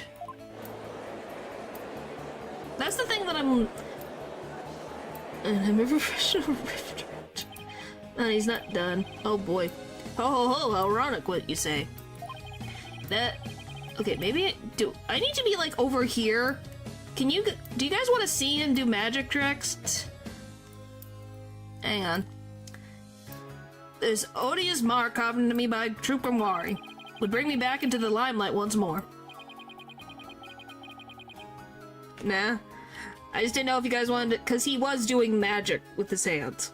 Just was making sure. Strange are the karmatic threads before me. If the witness is the real Mr. Rios, then who is the victim who perished in the magic show? He is but a fae, and I met him on one of my programs several years ago. That's cruel. He had said he became a magician out of admiration for the great Mr. Rios. In confidence, I told him my true identity, and he let him take on my mantle. And when did this man take over for you? About 2 years ago. I taught him my tricks, and he even acted as his producer. Oh, okay. And so a mere amateur became a popular magician overnight. That's sad. This poor kid just looked up to you. Courtesy of my magic on the stage, we call it television. Hope you enjoyed the show. You really had us all fooled. Mr. Rantes, or should I say, Mr. Rias, your hatred of True Gamwari, you killed the victim, Mr. Mystery, and then set up Miss Wright to take the fall, didn't you? You did it all just to tarnish the Gamwari name. Oh ho ho, I have no idea what you're talking about, lad. I set up the prank, that much is true, but it was simply a harmless joke on Trucy, I assure you.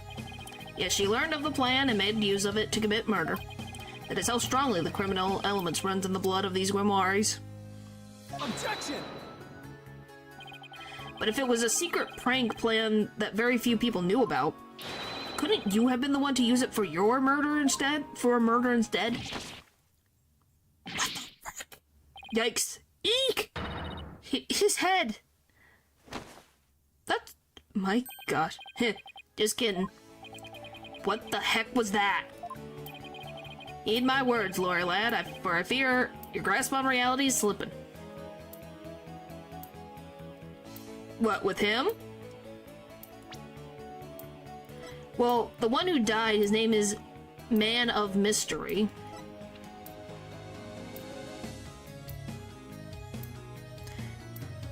Something to do with, I think it's ratings. Roger Rantings. Like Raven Ratings, something like that is my guess on his name. Eat my words, lad, for I fear your grasp on reality is slipping. I do believe I told you that my magic is real and employs neither tricks nor gimmicks. Enough with the ambiguity. Why don't you make your point already? My alibi is pristine as ever. Wouldn't you agree, Prosecutor Sadmati? Yes, I suppose that is correct. The witness does have a solid alibi. Not actually. What? Yeah, raging ratings, yeah. Recall defense that at the time of the... I'm just gonna read it normally. Recall defense that at the time of the magic show, Mr. Rantes was at Take-Two TV, a fact that many people can easily attest to. That's right, I forgot all about that. Ho ho ho, so what do you think, Your Honor? Would you like me to testify on that matter? Yes, I think you better. Please tell the court more about your alibi. Very well then, on with the show. Are you watching Magnifique Grimoire? The time has finally come for my magic to snuff out your precious pedigree. So I was right, he really hates Magnifique Grimoire. The Grimoire line will be no more. Okay, Natural, we're gonna need your help with this. My perfect alibi. I was at the TV station at the time of the Penrose performance. I was busy working on another TV program. I could spare no time for the magic show. Do ask my staff if you doubt my claim. And there it is, a simple and perfect alibi. No tricks, no gimmicks, just the truth.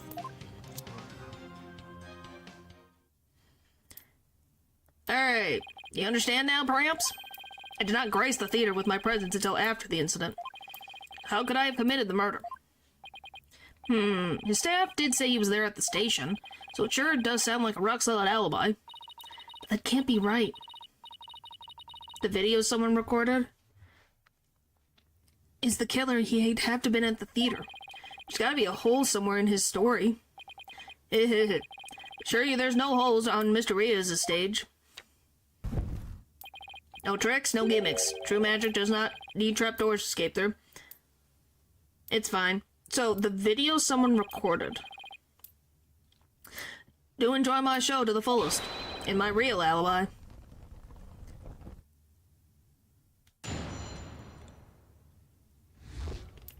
I'm assuming it's the last statement. His first, third... Oh, I have to click... Oh. Hold it! Okay.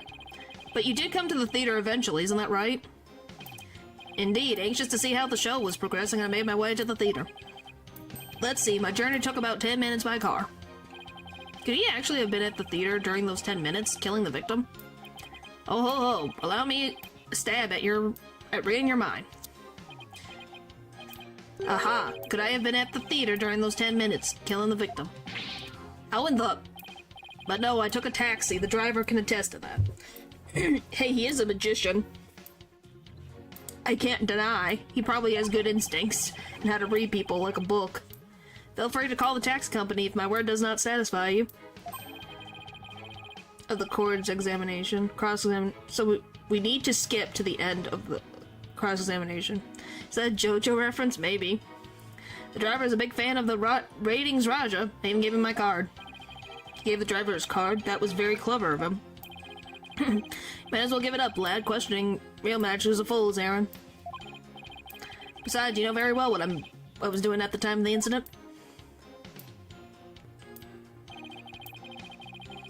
Alright, so you said third and fourth.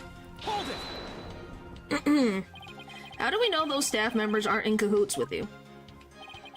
Make it my business to perform solo. My magic has neither need nor want of assistance. After all, one of them could reveal the secrets behind my magic, could they not? So he doesn't trust anybody, huh? He's the complete opposite of Trucy. There are many people there in the studio audience who saw the witness as well, even if he had been able to persuade his own staff to cover for him.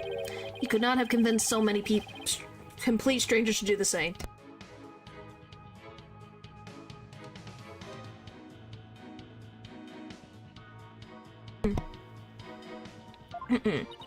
Really has made a rock-solid alibi for himself. Yeah, it's almost too good, you know? It's eerie how perfect it is. Has all been revealed to you now? Alright, last statement, and there it is, simple and perfect. Okay, come on, last one. Reminder that the Houdini died because a fan punched him in the stomach without warning. What the frick? The perfect alibi, huh? It's no good, Apollo. I can't find a hole anywhere. Gotta be some kind of trick to it. Okay, did I hit the thing? Even though I hate this guy's leadership, but she prepared for this. Yeah, it's impressive, because he knew what he was... It was premeditation. I believe you. I got it. Do you have a brother? A brother that looks exactly like you, maybe? Again with the twins business? Do you think the audience will let you get away with using the same gimmick twice in a row? No. If you do not believe him, defense, why not investigate for yourself, though I am sure your efforts will prove to be thoroughly fruitless. Yeah, I guess the twins theory is a little far-fetched. Okay, we got through them all. Ugh, his alibi really is airtight. Believe we've heard enough? I believe we've heard enough. Well, I believe the witness does indeed harbor some ill will against the defendant. There's no reason to doubt that he was at the TV station at the time of the incident. Yes, the facts prove it was impossible for the witness to have been involved with this crime. These last rites for the victim have dragged on long enough. The souls of the victim himself is so bored that that is resting on top of your honor's head? It is? What the frick? The time has come. Let us punish the sinner and guide the victim's soul to the Twilight Realm. Apollo, Trucy will be thrown in prison and will be out of a job. But if you can catch tasty fishies, will you sell me some at a good price? I told you I have absolutely zero intention of going off on a tuna boat. Think, Justice, you have to figure this out. It's no use. I can't find a single flaw, so what now? Oh, behold, my never-ending magic show. Come for the awe-inspiring showmanship of the great Mr. Rias. Stay for my grand illusion until the end of time. Come on, Apollo, think of something. Wait, is he saying that we're still trapped inside some sort of illusion of his? That's what professional magicians do. They make their audience see something that isn't really there. In other words, you make us see illusions, right? We call it misdirection. While we keep you busy believing one thing, we're busy making something else happen. What we say is there really isn't, and what we say isn't there actually is. Okay, come on. Could it be? You know what, Mr. Randaz? I guess we have all been spectators to the elaborate illusion you prepared for us. It really is. Because, hey, magic is difficult, man. Talking about the twins, do you think that if you manage to produce one, the other will come as a bonus? No. That's not how that works. An illusion that has subtleties turned our attention towards something you wanted us to see. What are you going on about, lad? Have you got something, Paulo? I just remembered something Trucy said about misdirection. What a magician says is... Okay, blah blah blah, you're saying the exact same thing.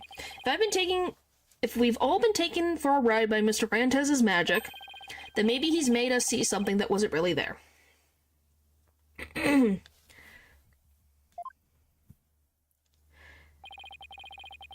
It's time to rethink all of my assumptions about this case. What have we been made to believe was there when it wasn't? What we have taken to be the absolute facts of this case. If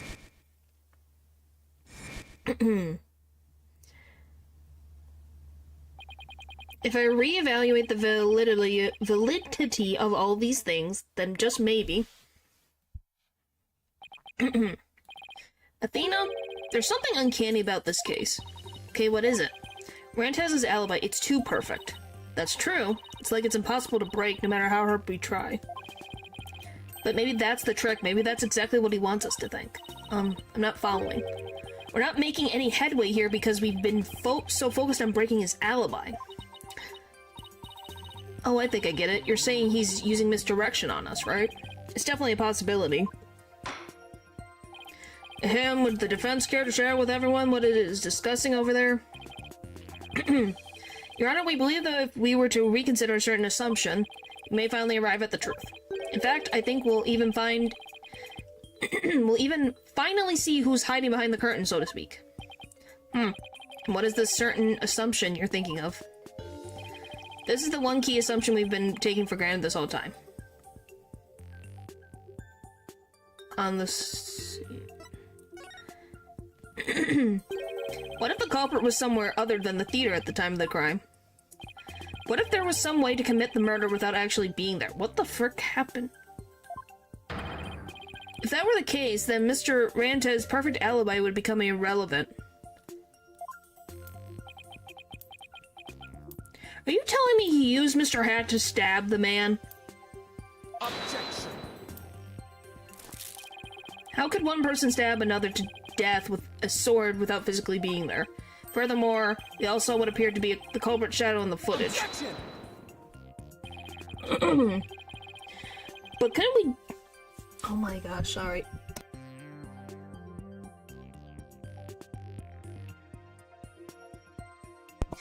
But couldn't we just as easily assume the shadow does not belong to the culprit? Culprit. Jeez.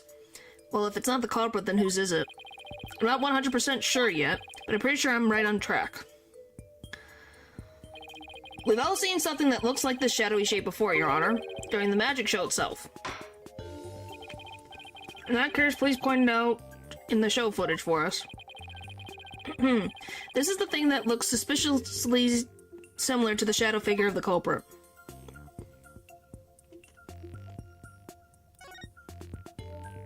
Do I just click Mr. Hat?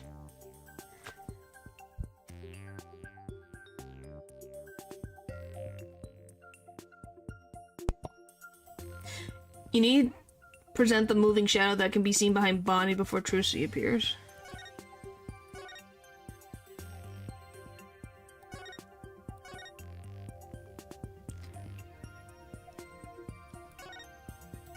There's a shadow behind Bonnie?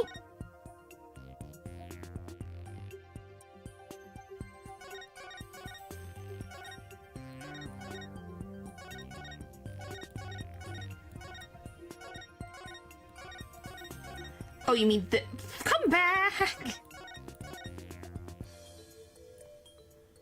Take that!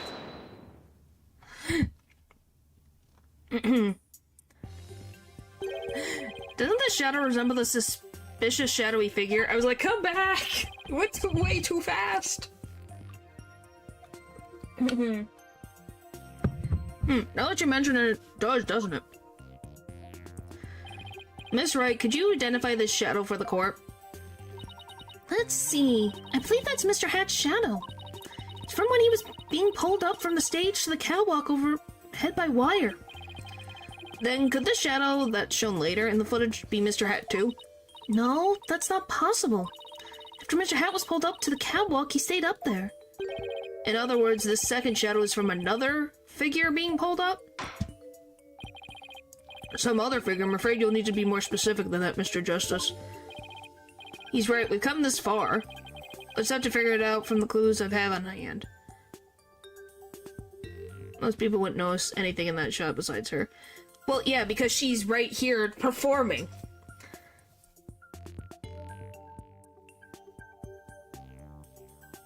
If you looked closely, you'd seen it the first time in the video. I saw the shadow. Are you saying...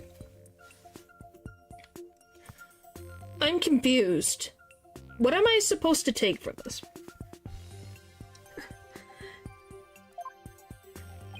What is the second shadow shown in the footage?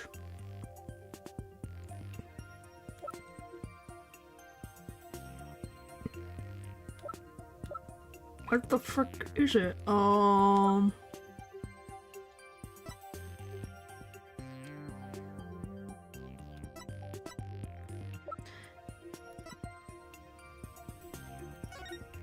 Are you saying they plopped the body down?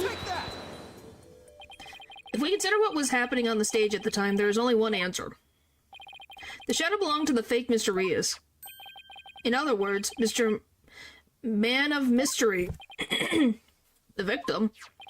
Please take a look at the prank's plan script. Oh, because he was supposed to be flying! Mr. Mystery was pretending to be dead and then fly up into the air after that. Isn't that right, Mr. Rantes? Indeed, and what of it? I contend that that's exactly what happened. The victim was wearing a stunt harness around his waist. It's most likely attached to a stunt wire so that he could be pulled up into the air. Mr. Mystery, yes. So you're suggesting that after pretending to be dead in the coffin, the victim flew up into the air just as the prank script says? Skilled standing flies. Golly. Exactly, we just couldn't see him go flying up because the dragon was blocking our view. And that's the last trick, ladies and gentlemen. Is that true piece of the resistance of the Fritz murderous magic show. Don't tell me. You've got it all figured out? Yes, I think so. If we can just look beyond Mr. Rantes' last bit of misdirection, we should finally be able to see the real truth. The victim must have been pulled up to the catwalk just like Mr. Hat. And hit the cushioning up there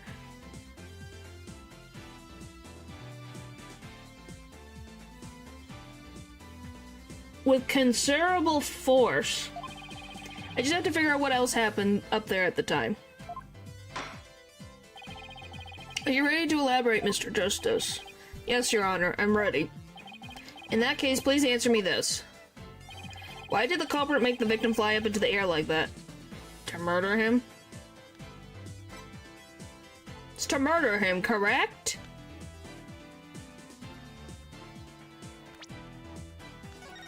I think it's to murder him. Yes, no, what the I'm getting contradicting answers. Just why did the culprit have the victim fly up after he appeared in the coffin? How did the victim actually die? When he was only pretending to be dead in the coffin. If we can figure out how those two questions relate, the answer should become clear. Could it be? Mr. Mystery must have thought he was just still part of a prank when he appeared on stage. He probably didn't suspect a thing as he was being pulled into the air. Oh boy.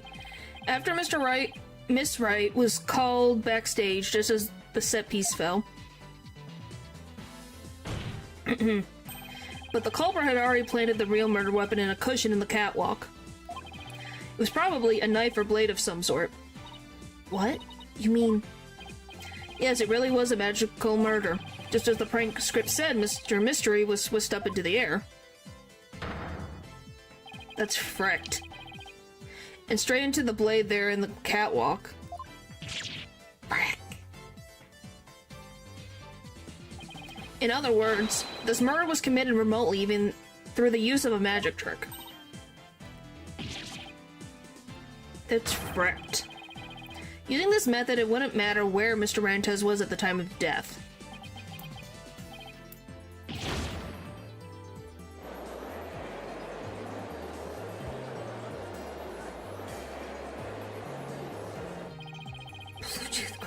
But how exactly does it work, Mr. Justice?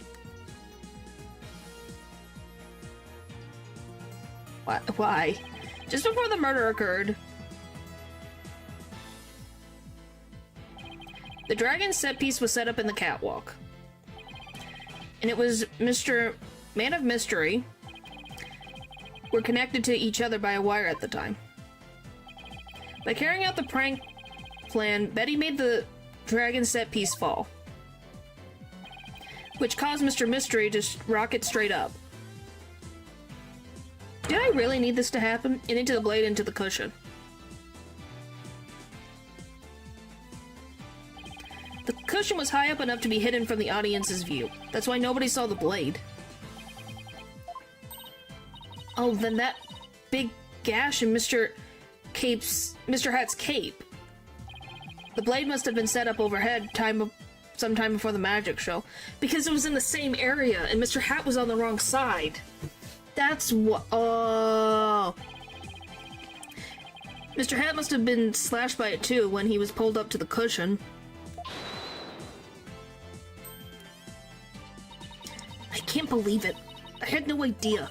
I was told that Trucy would freak out if I made the set piece fall. That was the only reason I did it. I don't blame you, Betty. You were used, Betty. Roger Rantez used you. Yes, they did. I thought he was my little puppet to boss around, but it was the other way around. After the incident occurred, Mr. Rantez arrived at the theater. He got the murder weapon and swapped the rubber sword with the bloodied steel one. That's also when he lowered the victim's body down to the stage.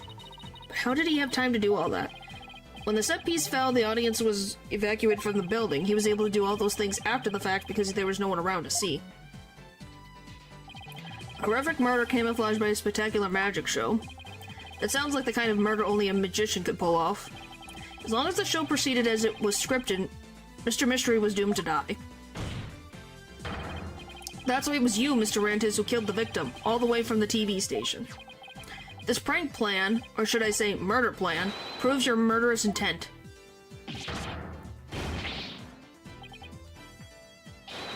Grimoire. Why? You won't let me free, you mother trucker. By the way, the voice actor for this guy does pretty good. Enough. You dim-witted, ignorant, imbecilic, putrid red pepper. Oh. Can't possibly have a counter-argument to make. Talk about not knowing when to let it go and move on. Do you have any rebuttal or something, Prosecutor Sudbody?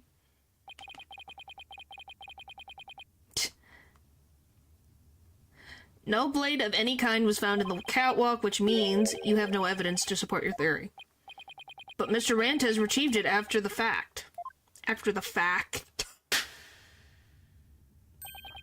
Which still leaves you with no way to prove your wildly fantastic remote murder theory. Excuse me.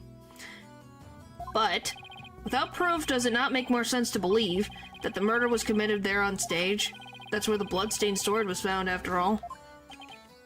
That is a very good point.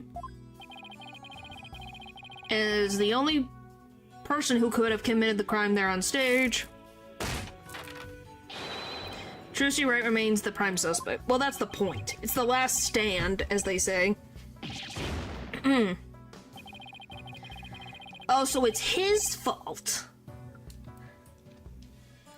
It would appear that you would call truth, what you call truth is a little more than a cheap parlor trick. My neck is gonna kill me. In the end, you have nothing to prove the accused's innocence. It's time to, at last, to let it go and move on. Golly, my brain.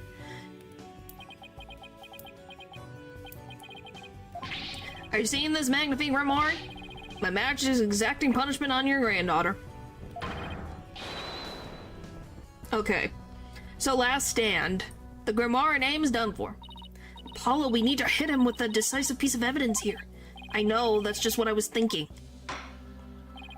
Mr. Justice, do you or do you not have anything to prove that the witness committed this remote murder you proposed? Of course I do, Your Honor. Do I? This entire incident was scripted out exactly according to the script. Right, so theoretically, there should be no evidence for us to find or use, which means our best bet is to see if something unscripted happened. There's gotta be something Rantes couldn't have foreseen, and once I find it, that's how I'll expose his murderous trick. Good morning, Mr. Rantes, because I'm about to reveal the secret to your magic. There are no tricks or gimmicks here, just some good old-fashioned logic. Is it logical? Bonnie's mistake? Yeah, Bonnie's mistake. As long as the magic show went as scripted, the murder would happen without fail. Everything in this case was carefully planned so that no evidence would be left behind. Still, one thing happened that definitely wasn't in the plan. Yeah, that's why Mr. Hat got injured. What part of the magic show wasn't part of the show's original script? What do you mean it's here? Her life choices is a different thing. It's not this part.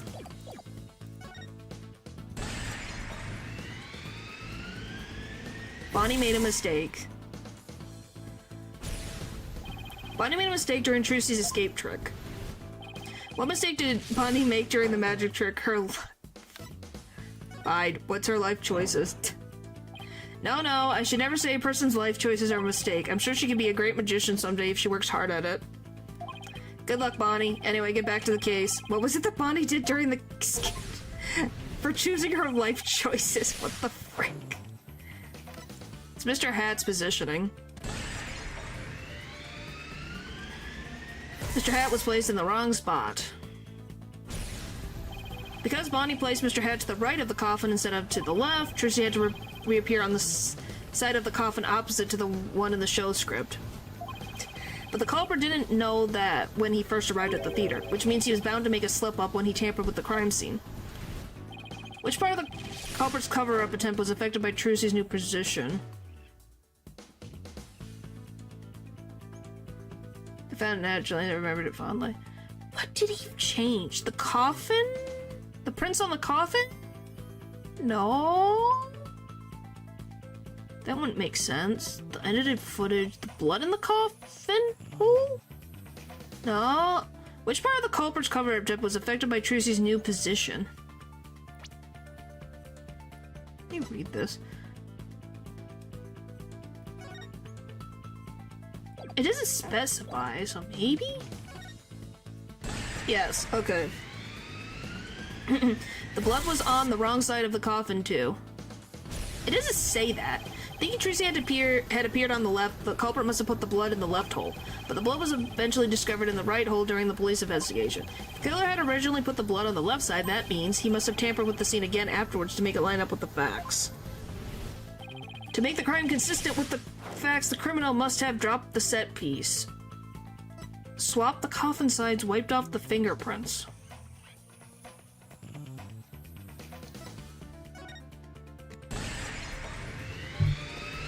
There we go. The culprit swapped the coffin sides. That's right, the left and right panels of the coffins are interchangeable. The culprit must have switched the two panels to make the bloodstain fit the facts. But the switch might have also given rise to something unusual. Oh, I remember now. There was something unusual about the coffin, and just the evidence I need. Is it the... Oh, that's why he was reversed! That's why... Man of Mystery was... Fingerprints were the opposite direction. He flipped it around. Oh my gosh. That's amazing. Sorry, Mr. Rantes, but I have some very conclusive proof of your guilt. Another bluff, is it? There's no way you have anything of the kind. The magic is real, no tricks. It took me a second, I was like, oh my gosh, that makes sense. No, there are tricks and gimmicks to it, just like any other illusion. What?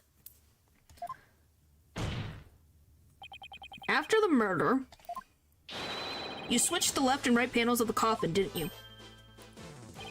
And because you did, you left behind something very unnatural for us to find.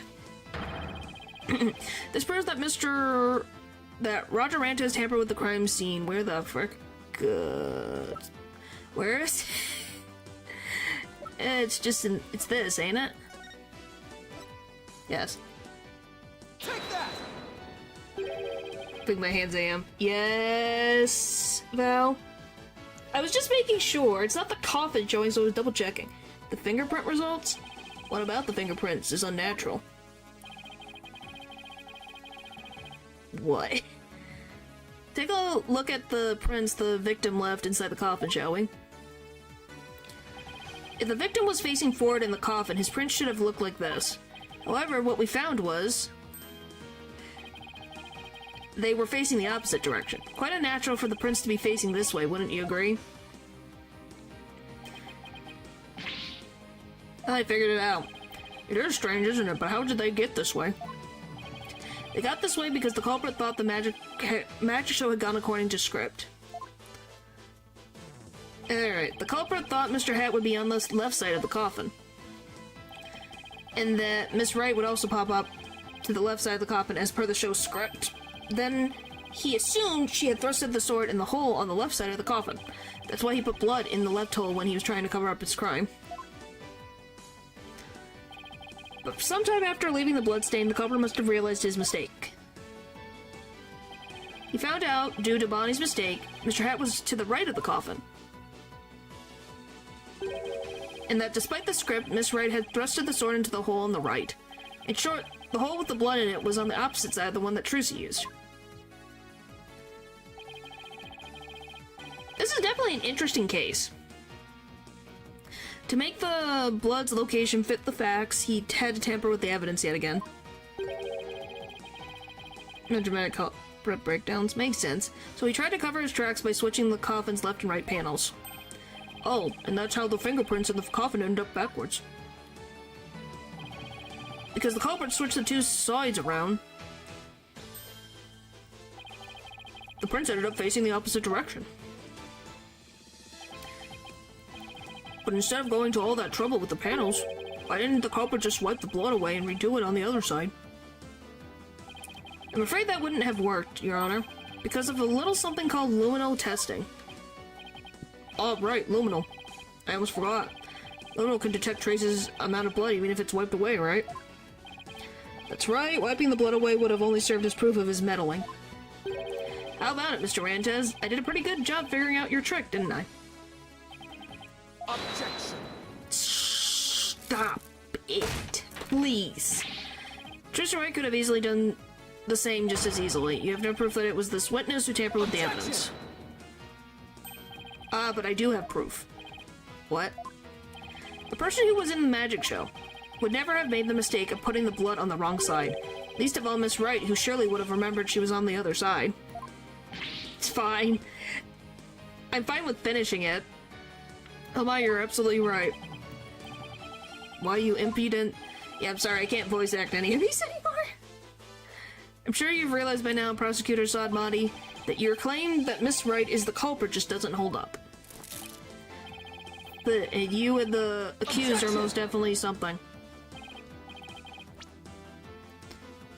Oh, bound for heck. What a nice guy. Really, Miss Wright and I?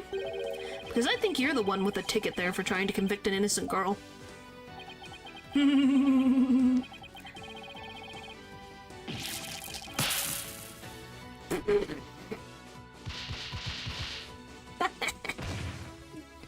One for the count.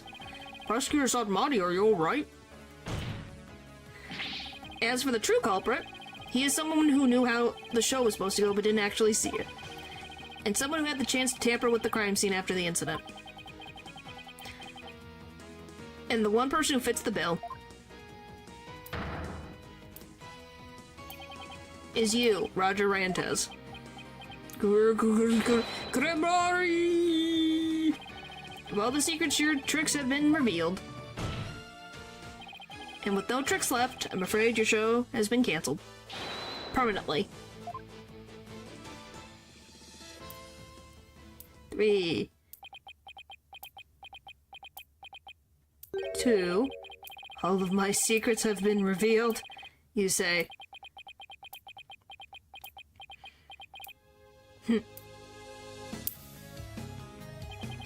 Don't make me laugh, boy. Mine is the true, real magic. There's no secrets to reveal. Behold, ladies and gentlemen, the true power of the great Mr. Reus. He's not gonna die with a witness of magic far greater than the troop grimoires. Burn. Crumble. Fall to my furious flames. The great Mr. Reus will bring an end to you all. And now for the final heir to the grimoire name, right here. Right now, you too shall burn. Huh? No, this isn't right.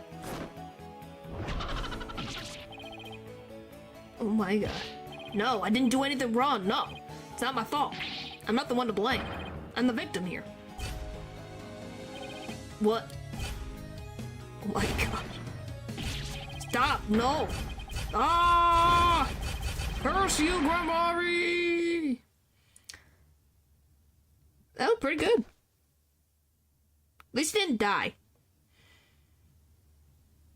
Yeah, he did want the spotlight, didn't he? Now he's bathed in blood. Curse those grimoires.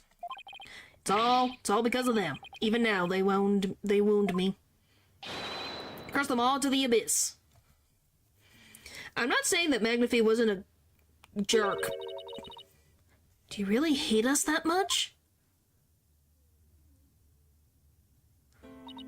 Does your hatred really run that deep? Deep enough to kill an innocent man? You're damn right. You have no idea what humiliations I had to suffer. No, I have not, but I've seen Go a lot of times in anime, but I've never played it. Your grandfather, Magnifi Grimoire, kicked me out after I got hurt during practicing magic. He said I was too unskilled, that I would mess up on stage. Threw me out of the troupe just because he was worried about his own reputation. Not you specifically, Trucy. Yeah, not her specifically. Since I was but a child, it has always been my dream to become a great magician. But that Magnifi, he took it all from me. But that's no excuse. That's no reason to do something so evil. Magic's supposed to make people happy, not used as a means for murder. What's the big deal? I just used what I had available to me, that's all. You got freaking... I get it now. That attitude towards magic is why my grandfather kicked you out. You don't deserve to call yourself a magician.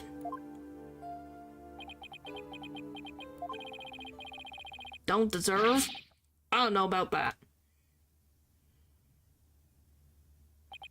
After all, you were completely taken in by my magic, were you not? If not for that lawyer over there, you would be on your way to prison as we speak. You're right. I didn't see through your tricks. You see? So in the end, Troop Grimoire was defeated by the great Mr. Reus.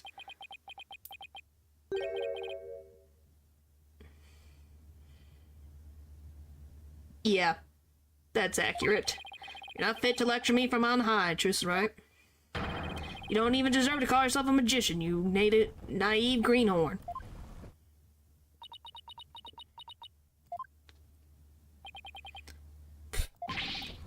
Oh boy. Take that, Grimoire, you lose. If anyone needs to learn to let it go and move on, it's this guy. This court and my prison can both burn in the flames of my creation. Bailiff, take Mr. Rantez away and bring a fire extinguisher just to be safe. I agree. We all agree, right, guys? Fire extinguisher. Please. That's agreeable. It looks like we've reached the end. Feels as though I've been watching a grand magic show. Imprint again, I agree. Just to be sure. Wow. It was close, but we just barely made it through somehow. Huh? Why does Trucy look so down?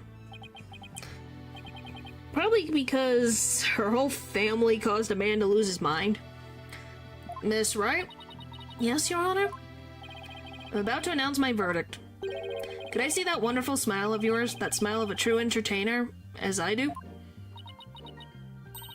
Yes, Your Honor. Aw. Now then, this court finds the defendant, Trucy Wright, not guilty! Hooray!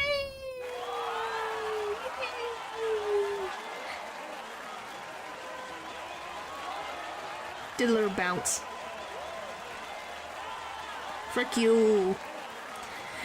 Alright. Judge got 5 points. Court is adjourned.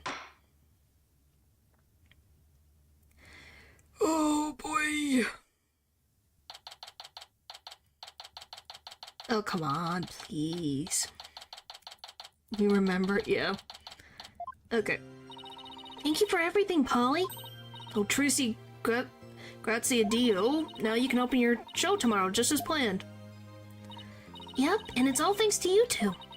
Oh, but now that Mr. Rios is gone, I'll need to find somebody to replace him. Hi, Apollo. I don't like the way she's looking at me. Trucy, I'm sorry about everything. Hey, what are you apologizing for? Mr. Roger Ranch has used us. We're victims too. He even made me an accomplice to murder. But Betty, we have to take some of the blame for this too, you know. Even if we didn't know he was planning to kill Mr. Mystery, we did cooperate with him. It's all my fault, isn't it? Neither one of you is to blame. The only one in the wrong is the person who used magic to commit murder, Roger Rantes. Oh boy. Don't you think I know that? Say what you want, but don't think for a second that I don't still hate you. I guess she really does hate me. But Betty, why? You used to be a huge fan of Trucy's. Hey, shut up! I always hated her. Really? But if we hadn't seen Trucy's magic show, we never would have tried to become professional magicians ourselves, right? Speak for yourself. But Betty, you still have her autograph from that day. Just shut up. Was she acting that way this whole time because she secretly loves Trucy? Yeah, she's a tsundere. Wow, Trucy, I never knew that being the best could be so tough. Come on, Bonnie, we're leaving. We have to get ready for tomorrow's show. Hehe. Really excited about performing with Trucy again, aren't you? That's not true, so zip it, dummy.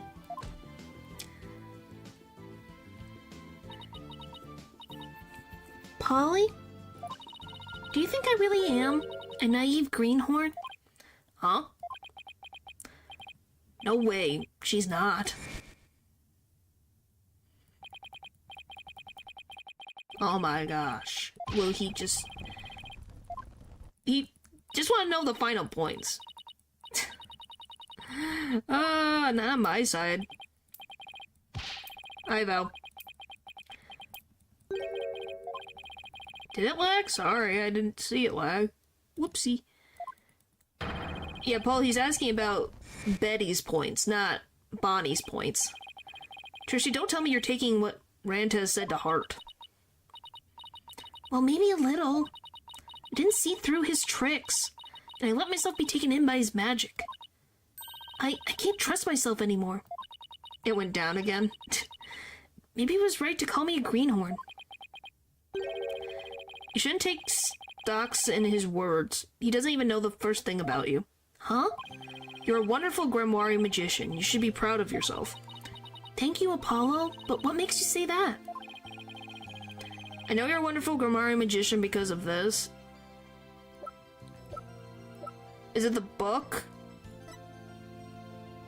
Take that!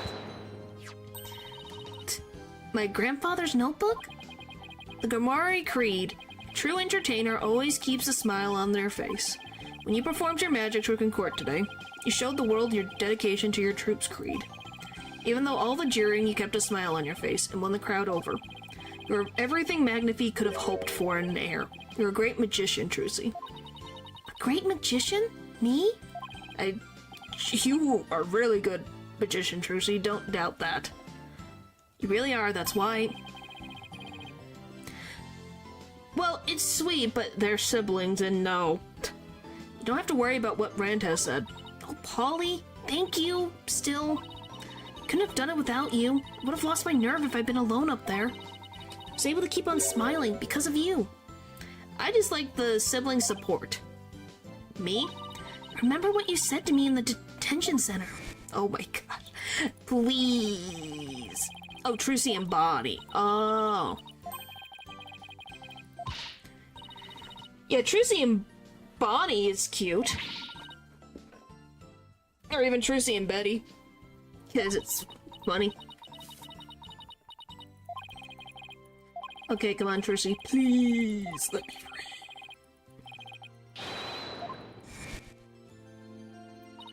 Your words were what kept me going.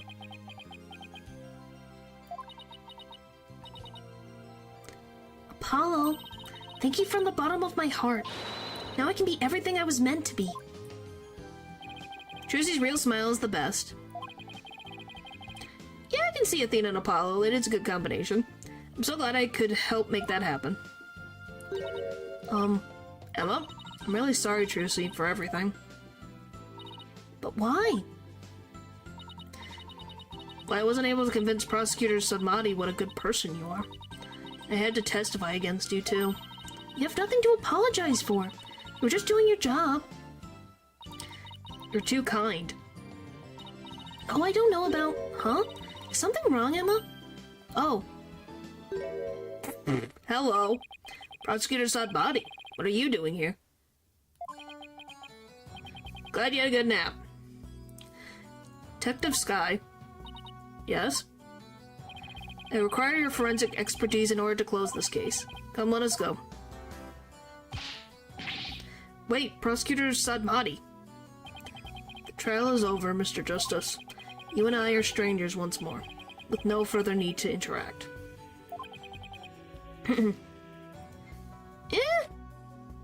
They get along. Strangers? Have you really forgotten all about me? What?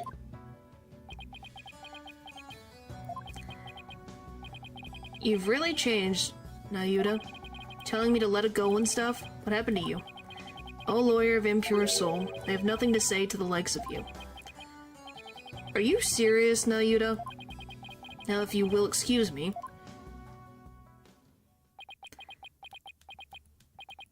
There he goes. What was that all about, Apollo? How do you know Prosecutor Sadmati? Let's just say we're old acquaintances. Acquaintances? It seems like something more than that.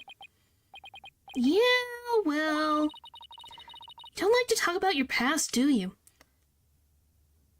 Childhood friends. Because you always change the subject. I guess I'll have to talk about it someday. But for now... Come on, let's forget about the past and celebrate Trucy's future, and let me out of this prison, please. Sure, if you say so. Hey, it's Mr. Wright. Put him on speakerphone, Apollo. Please, Phoenix, let me out. What's up, Mr. Wright? Apollo, how's Trucy? What happened at the trial? Did you get a not guilty verdict? Mr. Wright, slow down. Everything's fine. I'm okay now. She was found not guilty in a very dramatic turnabout. Plus, we saved the office. What is zoom my character, myself in? There we go. Holy! I forgot how zoomed in this was. Jeez. Whee! There we go. It's a great victory for Apollo. Yeah, too big. Yeah, that's a load off my mind. I can't thank you enough, Apollo. Now I know I can trust you to hold down the fort anytime. Me, really? Yes, you. You're a real full-fledged lawyer now in my eyes. A full-fledged lawyer? I still can't wrap my mind around it. Yes, release me. Thank goodness you are out to take care of everything, and thank you, Apollo. No need to go that far, boss. Especially not in front of everyone. Oh, and by the way, I won't be able to make it tomorrow's show, so I was hoping you could go. You'll do that for me, won't you? Of course. I wouldn't miss it for the world.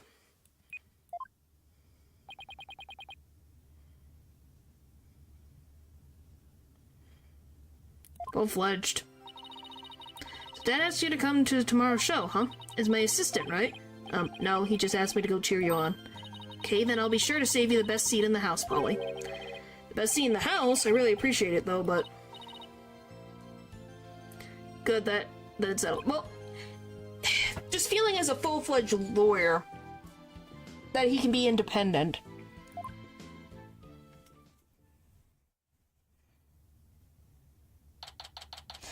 April 29th, Penrose Theater, stage, please. Objection! I should have known. No, this is what she meant.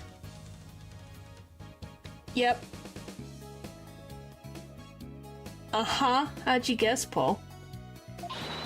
Magical girl Trucy Wright will now perform her greatest illusion yet. There are no tricks or gimmicks here, ladies and gentlemen. This is real magic. Wait a minute, you're kidding, right? This is a trick or gimmick, right? I'm too young to die. Now then, Mr. Hat, you know what to do with that sword. No, wait. Stop. No! And that is how Trucy and Grimoire Land ended on a rousing high note. Yeah. With a round of applause and Polly's ear-splitting screams. What kind of ending is that?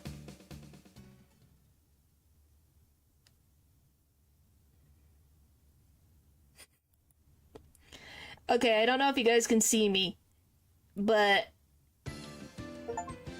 thank you guys for watching. Oh, I'll say it since you guys can see me. Thank you guys for watching. We finished it. Hooray. Next one will be chapter 3. I think we're going to meet Maya next time. Alright. Bye.